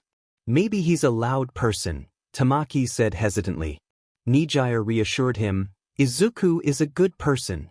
He understands anxiety because he has a little sister who struggles with it. He's strong and has taught me a lot about improving our quirks. Just then their teacher, Midnight, entered and turned on the TV, revealing a tense standoff between Endeavor and a familiar figure. Nizu said this fight between the new hero, Disaster, and the number 2 hero Endeavor will be educational for all of you. Pay attention, Midnight instructed, and the class focused intently on the screen. Look, there's Izuku.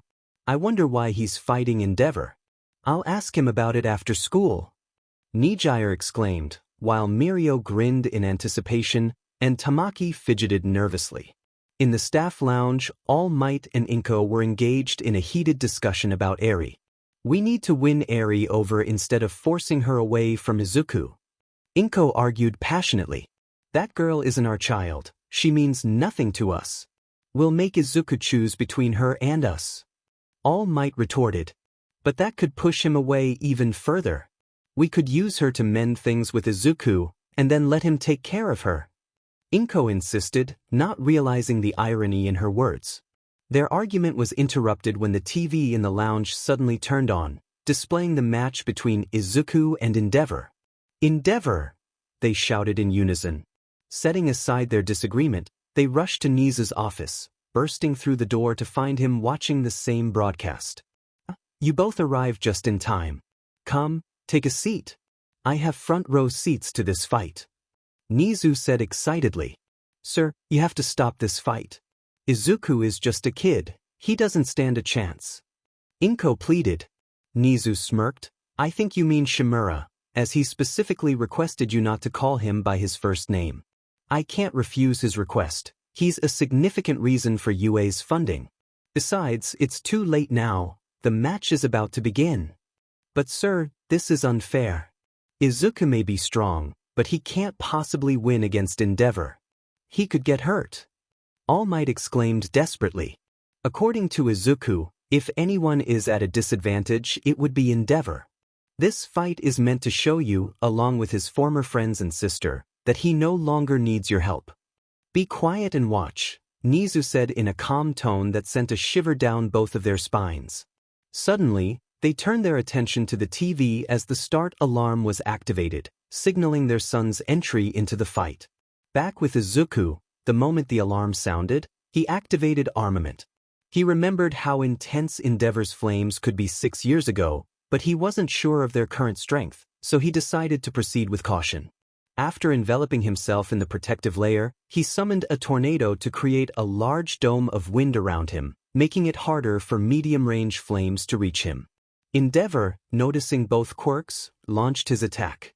He charged up a Jetfire fist and propelled himself toward Izuku, flames igniting from his heels for added acceleration. As he collided with the wind barrier, he shouted, "Jetfire burn!" The flames wrapped around the barrier but had no effect on Izuku. My turn. Disastrous death, lightning type, lightning flash. Izuku declared, electricity crackling around him as he burst through the wind barrier and aimed a punch at Endeavor's right shoulder. Endeavor managed to shift his body mostly out of the way, demonstrating impressive reflexes, but Izuku adjusted his punch just in time to make contact. Hell Spider! Endeavor yelled in pain, launching a concentrated streak of flames at Izuku. Reacting swiftly with danger sense, Izuku teleported back to his original position as the flames sliced through 3 buildings and 4 mock cars. Get back here! Ignited arrow! Endeavor shouted, summoning a spear of flames and hurling it toward Izuku. In response, Izuku used armament to grab the arrow and redirect it behind him into a building, causing it to collapse. I'll hit you with an attack that can't be dodged. Hellfire Storm! Endeavor yelled, summoning flames that swirled around him like a whirlwind, expanding outward and sending waves of heat and dust toward Izuku. In response, Izuku created his own vortex of black flames that met Endeavor's attack head-on. The black flames overpowered Endeavor's flames, consuming them entirely. A smirk crossed Izuku's face, further infuriating Endeavor. That's a unique attack. I think I'll call my version of it Wrath of Amaterasu. What do you think? Izuku taunted, naming his version of Endeavor's attack and provoking him even more. Don't get cocky, brat. Hell's Curtain. Endeavor retorted, extending both hands to condense flames in his palms. He unleashed a wave of fire aimed at Izuku. With a smirk, Izuku crossed his arms, activating divine flames and armament around his body. Endeavor watched as Izuku braced for the attack, feeling confident that he had finally landed a hit. But his confidence faded when he saw black flames erupting through his Hell's Curtain. An enormous avatar of black flames, nearly 150 feet tall, emerged. It had black fire for hair, glowing white eyes, and wore a samurai helmet along with a traditional samurai uniform that flowed with flames. Endeavor stared at the towering figure, realizing Izuku was inside the avatar's head, arms crossed and eyes closed. His anger intensified as he ignited flames at his feet and charged at the avatar's head. I'll unleash everything in this one attack. I will defeat you and prove I'm stronger than you. Prominence Bjorn. Endeavor shouted as he ignited his entire body with intense flames that turned a bright yellow color. The flames erupted from his body, creating an explosion that reached the sky and melted nearby buildings. Yet, the avatar of black flames and armament held strong, unwavering against the onslaught. The eruption of flames burned intensely for a full 15 seconds before it began to cool down. The avatar continued to withstand the heat and power of the attack without struggle. As the flames died down, Endeavor fell to the ground but managed to catch himself with his flames at the last moment. His hero costume was burned, exposing parts of his skin that were pink and slightly red with burns. He stood on the brink of collapse. After Endeavor landed, Izuku released the avatar of flames and teleported in front of him, wearing a knowing and calculating expression. You are on your very last legs. This is my fight, Izuku said softly, leaving no room for denial. Both he and Endeavor understood the outcome. However, Endeavor refused to accept it. I refuse. To lose. To a brat like you, he gasped, struggling for breath. Izuku approached him quietly, charging a blue sphere in his hand. Endeavor barely looked up when the sphere struck him in the stomach, launching him through 2 buildings and into an iron railing, which bent under the impact. Izuku walked through the wreckage, preparing another energy sphere in case Endeavor was still conscious. When he reached the injured pro-hero, it was clear he was still awake. Surrender, Izuku stated again, devoid of emotion. I will make you marry Shoka and Fuyu. Endeavor exclaimed, but before he could finish, the sphere struck him, sending him crashing into the ground and raising a massive cloud of dust. When the dust settled, Izuku stood over Endeavor, holding a blade charged with electricity at his neck. Endeavor was bloodied and beaten, his face unrecognizable, with deep bruises and burns covering his body. I've won, Izuku declared, observing Endeavor's closed eyes, which indicated he was unconscious. In Class 1A, shock enveloped the students. There's no way, Mineta whispered, trembling. The class was silent, stunned by the outcome. He just defeated Endeavor like it was nothing, was the collective thought among the students, except for a few. Izuku is incredible. I can't believe I offered to help him with dancing. Mina thought, amazed. He beat my father. If he couldn't win, then I will. Shoto resolved to himself. I won't be outdone by you, brother. I'll surpass you as a hero. Katsuki thought, filled with determination. Brother, I will earn your love back. I won't let anyone come between us. Izumi vowed silently. I don't know why you fought against Dad so fiercely, but I forgive you. I'll find a way to make you marry me and Katsumi, Shoka thought, gazing at Izuku's back. Aizu, you've become one of the strongest heroes. Just give me a little more time to catch up, and I will show you my love. Katsumi thought, her determination burning.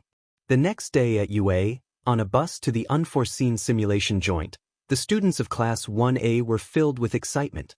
They were eager to train at the USJ, especially after Aizawa had hyped them up the day before. They had considered choosing Izuku as class president due to his strength, but he opted to give the position to Ida, wanting to give him more free time. This made Ida very happy and left the class wondering how he had become so humble. Izumi, the vice president, had hoped Izuku would take the role. Izuku sat with his eyes closed and arms crossed when Tsuyu asked him a question. Hey Shimura, I've always wanted to ask, what exactly is your quirk? She inquired, tapping her chin thoughtfully. My quirk is all for all. It allows me to take, use, give, copy, combine, disable, destroy, and evolve quirks, Izuku replied, still keeping his eyes closed. He could sense the shock among his classmates at the revelation of his powerful quirk. If you don't mind me asking, how many quirks have you taken? Kaminari asked nervously. None. I've only copied and combined quirks so far, though I do copy quirks from villains and heroes who give me permission, Izuku explained, causing most of the class to breathe a sigh of relief. I have to say, that's an amazing quirk, Izubro. Your quirk is impressive and will likely attract a lot of attention. Mine feels lame in comparison, Kirishima admitted, activating his harden ability. Ijiro, take it from someone who has battled against some of the strongest quirks. It doesn't matter how strong or weak a quirk is. What matters is how you use it, Izuku reassured him. Anyone can become a hero if they put their mind to it. You don't even need a quirk to be a hero, Izuku declared, surprising everyone, especially his sister and friends. Katsuki and Shoto exchanged glances, both thinking the same thing. He still believes he can be a quirkless hero? Shoka and Katsumi wondered, why does he think quirkless people can be heroes? Izumi felt a pang of sadness as she thought, brother, I'm sorry I tried to convince you otherwise. I was only trying to protect you. The class was taken aback by Izuku's belief that anyone, regardless of their abilities, could be a hero. Meanwhile, Aoyama's expression went unnoticed by the others. After a short bus ride, they arrived at a massive dome structure with USJ painted in gold at the entrance.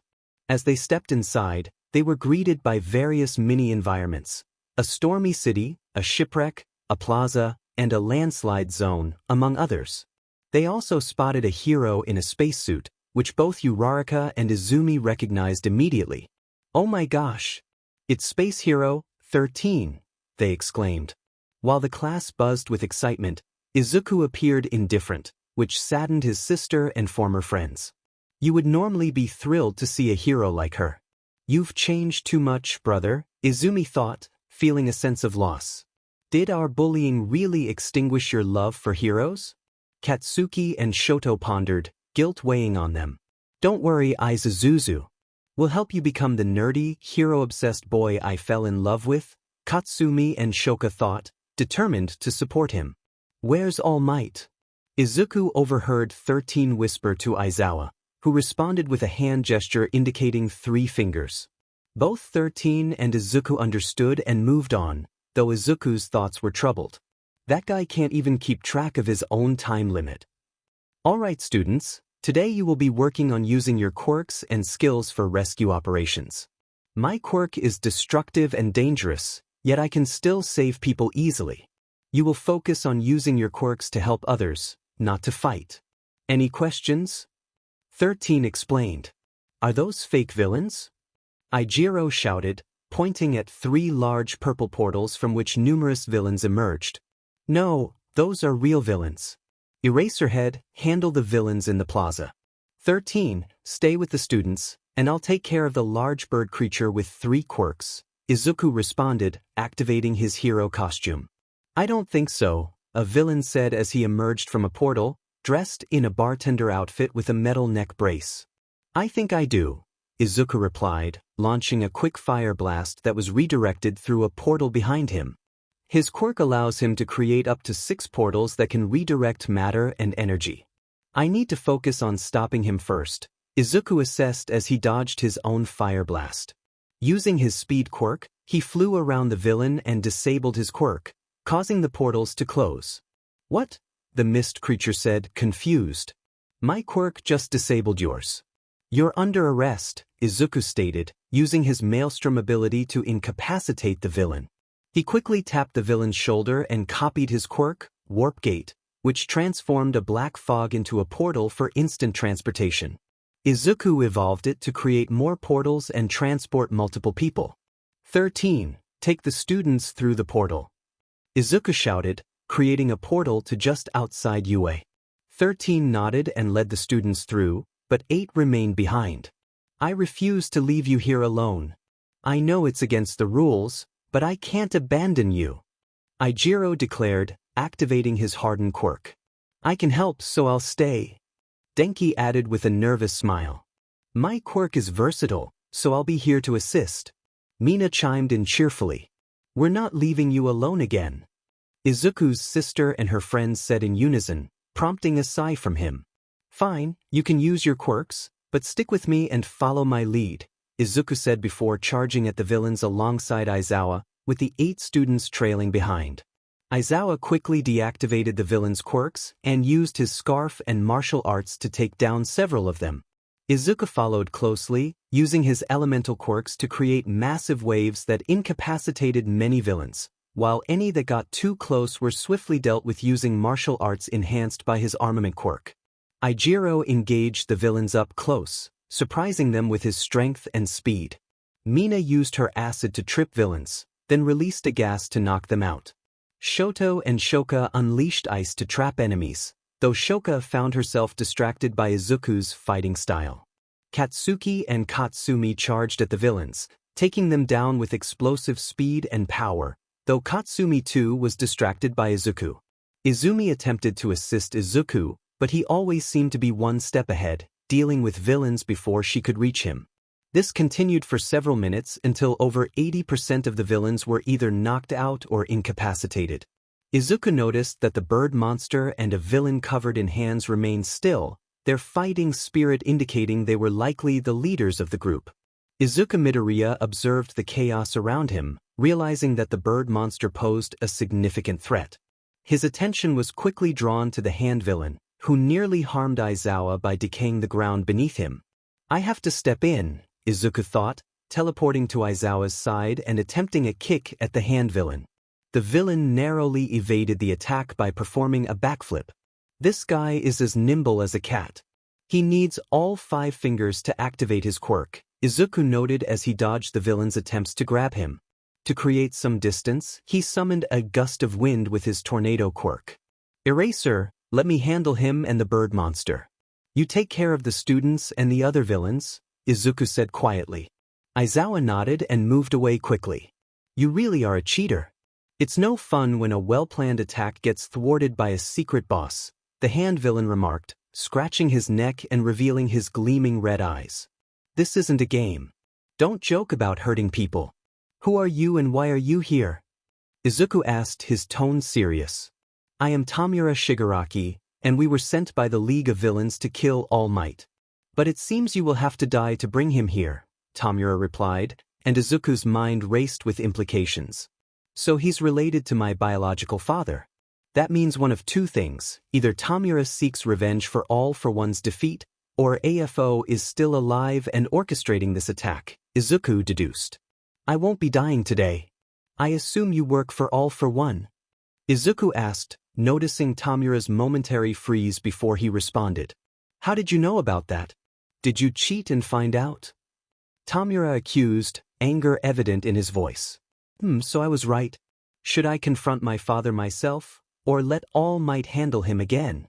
I can't let anyone else face AFO, Izuku thought before replying. I know more about AFO than anyone else. But enough about that, let's finish our fight. Izuku charged at Tamura again, but the villain dodged just in time to avoid a punch from the bird monster. The force of the attack was palpable, and Izuku leaped back to reassess the situation. I'll need to use my brute force with armament to defeat it, but I have to be cautious. Here goes. Izuku decided, teleporting to the bird monster and meeting its punch with his own, enhanced by armament. The collision created a massive gust of wind, and Izuku felt the vibrations travel through the monster's body. This creature has shock absorption, strength enhancement, speed enhancement, and likely regeneration, he realized, his eyes widening. Determined to end the fight, he used his connection with the monster to steal its quirks, evolving and combining them with his own abilities. The bird creature, stripped of its powers, began to disintegrate before his eyes. Thanks for the quirks, I'll use them for good. Now you're coming with me, Izuku said, turning to Tamura. Just as he was about to rush him, black sludge erupted from Tamura's mouth, enveloping him. Izuku reached out to place a teleportation mark, but it was too late. Tamura vanished. Demenit. Izuku cursed, glancing back at the mist villain, who was also disappearing. Great, he muttered, assessing the situation. All the other villains had been defeated and apprehended with minimal injuries. He had gained valuable information about the League of Villains, giving him an advantage for the next encounter. Let's round everyone up, Izuku said with a sigh. 5 minutes later, all the captured villains were secured in the central plaza, bound by Izuku's black WHP as he awaited the police and quirk-canceling cuffs. He had also ensured that all students and Aizawa were checked for injuries. Aizawa had minor cuts and bruises but was fine. Mina had a significant bruise on her arm but was otherwise okay. Kirishima was tired from overusing his quirk but was fine. Katsuki and Katsumi were slightly exhausted but unharmed. Shoto and Shoka were recovering from mild hypothermia thanks to a fire Izuku had started. Izumi had some cuts and bruises but would make a full recovery. It was a complete victory.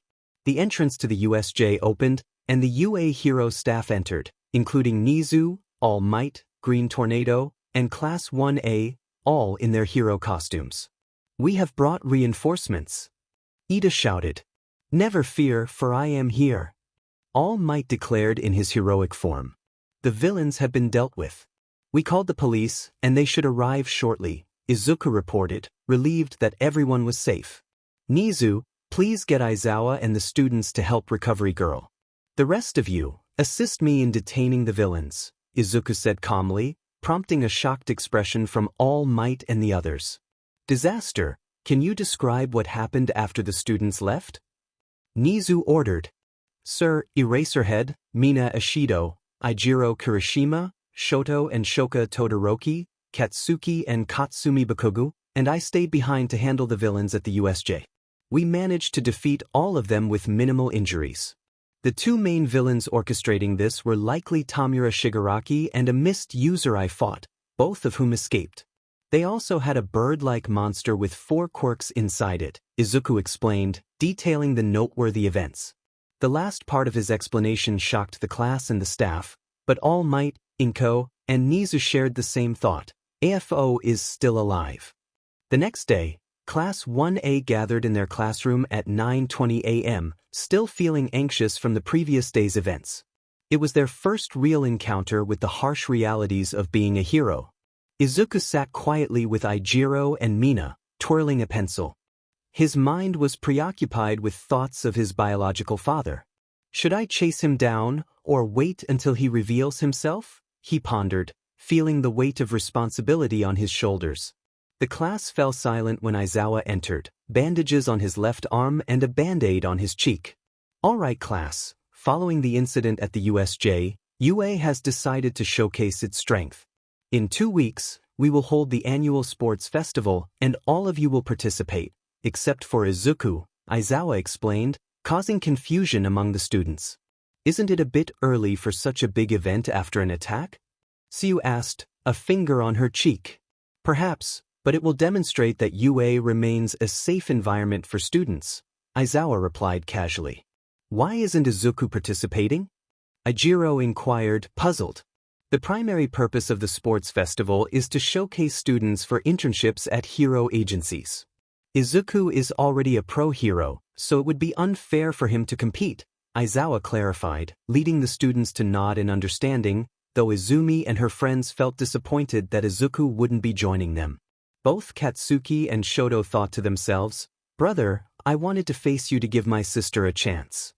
Izumi reflected, Izuku, I will reach your level one day and show you that I'm ready to be your sister again.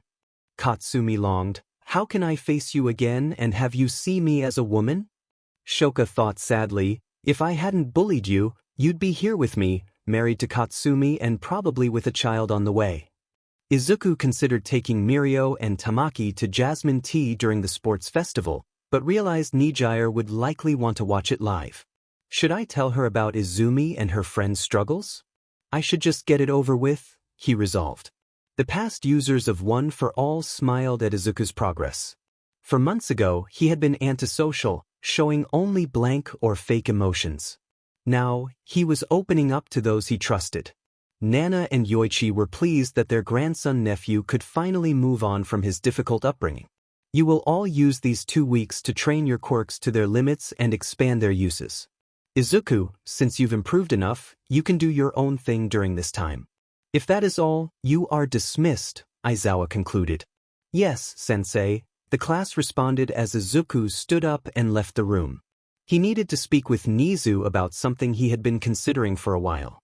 Upon arriving, he opened the door to find All Might and Inko in their hero costumes, though All Might appeared smaller than usual. Ah, Izuku Shimura. How can I assist you? Nizu asked excitedly. With Izuku now funding and helping UA, Nizu was eager to resume his abandoned projects for support and technological gear. Sir, I'm requesting a 2-week leave. Since the students are training for the sports festival, it wouldn't make sense for someone barred from it like me to train, Izuku explained. Understood. I will grant you the leave.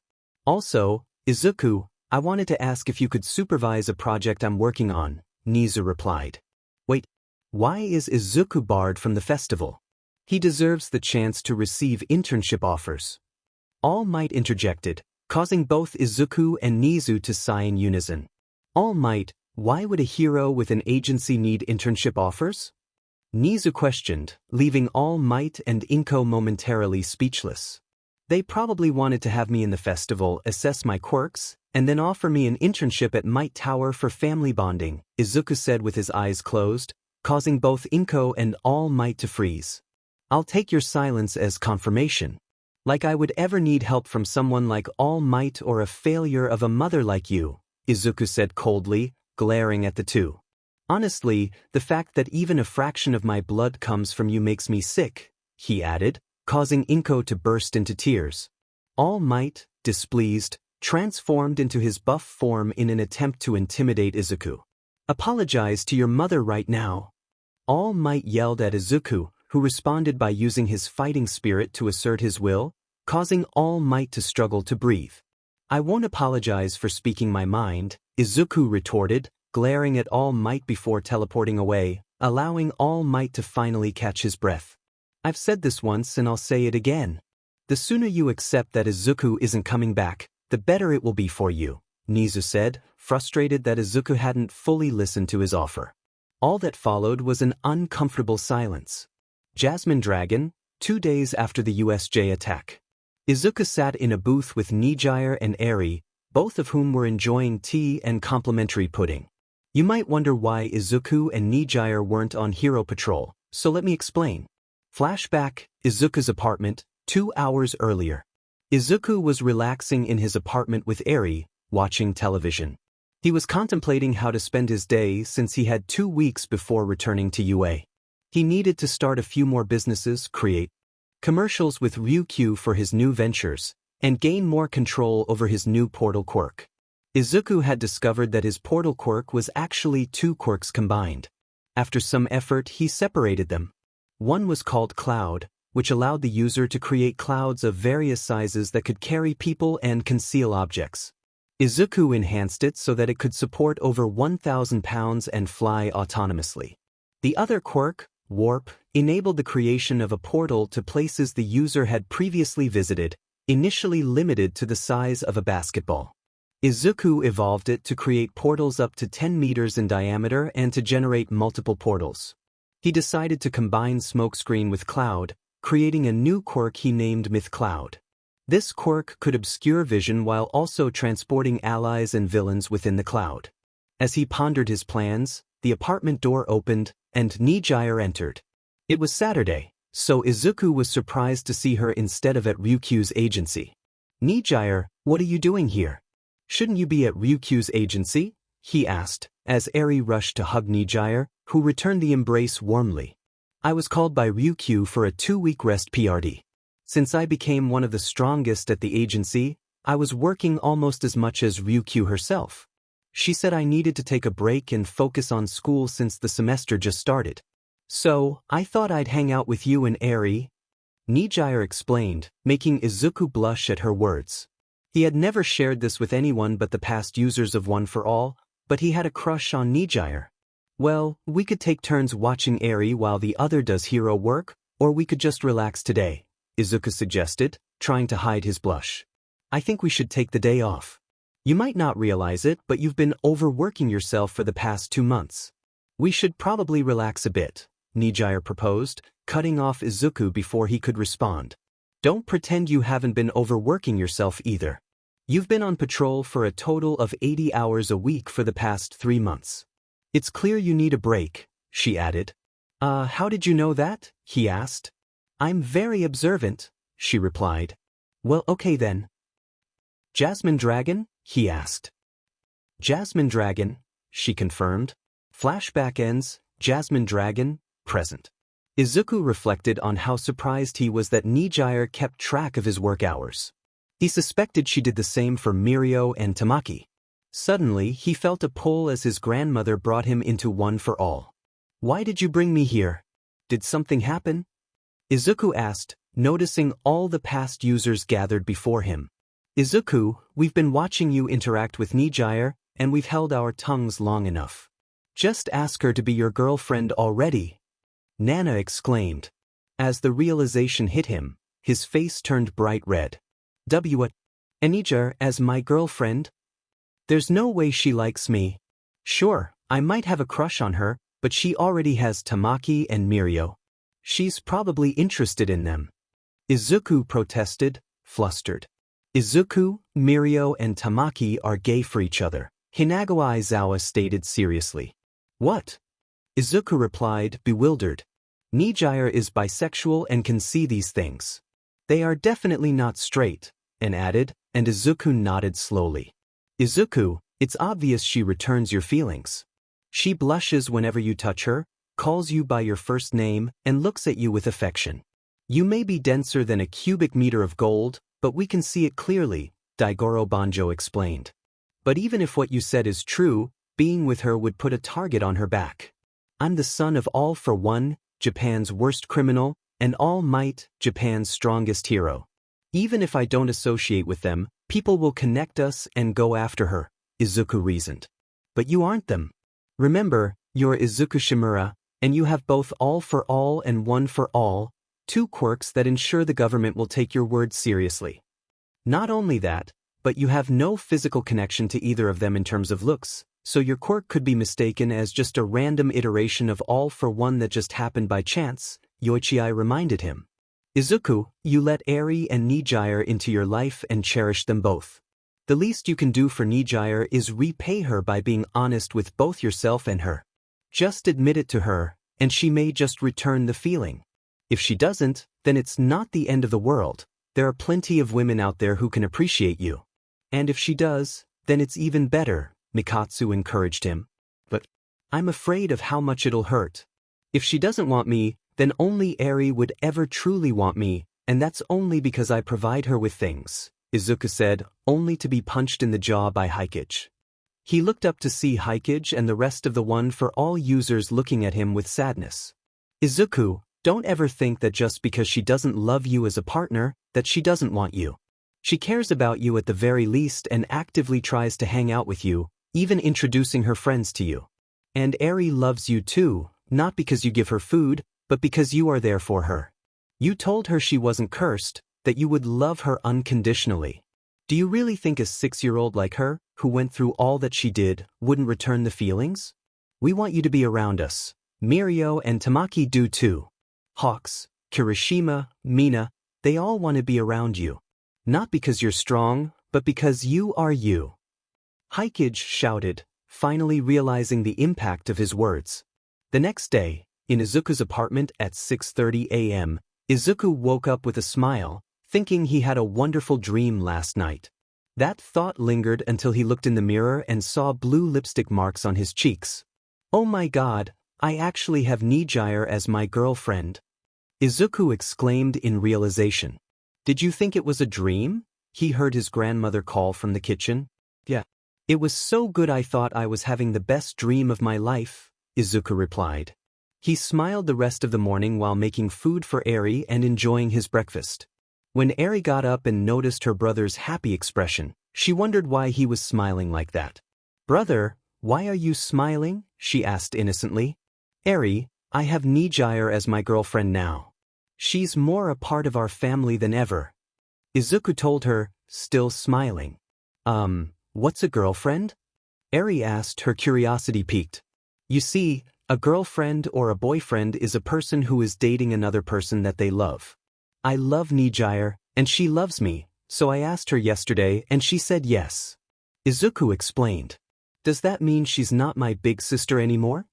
Eri asked, looking sad. No, Eri. If anything, she's more your sister now than before. Izuku said, giving her a hug. She brightened up and smiled. Eri, I have to go pick up groceries. I'll be back in 10 minutes, okay? Izuku said, and Eri nodded. He kissed her forehead before teleporting to the market, leaving her alone in the house. Eri finished her breakfast and savored it before she went to watch some TV. She turned on a kids' channel that her brother had shown her and watched for a while. After a moment, someone knocked on the apartment door. Eri remembered her brother telling her not to answer the door if someone knocked, so she ignored it and continued watching TV. But the knocking came again, making Eri nervous since the neighbors weren't usually up at that hour. Eri walked up to the door with a step stool and looked through the peephole. She started hyperventilating when she saw a man with a beak-like mask. She backed away from the door and hid in Izuku's room, crawling under the bed and waiting for him to go away. That didn't happen. The door to the apartment was loudly knocked down, and she heard footsteps entering the room. The footsteps drew nearer, and she tried to quiet her breathing, though it was hard as panic set in. The footsteps grew louder until she knew he was in the room. The man sighed loudly as he crouched down to look under the bed, his yellow and angry eyes meeting her red and terrified ones. Well, well, well, I finally found you. Come with me now, Eri, and I won't get madder than I already am, the man said, reaching for his white glove and beginning to pull it off. Eri flinched back as memories of what the man had done to her flooded her mind. She sweated noticeably as she inched farther away from him. Eri, I'm already upset as it is. Come with me now. Before I have to get myself dirty, the man snarled, removing his gloves, which only terrified Eri further. She started crying as she crawled out from under the bed. The man had a disturbing gleam in his yellow eyes as he watched her cry and stand in fear. Was that so much to ask for? We have a lot of work to catch up on. I take it this will be the last time you run away from me, he said, harshly grabbing her shoulder and practically dragging the crying Eri out of the apartment. They walked down the elevator in silence as Eri cried the entire time. They exited the building without anyone stopping them, and the man led her to a car and drove off. Both the man and Eri failed to notice a certain hero watching them leave from the sky. The man had dirty blonde hair and golden eyes that stared calculatingly and slightly angrily at the man with the bird mask. He wore beige baggy briefs with black boots and a beige jacket with fur on the ends of the sleeves. He also had black gloves and a fitted black and yellow lined shirt. A pair of large wings kept him aloft. This was wing hero, Hawks, who had been good friends with Izuku for nearly 3 months. He became friends with Hawks after they worked together to take down a villain, their teamwork seamless and effective. From that moment on, they often teamed up on various cases, growing closer as friends.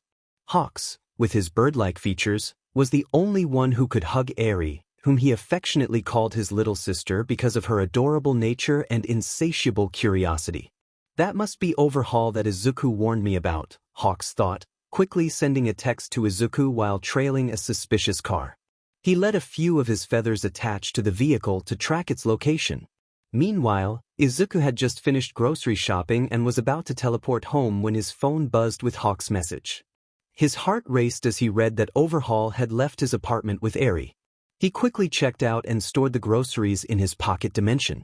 Izuku texted Hawks to find out where they were headed, only to discover they were going to a precinct he wasn't familiar with. Eri, please wait for me, he thought, activating his fly quirk and soaring through the air at incredible speed, startling many people below. 5 minutes later, Izuku landed on a rooftop across the street from a building he recognized. It was the Shai Hasaikai headquarters, a group suspected of drag smuggling and producing quirk-disabling bullets. They hadn't been arrested yet due to insufficient evidence, relying only on testimonies from captured buyers. As he waited, he heard Eri's voice and spotted a black car pulling up. The moment Overhaul stepped out, Izuku's heart sank. Eri appeared terrified, struggling to walk alongside him. Rage surged within Izuku. He couldn't let Overhaul harm her. Just as Overhaul reached for Eri, Izuku swooped down, snatching her up before he could make contact. Eri's eyes widened in recognition, and she hugged him tightly, tears streaming down her face as she expressed her relief at being safe. Izuku held her close, then placed her on his back, glaring at Overhaul while activating his fighting spirit to intimidate the villain. Overhaul's aura flickered dangerously, but it was no match for Izuku's determination. He was ready to protect Eri at all costs. 1 week later, on UA grounds, Class 1A stood outside their newly constructed dorm building. It was impressive, towering 6 stories high with a spacious common room, kitchen, training ground, laundry facilities, and study areas. Aizawa stood before the students, ready to explain the new living arrangements. As you can see, due to the recent attack on USJ, Nizu has decided to implement a dorm system for each class. There are 33 dorm buildings like this one, designed by Nizu and constructed by Cementos. Inside, you'll find a common room, kitchen, laundry room, study room, and restroom area. The training ground outside includes a swimming pool, fighting arena, and practice dummies. You can use the training ground from 5 p.m. to 8:30 p.m. unless you have my permission to use it at other times, Aizawa explained as he led the students inside, who were in awe of their new home. The first floor contains the laundry room, restroom, main kitchen, and common room. The upper floors are for housing students, with each floor featuring 5 rooms, 2 on each side and 1 at the end of the hall. Each room is equipped with a bed, window, balcony, restroom with a sink, shower, and toilet, a fridge, and a mini kitchen. It should comfortably accommodate 3 people, Aizawa continued, watching as the students absorbed the information. Shoka's eyes lit up at the thought of living with Izuku and Katsumi. Katsumi smiled, envisioning a future where they all grew closer. Izuku contemplated how to introduce Eri and explain his relationships with his 2 enthusiastic friends. Aizawa listed the room assignments, raising the hopes of Shoka and Katsumi even higher. You can bring anyone into your dorm room as long as you discuss it with me or Nizu. These are your rooms to use as you please. By the way, you will all remain in this structure for the next 3 years, just in different buildings. You cannot change these arrangements unless there's an emergency, Aizawa added, cutting off any protests before they could begin. Another thing, you can bring family and friends into the dorm temporarily without needing permission. They can stay for up to 3 days, but if they are coming to live with you, then you need Nizu's or my permission. They also need your express and written permission to give to me or Nizu as proof, Aizawa explained, getting most of the class excited. Shoka felt frustrated, thinking, how can I get Zuzu's written permission when he hates our guts? I'll have to find a way to get him into my room. Katsumi was equally annoyed, wondering, how can I get into his room? Maybe if I tempt him? He'll just think I'm being inappropriate. I need a good reason to get into his room. Izuku was relieved he had gotten Nizu's permission before checking out of their apartment. He and Eri had spent the night at Nijire's house. Anyway, you all are free to roam around and check out your dorms and your rooms. I trust that while I'm gone, nothing will happen. Remember, school times are normal like always, so be up and ready by 8:30, Aizawa said before leaving to get some more sleep. The class entered the dorms, while 2 students contemplated how to get into someone else's room. Guys, they have an oven and 2 fridges and freezers. Kaminari yelled from the kitchen. The TV is perfect for gaming and shows, so we can all bond as a class, Hanta said, admiring the common room TV. These seats are so comfy. I could fall asleep on them. Toru exclaimed, jumping on the furniture. The pool is just right. The chlorine level and temperature are perfect, Tsuyu said, already swimming, somehow having changed into her swimwear without anyone noticing. Why are the restrooms separated by gender? This is an outrage.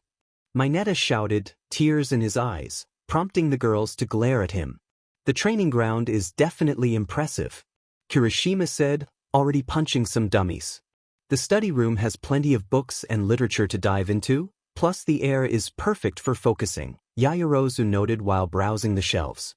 The laundry room has 10 washers and 10 dryers. I wonder where the towels are. Mizo mused to himself.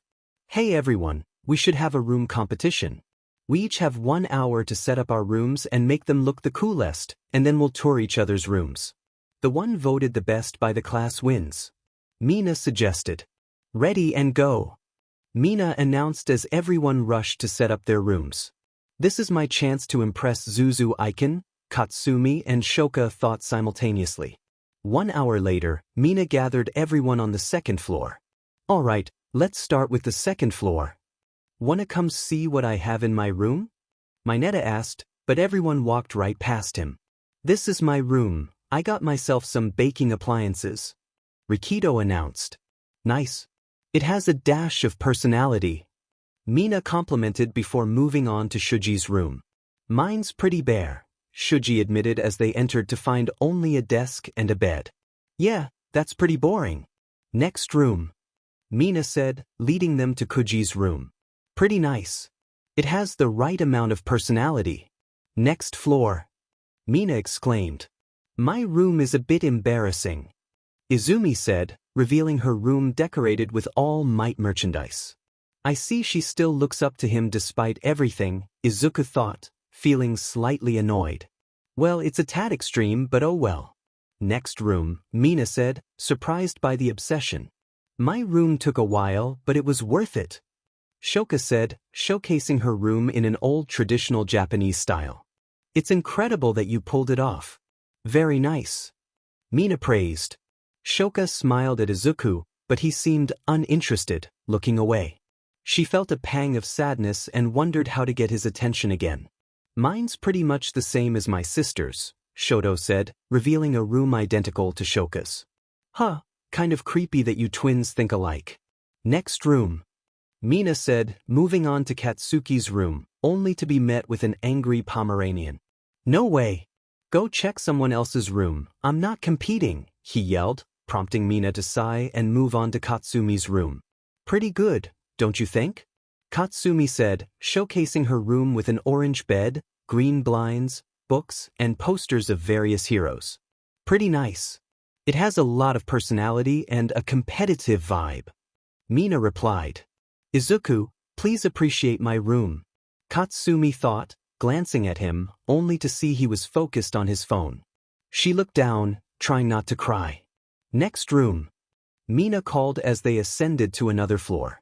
My room is pretty average, but I like it, Kaminari said, showing off his space. Huh, it's actually pretty good. It has a cool vibe and is well-packed. Next room. Mina complimented as they moved on. Mine's a classic punk style, Jiro said, revealing her room. It's nice. It has a musical flair and a great color theme. Next room, Mina said, pleased that no one thought Jiro was odd. Mine's nothing special, sorry if it's boring, Uraraka said, showcasing a simple but decent room. It's nothing to write home about, but it's still all right. Next room. Mina said as they approached their class president. There's absolutely nothing out of the ordinary here. Ida stated, gesturing to his room. Too book smart. Well. Next room, Mina said, feeling disappointed that Ida's room lacked excitement. My room is definitely the shiniest. Aoyama declared, blinding everyone with its brilliance. It's definitely something. Next room. Mina said quickly after a long silence. My room is pretty normal, but it's just how I like it, Ojiro said, showcasing a standard-looking room. Wow, it really is normal, but it's fine. Mina skipped excitedly to Tori's room. Mine's pretty girly, she said, rubbing her cheek, a gesture only Izuku noticed. It's so pretty. Just fine, girl. Next room. Mina exclaimed, eager to see the next room. Momo showed her room, which was modest in size, mostly taken up by her bed. My room didn't give me much to work with, it's only the size of my closet. This is the size of your closet. The bed's way too big. You know what, let's move on, Mina shouted, calming down as they left a blushing Momo behind. Siro presented his room next. Mine is pretty neat, nothing boring but nothing out of the ordinary. It's actually quite nice. Nothing bad, but it is kind of interesting. Next floor. Mina said, moving past Momo's room. Kirishima proudly showed off his room. Mine is manly. Very macho. I love it. Next up, my room. Mina said, making Kirishima blush. Mine's pretty cool, but my room's next, Tsuyu said, leading everyone to her space. I love frogs a lot. Her room featured a green bed, blue carpet, and a painting of a frog on the wall. Ah, it's adorable. Now to check out the edgelord of our class. Mina teased, smirking at Tokoyami. Revelry in the dark, he announced as he showed his room. Emo. Now, let's see the pro hero of this class. Mina said, giving Tokoyami a playful cold shoulder. Izuku welcomed everyone into his room. My room is pretty alright. Come on in. The walls were dark green, with a black desk and a TV mounted above it. His bed had light green sheets, and there was another bed with red pillows. The most notable feature was a large board covered in notes. Are you some sort of detective? Mina asked, intrigued by the notes. I sometimes have to solve hero cases at home. That's what the board is for, Izuku replied. What's with the second bed? You got a girlfriend, bro? Kirishima asked excitedly. I do have a girlfriend, but the bed is for my little sister. She'll be at the dorms in about 2 minutes, Izuku said, leaving Katsumi, Shoka, and Izumi feeling disappointed. Brother, you better be kidding about the girlfriend part, Katsuki and Shoto thought, seeing their sisters almost in tears. I'll make sure that girl breaks up with him. He's supposed to be with me and Katsumi. Shoka thought angrily. Whoever this girl is, I'll prove I'm more attractive. Then Izuku will be with me and Shoka. Katsumi thought, preparing herself. Izuku, that bed should have been for me. I'll make sure Eri leaves you alone. Izumi thought, frustrated. Wow, Izubro, that's great. I get to meet your sister, but how about your girlfriend? Kirishima asked, excited to meet both. My girlfriend is bringing my sister here, so you'll meet both of them, Izuku said, smiling at the thought. In Nizu's office, the same time he rubbed his eyes, feeling a headache coming on. So, let me get this straight. Even though Izuku is already a pro hero, you want him to specifically become your sidekick? Yes, All Might and Inko said in unison. No. Why? They shouted, hoping to connect with their son through hero work. Izuku is his own hero and identity. If he were seen with you too, people would target him to get at you. You'd be a burden to him, Nizu explained, feeling overwhelmed. But we can protect him and offer him wisdom. He needs someone to watch him while he works. Inko insisted. Izuku has a girlfriend who is part of the current Big Three, Nijire Hado. She's more than capable of covering for him while in the field.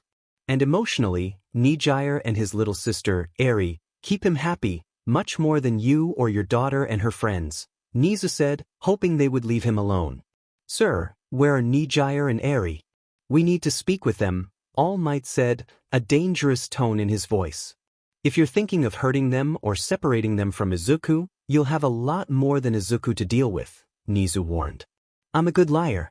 With my connections to Japan's government, just think about what I can do to both of your careers. I could release evidence from Aldra Elementary School and ruin Endeavor's and the Bakugou twins' hero careers before they even begin, Nizu stated, watching their eyes widen in realization. It's ironic, you punished Izuku's teachers and bullies, but never the big fish that did the most damage.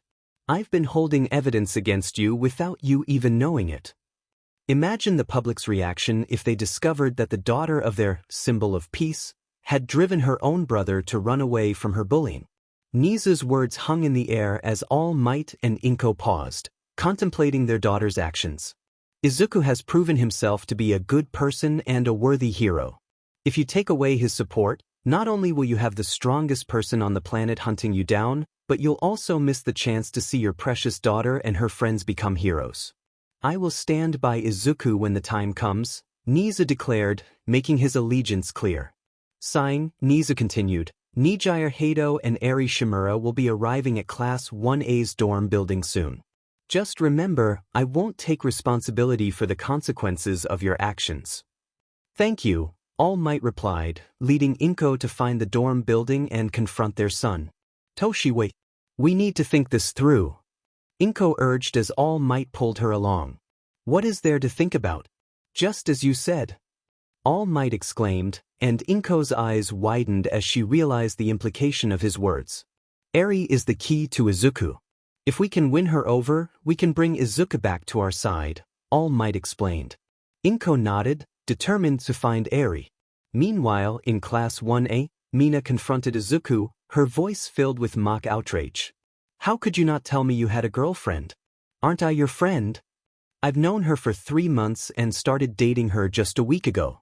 Sorry for not texting you about it, but at least you can meet her in person, Izuku replied with a soft smile. And what about your little sister? Why didn't you tell me about her? Mina pressed. You never asked, Izuku responded plainly, causing her to playfully hit his chest and call him a meanie. The atmosphere shifted as the doorbell rang, and everyone gathered to see 2 newcomers. The first was a girl in the UA student uniform, her presence causing the boys to blush. Kaminari and Mineta reacted dramatically, while the girls, especially Shoka and Katsumi, glared with jealousy. The second newcomer was a little girl with silver hair and red eyes, wearing a red dress and clutching a plushy version of Izuku. She hid shyly behind Nijire's legs. Before anyone could speak, Nijire picked up Eri and ran to Izuku, planting a kiss on his lips. The class fell silent, shocked by the display. Shoka and Katsumi were furious, while Izumi felt a surge of confidence. thinking that getting Izuku back would be easier than she thought.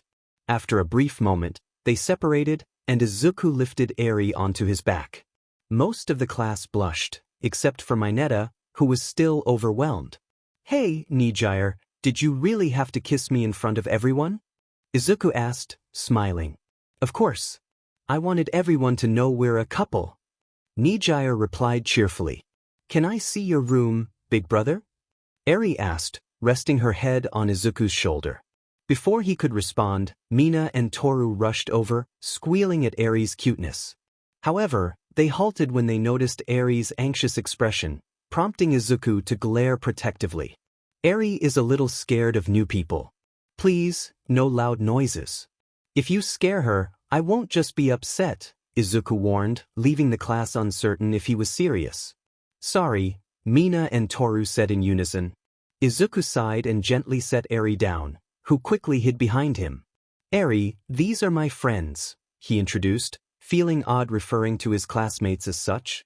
"Hi cutie. I'm Mina Ishido, and I'm good friends with your big brother. Can you come give me a hug?" Mina asked, arms open wide. Eri hesitated but, encouraged by Izuku's smile, walked over and accepted the hug.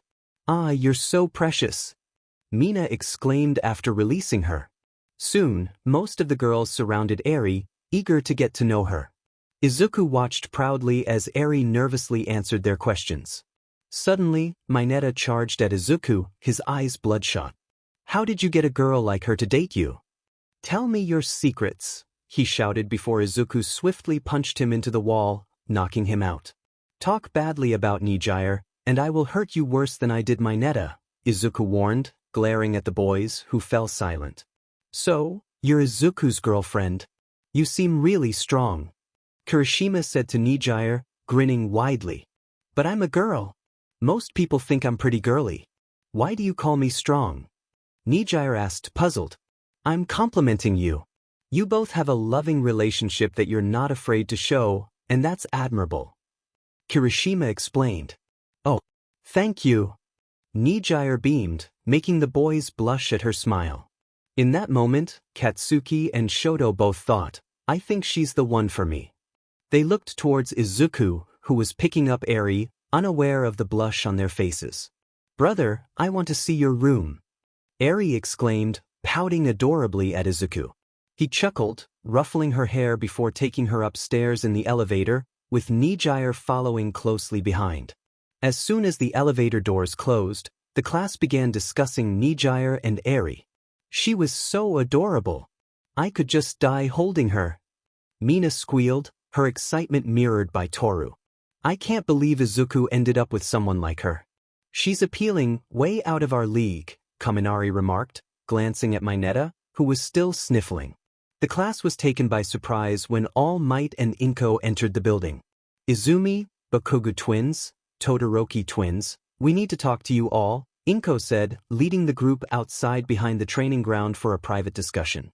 "We just finished talking with Nizu, and unfortunately, we can't get Izuku to be our sidekick. Nizu has leverage over all of us and is on Izuku's side, so we can't force him as we thought we could. We'll have to convince him the long way," All Might explained, prompting frustration among the group. "He has a girlfriend and a little sister he loves dearly. His girlfriend is stunning, she's got everything," Katsumi said, her tone filled with jealousy. Shoka nodded in agreement, her expression darkening. "The girl just showed up and kissed our husband, claiming they were a couple. She won the entire class over in minutes. I can't believe Izuku would even look at her." Shoka fumed, glaring at the ground. "It doesn't matter, we can ignore her for now. That white-haired girl is claiming my brother is her big brother, and Izuku doesn't even acknowledge me.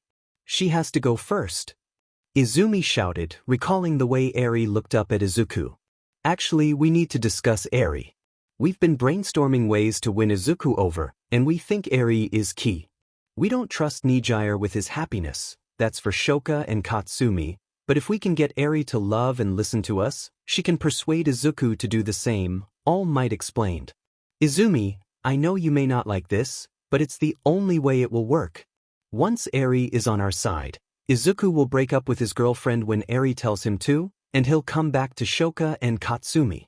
After that, we can adopt her and let Izuku take care of her, or if we're lucky, he'll just let her go once you replace her. Then things will go back to normal. Inko laid out the plan. Izumi sighed heavily, contemplating her agreement. Fine, I'll try to get Eri on our side, but afterward, I want Izuku to move on from her, Izumi said, a frown forming on her face. I have another idea to get Izuku back. What if we make Nijire cheat on him? He'll be heartbroken, and my sister and Shoka can comfort him, helping him forget her, Katsuki suggested, a grin spreading across his face. My sister and I can stalk Nijire, and when that happens, Izuku will despise her. Eri won't be able to comfort him at all. This way, my sister, Katsumi, and Izumi can be there for him, and Izumi will be his little sister again while Izuku ends up with the women who truly care about him, Shoto added, his hopes rising. But won't he also resent you or Katsuki? I can't let my husband hate his brothers-in-law. Shoka protested, looking at her brothers. Don't worry, he'll forgive us and forget about her eventually. We should at least give it a try, Shoto reassured her, earning a nod from All Might. I think it's the only way to get him back completely. We'll try seducing Nijire first, and if that fails, we'll work on Eri. I hope you're right about Izuku forgiving you, All Might said, watching as Katsuki and Shoto exchanged excited glances. Just make sure to suck her into cheating with one or both of you. If we can get her to betray Izuku, we'll definitely win him back, Inko instructed, and both Katsuki and Shoto nodded in agreement. As they plotted, they were unaware that Izuku had overheard their entire conversation while helping Eri settle into her room. His anger towards his former family and friends surged, and he vowed that if Shoto or Katsuki tried anything, he would ensure they faced serious consequences. Later that evening, in Izuku's room, he cuddled with Nijire on his bed while Eri slept soundly nearby. Just so you know, Katsuki and Shoto are planning to get you to cheat on me, Izuku said, his voice low as he held Nijire close. Why would I cheat on you? Nijire asked, resting her head against his chest, listening to his heartbeat. They think they can stuck you, so I'll be heartbroken and turn to their sisters. I never expected them to stoop so low, Izuku replied, staring at the ceiling. They're just foolish if they think I care about them. We love each other, and there's nothing they can do to change that.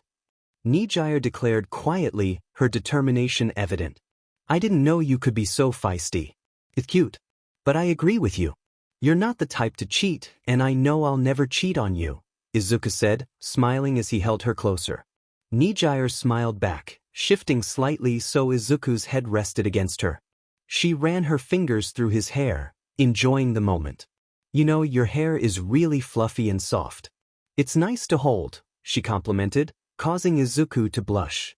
Anyway, what are you going to do about them? Nijire asked curiously. Nothing really, Izuku replied, his mind racing with thoughts of how to protect what they had. Izuku looked at Nijire with a serious expression. I'll step in if they try to force you into anything. Just reject them, and if they take it too far, I'll handle it. Nijire nodded, a hint of concern in her eyes. That sounds fine, but please don't go too far. I don't want you dealing with any more trouble than you already have. Izuku smiled, recalling his recent encounter with Overhaul's group. I had Hawks take care of it. He raided their hideout and gathered evidence of their illegal operations. All of the 8 precepts of death were arrested and are facing serious time. The former leader is in the hospital, recovering. That's great to hear. What do you want to do tomorrow? Nijire asked, her excitement evident as she leaned closer to him. Izuku shrugged. Honestly, I have no plans. My businesses are doing well, and I'm not needed for hero work right now. I was thinking about discussing school plans with Nizu in a few days, but other than that, I just want to spend time with you and Eri. Nijire's face lit up, and she leaned in, sharing a sweet kiss with him. They held the moment for several seconds before parting for air. Maybe we can just stay here for a while, she suggested, pulling him closer under the covers. The warmth enveloped them, and soon they both drifted off to sleep. The next morning, Izuku awoke to a soft sensation around his head. He opened his eyes to find himself wrapped in familiar pajamas. Since his third date with Nijire, They had been spending the nights together, finding comfort in each other's presence. He carefully slipped out of Nijire's embrace, causing her to mumble in her sleep. Smiling at her affection, he decided to wake them up with breakfast. I should get both of them up. I don't have school, but Nijire and Eri do, he thought. He quickly gathered ingredients from his apartment and prepared a simple breakfast of eggs and French toast, making sure to keep the noise to a minimum.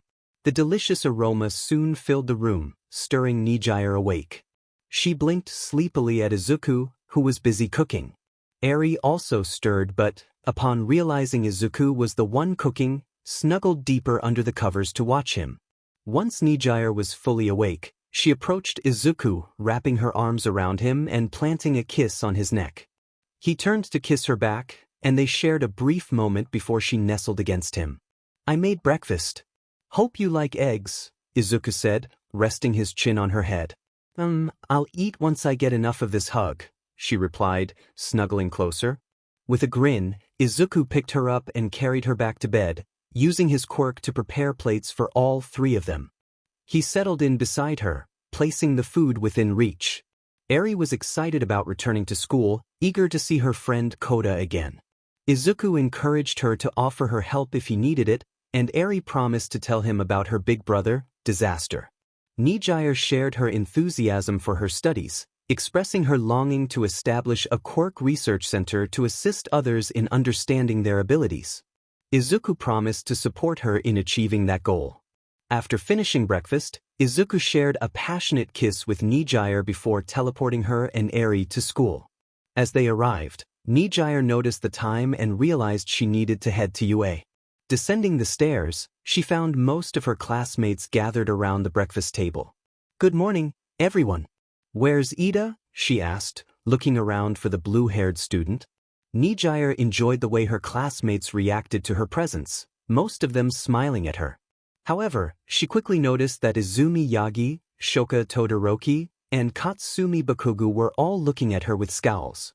Despite this, she brushed off their glares. They didn't concern her.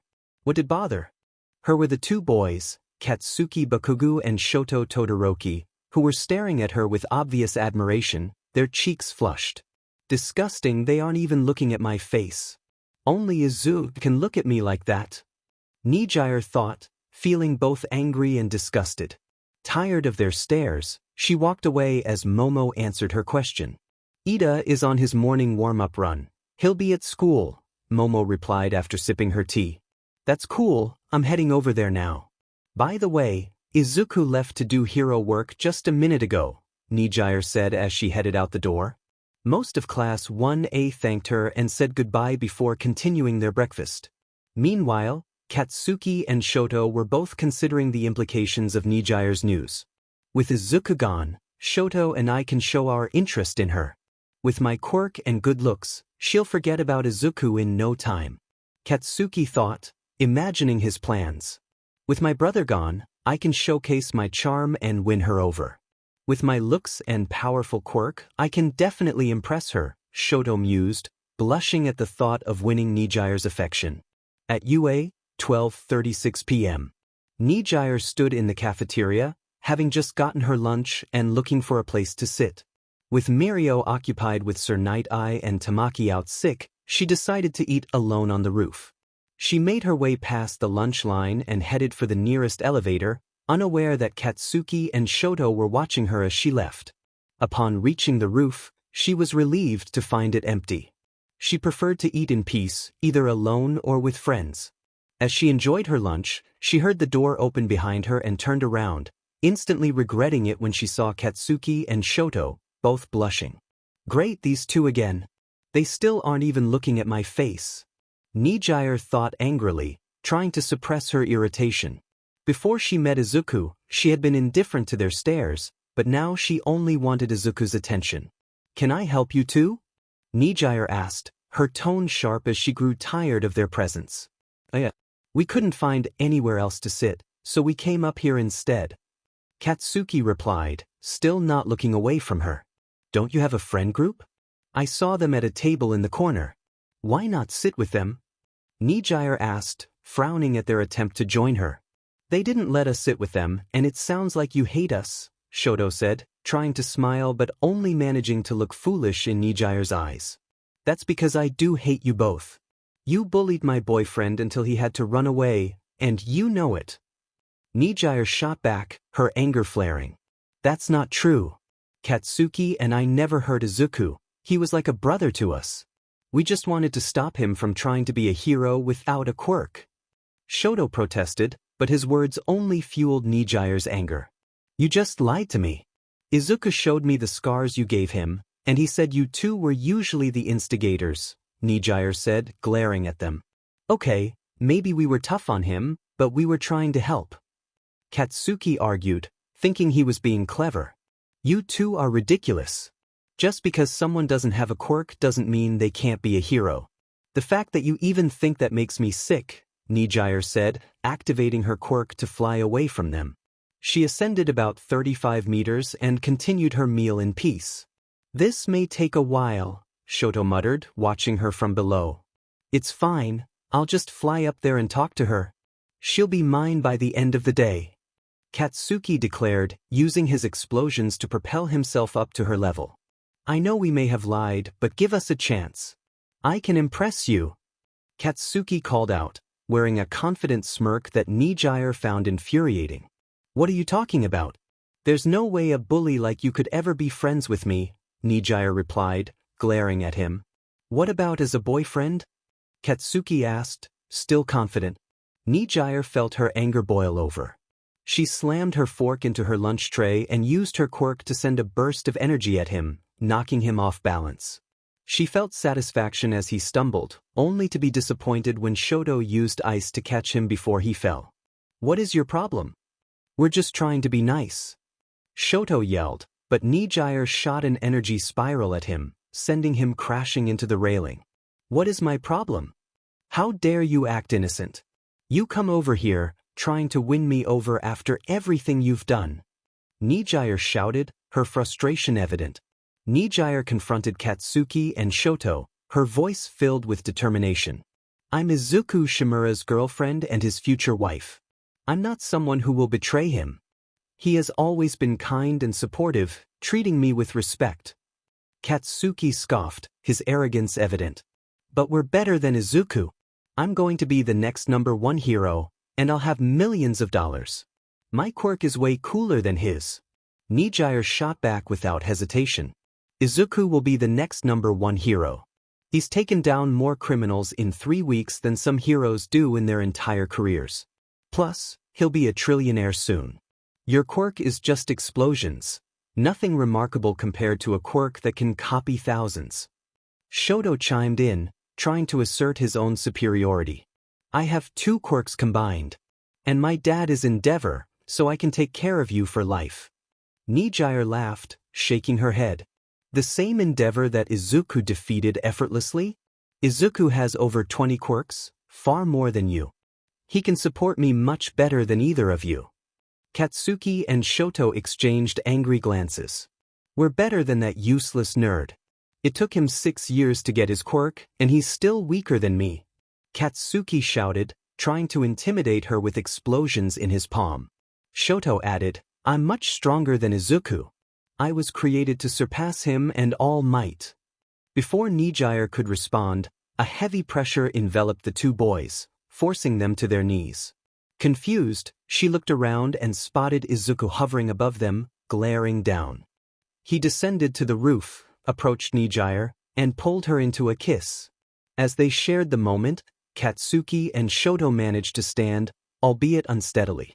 Nijire, I wanted to stop by for lunch and heard you talking. Are you okay? Izuku asked, his focus on her rather than the boys. Yeah, I'm fine. They just got on my nerves and insulted you, so I kind of lost it, Nijire replied with a smile. Izuku turned to glare at Katsuki and Shoto again but paused, recalling something. So, you're my future wife? He asked, a smile spreading across his face. Nijire blushed, realizing her words. I was in the moment, but yes. I'm your future wife, she exclaimed, causing Izuku to freeze momentarily as he processed this revelation. After a brief moment of shock, Izuku teleported them back to the dorms, placing her on his bed. Nijire was taken aback, and before she could react, Izuku leaned closer, their faces inches apart. Feeling flustered, she protested, "Wait! This is moving too fast." Izuku reassured her, "That's fine by me. I just want to show you how much you mean to me." The next day, as they made their way to the kitchen for breakfast, Ida confronted them. "Where were you two yesterday?" he asked, noticing their embarrassment. Izuku stammered, trying to avoid Ida's gaze, while Nijire blushed and focused on the floor. Eri, half asleep, trailed behind them. "As your class president, I hope you aren't doing anything that could interfere with your future as heroes," Ida said sternly. Nijire quickly added, "Don't worry, it was nothing inappropriate. We just lost track of time." Ida smiled, relieved. "That's good. Just be responsible about it." Izuku picked up Eri and placed her on his back before heading into the kitchen to prepare breakfast, feeling grateful for the support of his friends and the bond he shared with Nijire. Nijire sat at one of the tables, observing the heartwarming scene of Eri riding on Izuku's back as he prepared breakfast. Every now and then, Eri would playfully tug at his hair, giggling with delight. Once the waffles were ready, Izuku set Eri down beside him and took a seat next to Nijire. He served the delicious food, and the three of them began to enjoy their meal while engaging in light conversation. Their peaceful breakfast was interrupted when Izumi Yagi and her friends arrived from the elevator. Katsuki and Shoto were nursing sore backs from their earlier encounter with Nijire on the roof. The moment they spotted Nijire, their expressions soured.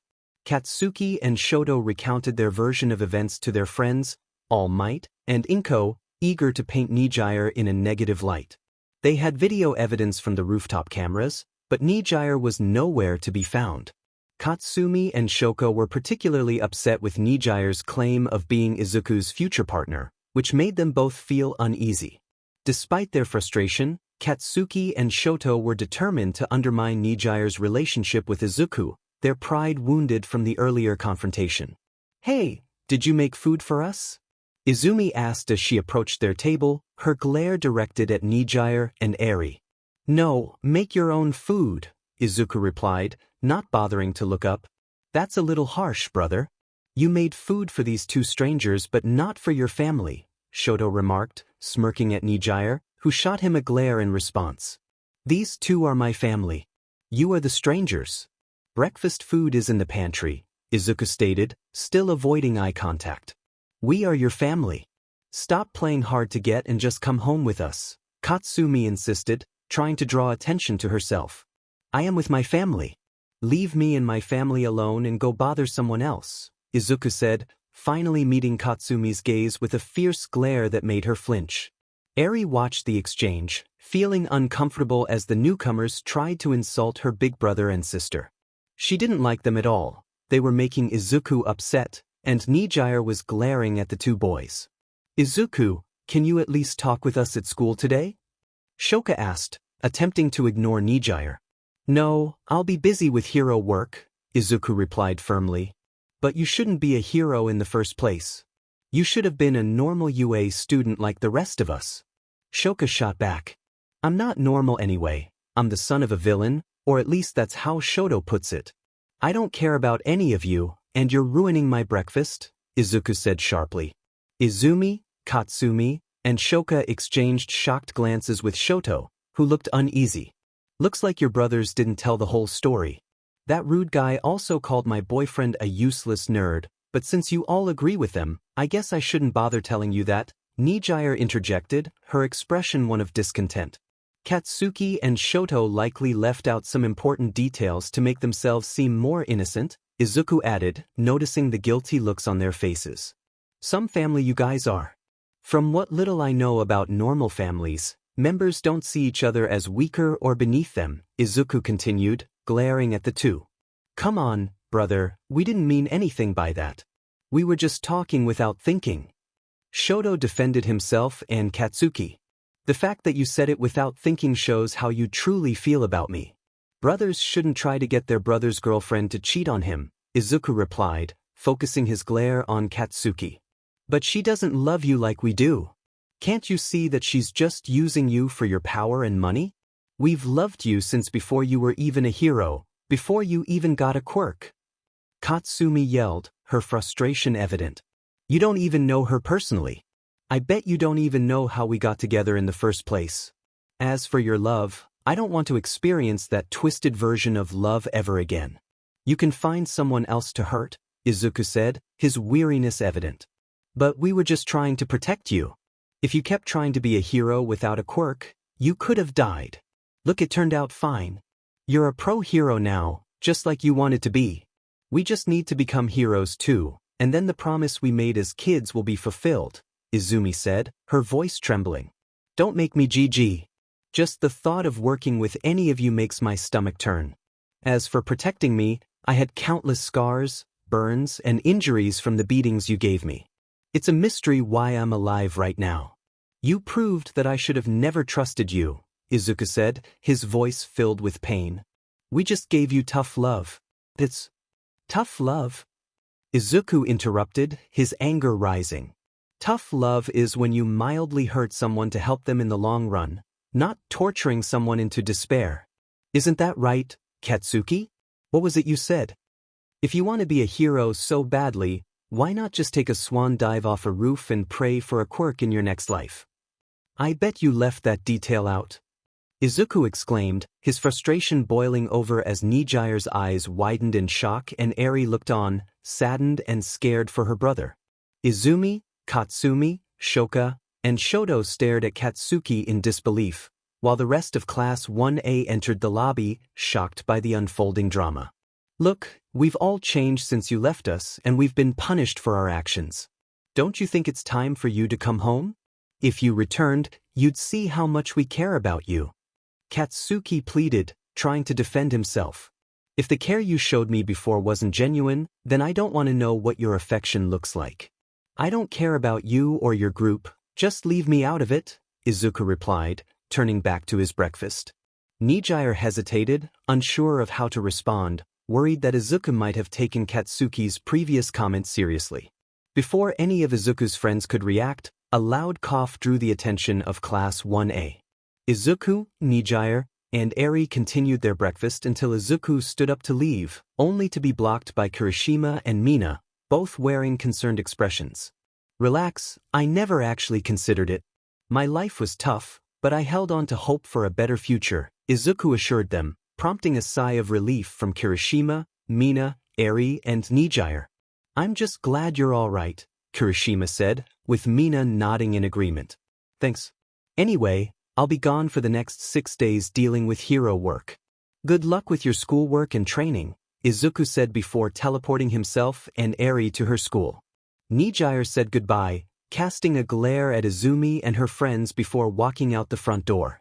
Class 1A stared at Izumi and her friends, feeling a mix of hatred and discomfort as they began to realize the impact of their actions on Izuku. At a random elementary school, Izuku knelt down to Eri's level. Have fun and listen to your teachers. If you start feeling overwhelmed, just step away and focus on your breathing. I'll be there to pick you up in no time, he said, hugging her tightly. Eri nodded with a smile before running into the school, joining a group of other kids calling out to her. Izuku smiled at the sight. He wondered if he had met friends like Mina and Kirishima at Eri's age. Perhaps he would have felt a sense of belonging. He shook those thoughts away, focusing on the task at hand. He needed to gather leads on AFO quickly. Hawks had sent out many feathers across Japan, but so far, there were no leads. To find answers, Izuku knew he needed to connect with the underground. At Yun, Nijire was speaking with Mirio and Tamaki at the gate. So, Izuku's old friends, Bakugou Katsuki and Todoroki Shoto, are trying to win you over to bring Izuku back to his old life. They even want him to marry their sisters, thinking that if you cheat on him, he'll run back to them. Did I get that right? Mirio asked, and Nijire nodded. Mirio raised an eyebrow. That's quite a leap in logic. Why would they think Izuku would love them after how they treated him? He's made it clear he doesn't want anything to do with them. And why would they think you would cheat on him? 2 weeks later, at UA High School Stadium, the staff was ready in various positions throughout the venue. Mike and Eraserhead were in the commentary box, Midnight was on stage delivering announcements, and other staff members were on lookout or on standby. All first-year students were present, except for one, and they were eager to compete in the tournament. Dressed in UA's standard PE uniforms, they were prepared for the challenges ahead. Some students had special equipment for their quirks, approved by the staff. "Are you all ready for the UA Sports Festival?"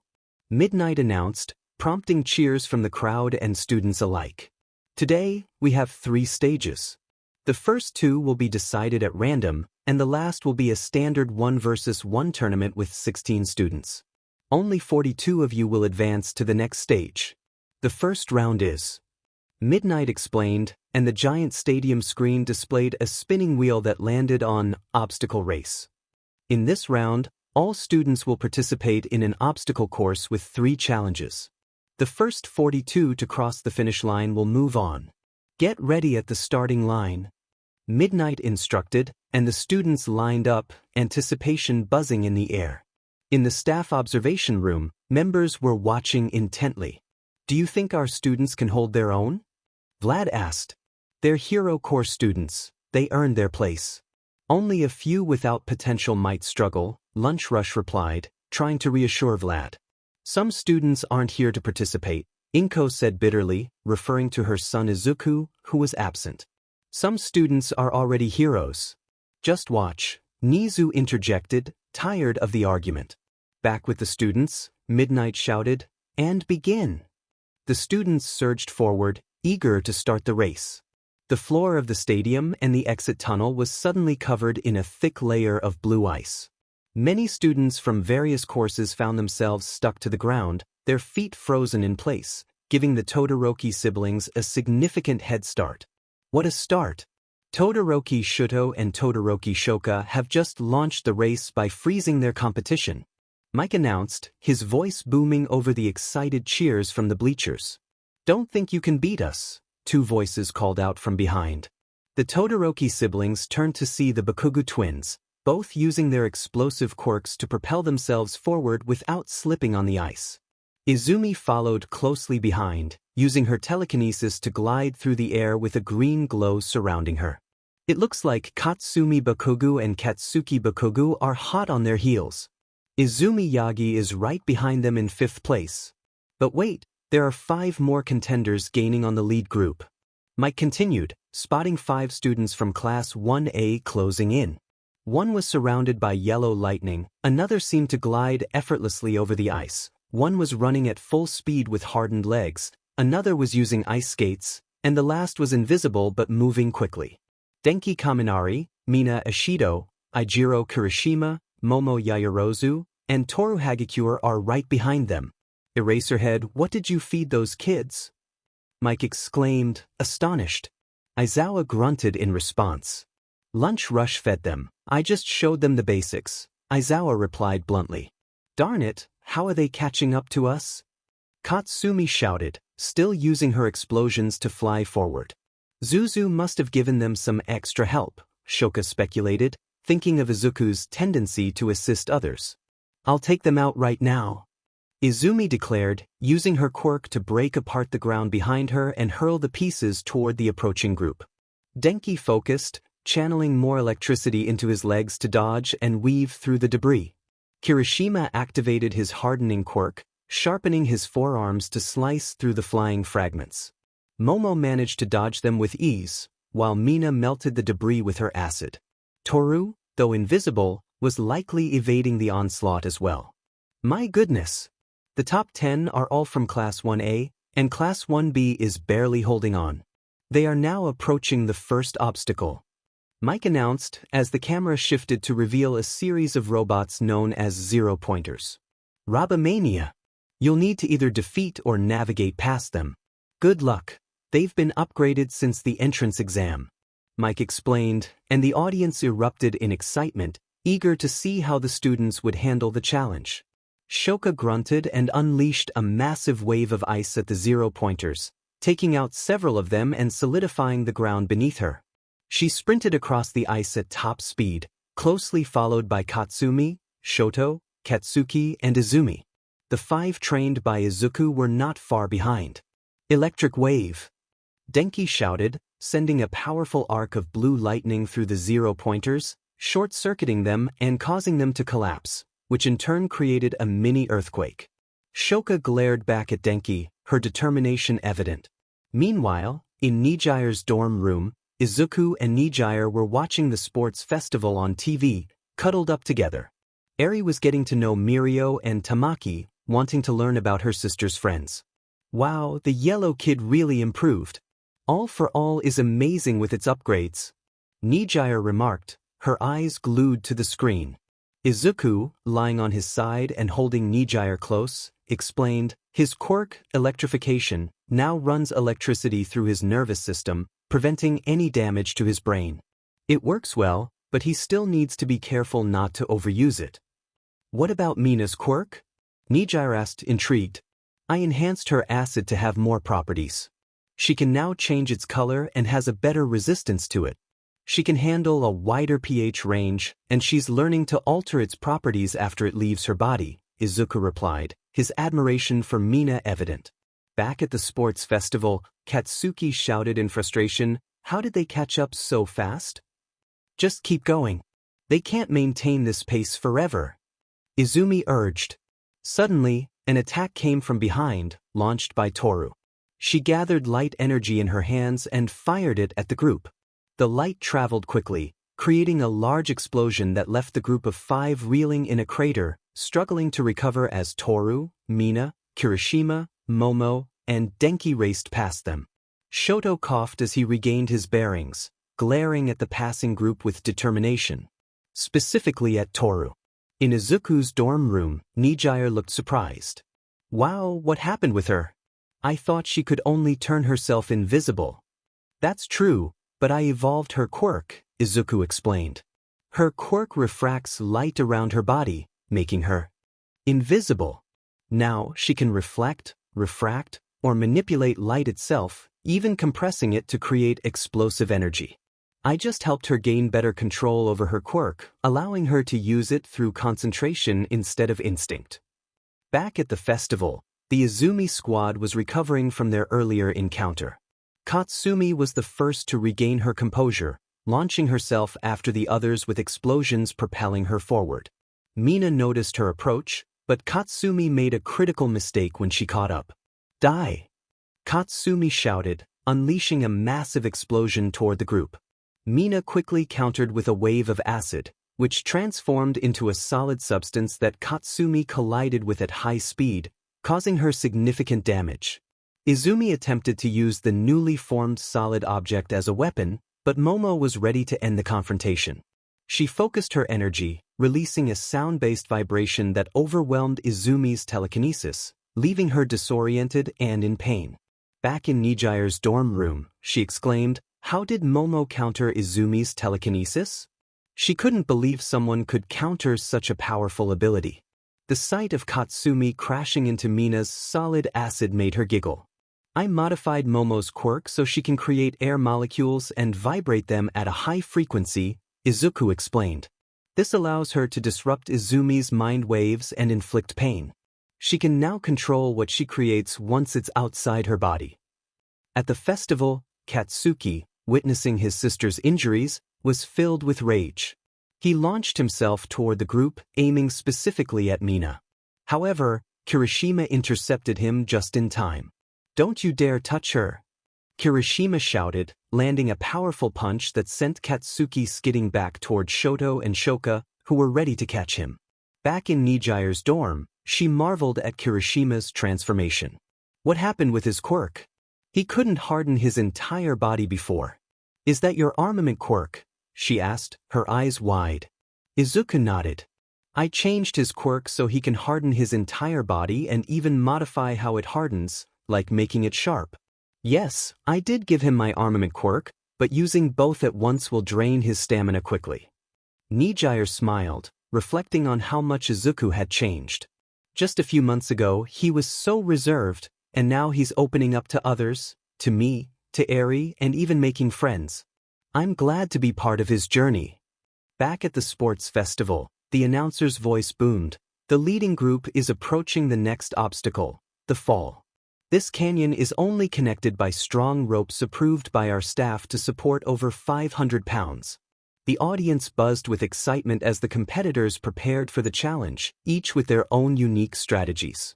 In summary, Denki finished in first place, followed by Toru, Mina, Momo, Ijiro, Katsumi, Shoka, Katsuki, Shoto, and Izumi. The second test was a cavalry battle, where Izuku's students faced off against their tormentors. Despite the intense competition, Izuku's group maintained the lead, while their opponents struggled to keep up. The third and final trial of the sports festival would consist of one-on-one battles. Round 1. Ijiro Kirishima vs. Katsuki Bakugou. Round 2. Shoto Todoroki vs. Toru Hagakure. Round 3. Katsumi Bakugou vs. Mina Ishido. Round 4. Shoka Todoroki vs. Denki Kaminari. Round 5. Momo Yaoyorozu vs. Izumi Yagi. Round 6. Kyoka Jiro vs. Hitoshi Shinso. Round 7. Itsuka Kendo vs. Fumikage Tokoyami. Round 8. Ochako Uraraka vs. Tenya Ida. These battles will begin shortly after the lunch break. Please stay hydrated and refueled, because we're in for an exciting match. Present mic announced. As the students dispersed to grab food, Izuku's group gathered to discuss their strategies. I have to face Katsuki. I just need to react to his speed and counter with a few good punches to knock him out, Ijiro said, knowing that reacting to Katsuki's speed would be the biggest challenge.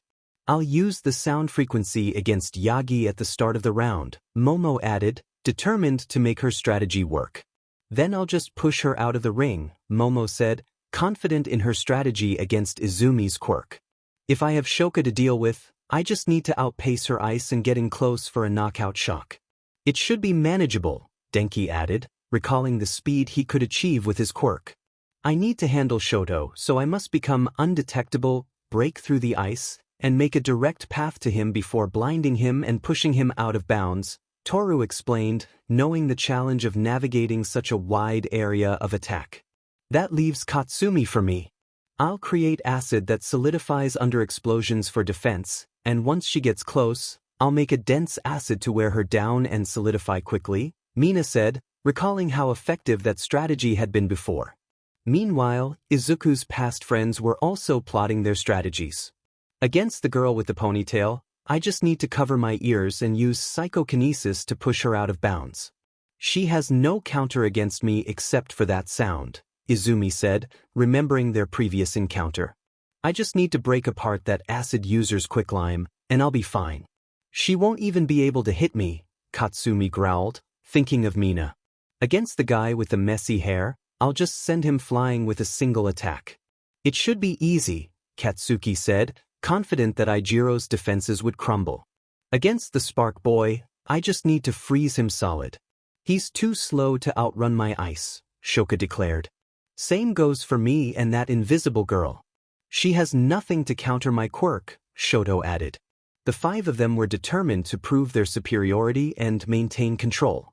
In the spectators' booth, Nizu observed with a smile, "This is quite the development. Let's see how Izuku's students fare against his past tormentors." All Might, however, gritted his teeth. They've shown regret for their past actions. We shouldn't hold that against them.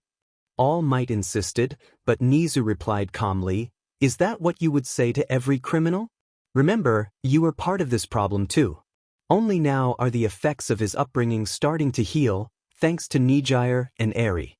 If you truly want what's best for him, step aside and let him show his strength as a hero." Inko looked towards Katsumi and Shoka, her heart heavy. Those two truly loved Izuku when he was quirkless, something I failed to do. I want them to move past this and be together as they should be. 28 minutes later, in the stadium arena, Mike announced, in the left corner, the explosive boy of 1A, Katsuki Bakugou. Katsuki walked out with a cocky smirk, though anger flickered in his eyes. In the right corner, the toughest man in 1A, Ijiro Kirishima. Ijiro entered the field, determination etched on his face, as the crowd cheered for him. "Begin!" Midnight called, and Katsuki launched himself at Kirishima with a massive explosion. Kirishima activated both Harden and Armament, taking the blow head-on. Katsuki continued to unleash explosions, filling the area with smoke until he paused, smiling before the smoke cleared. The extra was doomed from the start. Katsuki yelled, turning to leave.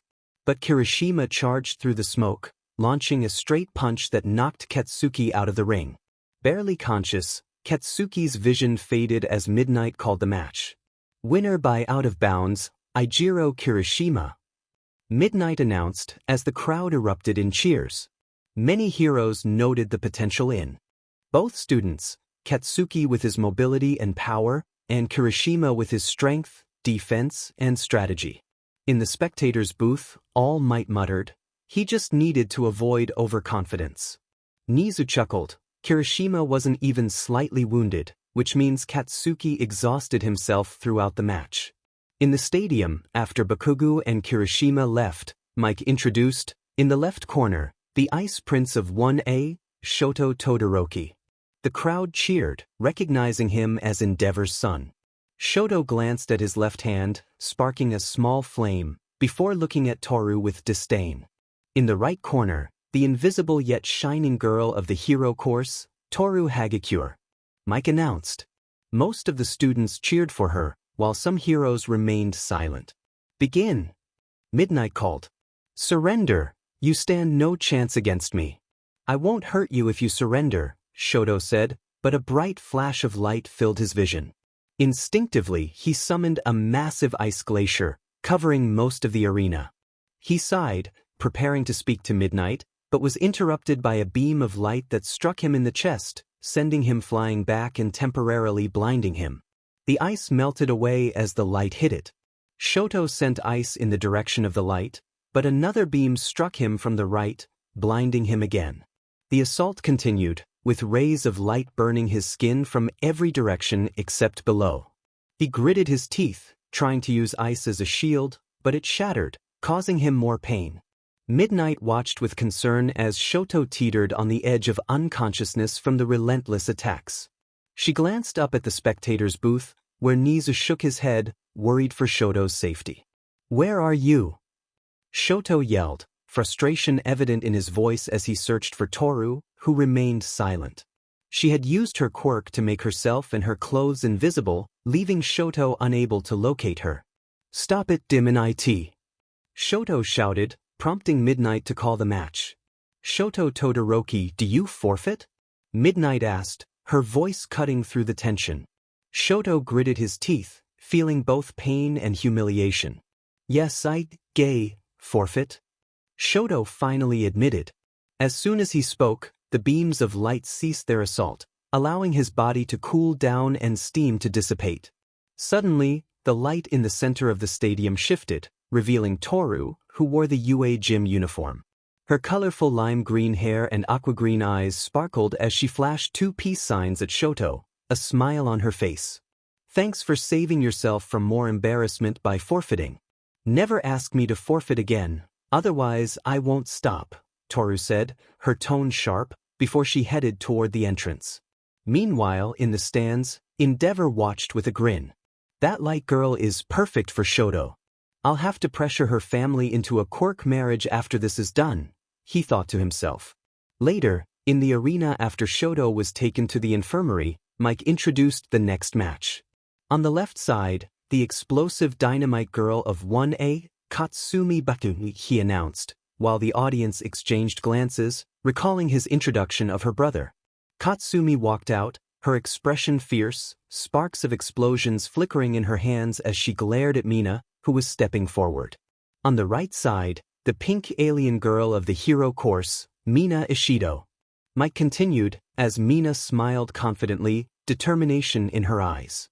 "Begin," Midnight called out. Katsumi immediately pointed her palms at Mina, unleashing a barrage of condensed explosions.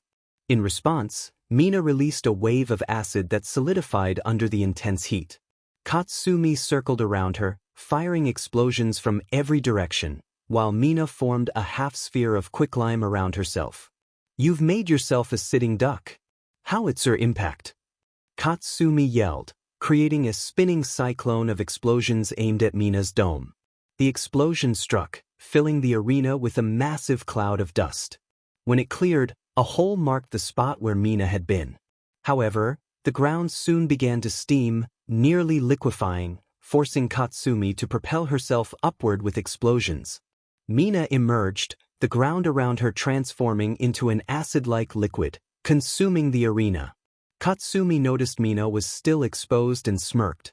"You're still wide open. You lose," Katsumi shouted as she charged at her. Suddenly, the acid surged forward, enveloping Katsumi and hardening around her body, pinning her down. Despite her attempts to release explosions, they only went off weakly, while Mina smiled victoriously. "You can't move, you can't aim your explosions, and that arrogant tone of yours is gone," Mina taunted. Katsumi growled, struggling to free herself, but the overuse of her quirk was taking its toll. "Just call it quits, you can't move, and your quirk is useless," Mina urged, glancing at Midnight. "Winner by immobilization, Mina Ishido," Midnight declared. Mina sighed, manipulating the acid to free Katsumi from the trap before walking away, leaving Katsumi seething in anger. After Katsumi left the arena, Mike announced the next match. On the left side, the Ice Queen of the hero course, Shoka Todoroki, he called, echoing his introduction for her brother, though Shoka paid it no mind. On the right side, the most electrifying boy in Yue, Denki Kaminari. Mike continued as Denki stepped onto the field, seriousness etched on his face. Shoka glared at him, her fire side flaring up briefly before she deactivated it. "Ready, begin," Midnight shouted. Shoka launched a massive wall of ice at Denki, who surrounded himself with yellow electricity and leaped high into the air. He dodged another ice attack mid-jump, forming lightning into his left hand and slicing through the incoming ice effortlessly. "He can shape the lightning better than I can shape ice," Shoka thought, panic rising within her as she sent more ice attacks his way. Denki dodged and cut through them, closing the distance rapidly. "I can increase my speed to that of lightning for only about 10 minutes, so I need to end this quickly," Denki resolved, appearing right in front of Shoka. She couldn't react in time as he delivered a powerful kick, knocking her unconscious. Midnight observed as Shoka flew out of the ring, her body landing still on the ground.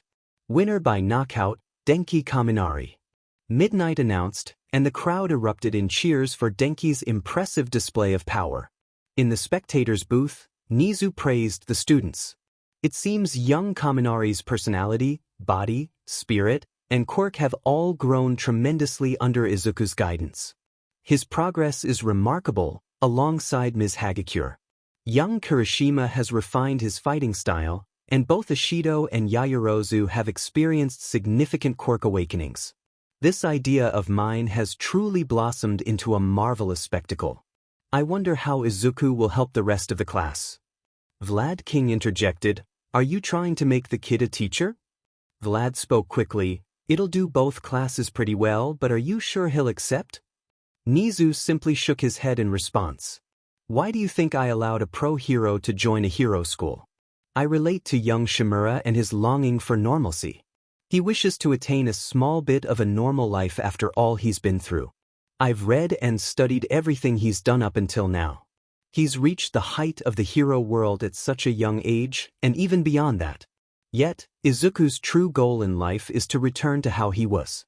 Given all he's done, I'd like to personally watch him grow while he stays at UA, and I'd love to see him truly become a teenager instead of an adult." Nizu explained, prompting the teachers to recall the cold, hard stare Izuku usually had. All Might looked on with confusion and uncertainty, reflecting on his own upbringing that forced him to grow up too quickly. He never acted like a teenager since Nana had been killed, and he didn't want Izuku to be exactly like him. Izuku was the true successor to One for All, and no one could question that, given everything he had done to prove himself. Inko thought back to how Izuku behaved around people. He always seemed so hesitant, never truly trusting anyone unless they had proven themselves to him. The only people Nizu mentioned that Izuku trusted were Eri, Nijire, Hawks, and his students. Everyone else he treated like a total stranger, keeping his distance. Inko slowly realized just how much Izuku had changed because of her. Back in the arena, Mike announced, "All right." On the left side, the rich princess of 1A, Momo Yaoyorozu. Momo ignored the introduction and focused on Izumi's green eyes across the arena. On the right side, we have the telekinetic girl of the hero course, Izumi Yagi. Mike continued, and the crowd cheered for her. Begin! Midnight announced. Izumi immediately used her psychic quirk, surrounding both herself and Momo in a green coating of energy. Momo, however, created a burst of energy that dissipated the mental lock on her. How did she break free? There wasn't any sound to disrupt my focus. Izumi thought, bewildered by Momo's quick recovery. Even if it is mental energy, I can still break it fairly easily. I just need to tire her out and disable her quirk with the high frequency, Momo strategized, trying to stay calm. Soon, Izumi overcame her shock and activated her quirk again. Momo released another pulse of energy and followed it up with a high-pitched sound wave. Those in the audience with sensitive hearing covered their ears as Izumi yelled, grasping her head in pain, her mind temporarily jumbled. Momo quickly created a staff in her right hand and rushed at Izumi, slamming the metal staff into her stomach, knocking the wind out of her. Momo then grabbed Izumi and tossed her outside the ring, ending the match decisively. Winner by knockout, Momo Yaoyorozu. Midnight announced, and the crowd erupted in cheers. Momo sighed and walked away, while Izumi slowly recovered from her headache, making her way to the infirmary. It was a total and unquestioned victory for Izuku's students, something that didn't sit well with any of his tormentors.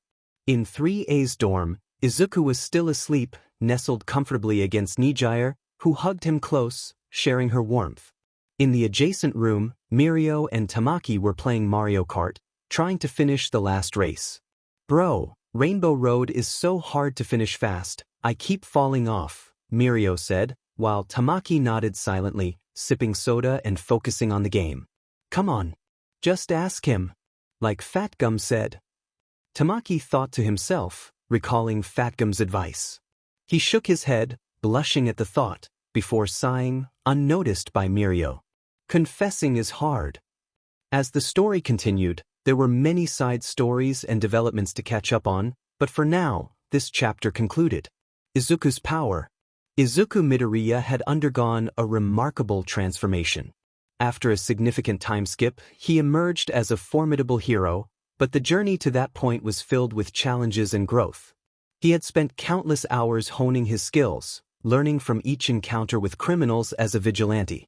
Each mistake became a lesson, shaping him into a more skilled fighter. However, the rapid development of his powers sometimes felt rushed, leaving him feeling as though he had missed opportunities to explore his training and the experiences that contributed to his strength. As a student at UA High School, Izuku's role was often debated among his peers. Some suggested he should take on a teaching position, and Izuku found himself agreeing with that perspective. The idea of him having a mentor-like relationship with Nizu, the principal, seemed more fitting than merely being a student. It made sense for one of the most powerful heroes to also guide the next generation of heroes. There were many reasons behind these thoughts, but these stood out the most. Izuku often pondered how to improve the story of his journey, realizing that there was room for deeper exploration of his character and growth.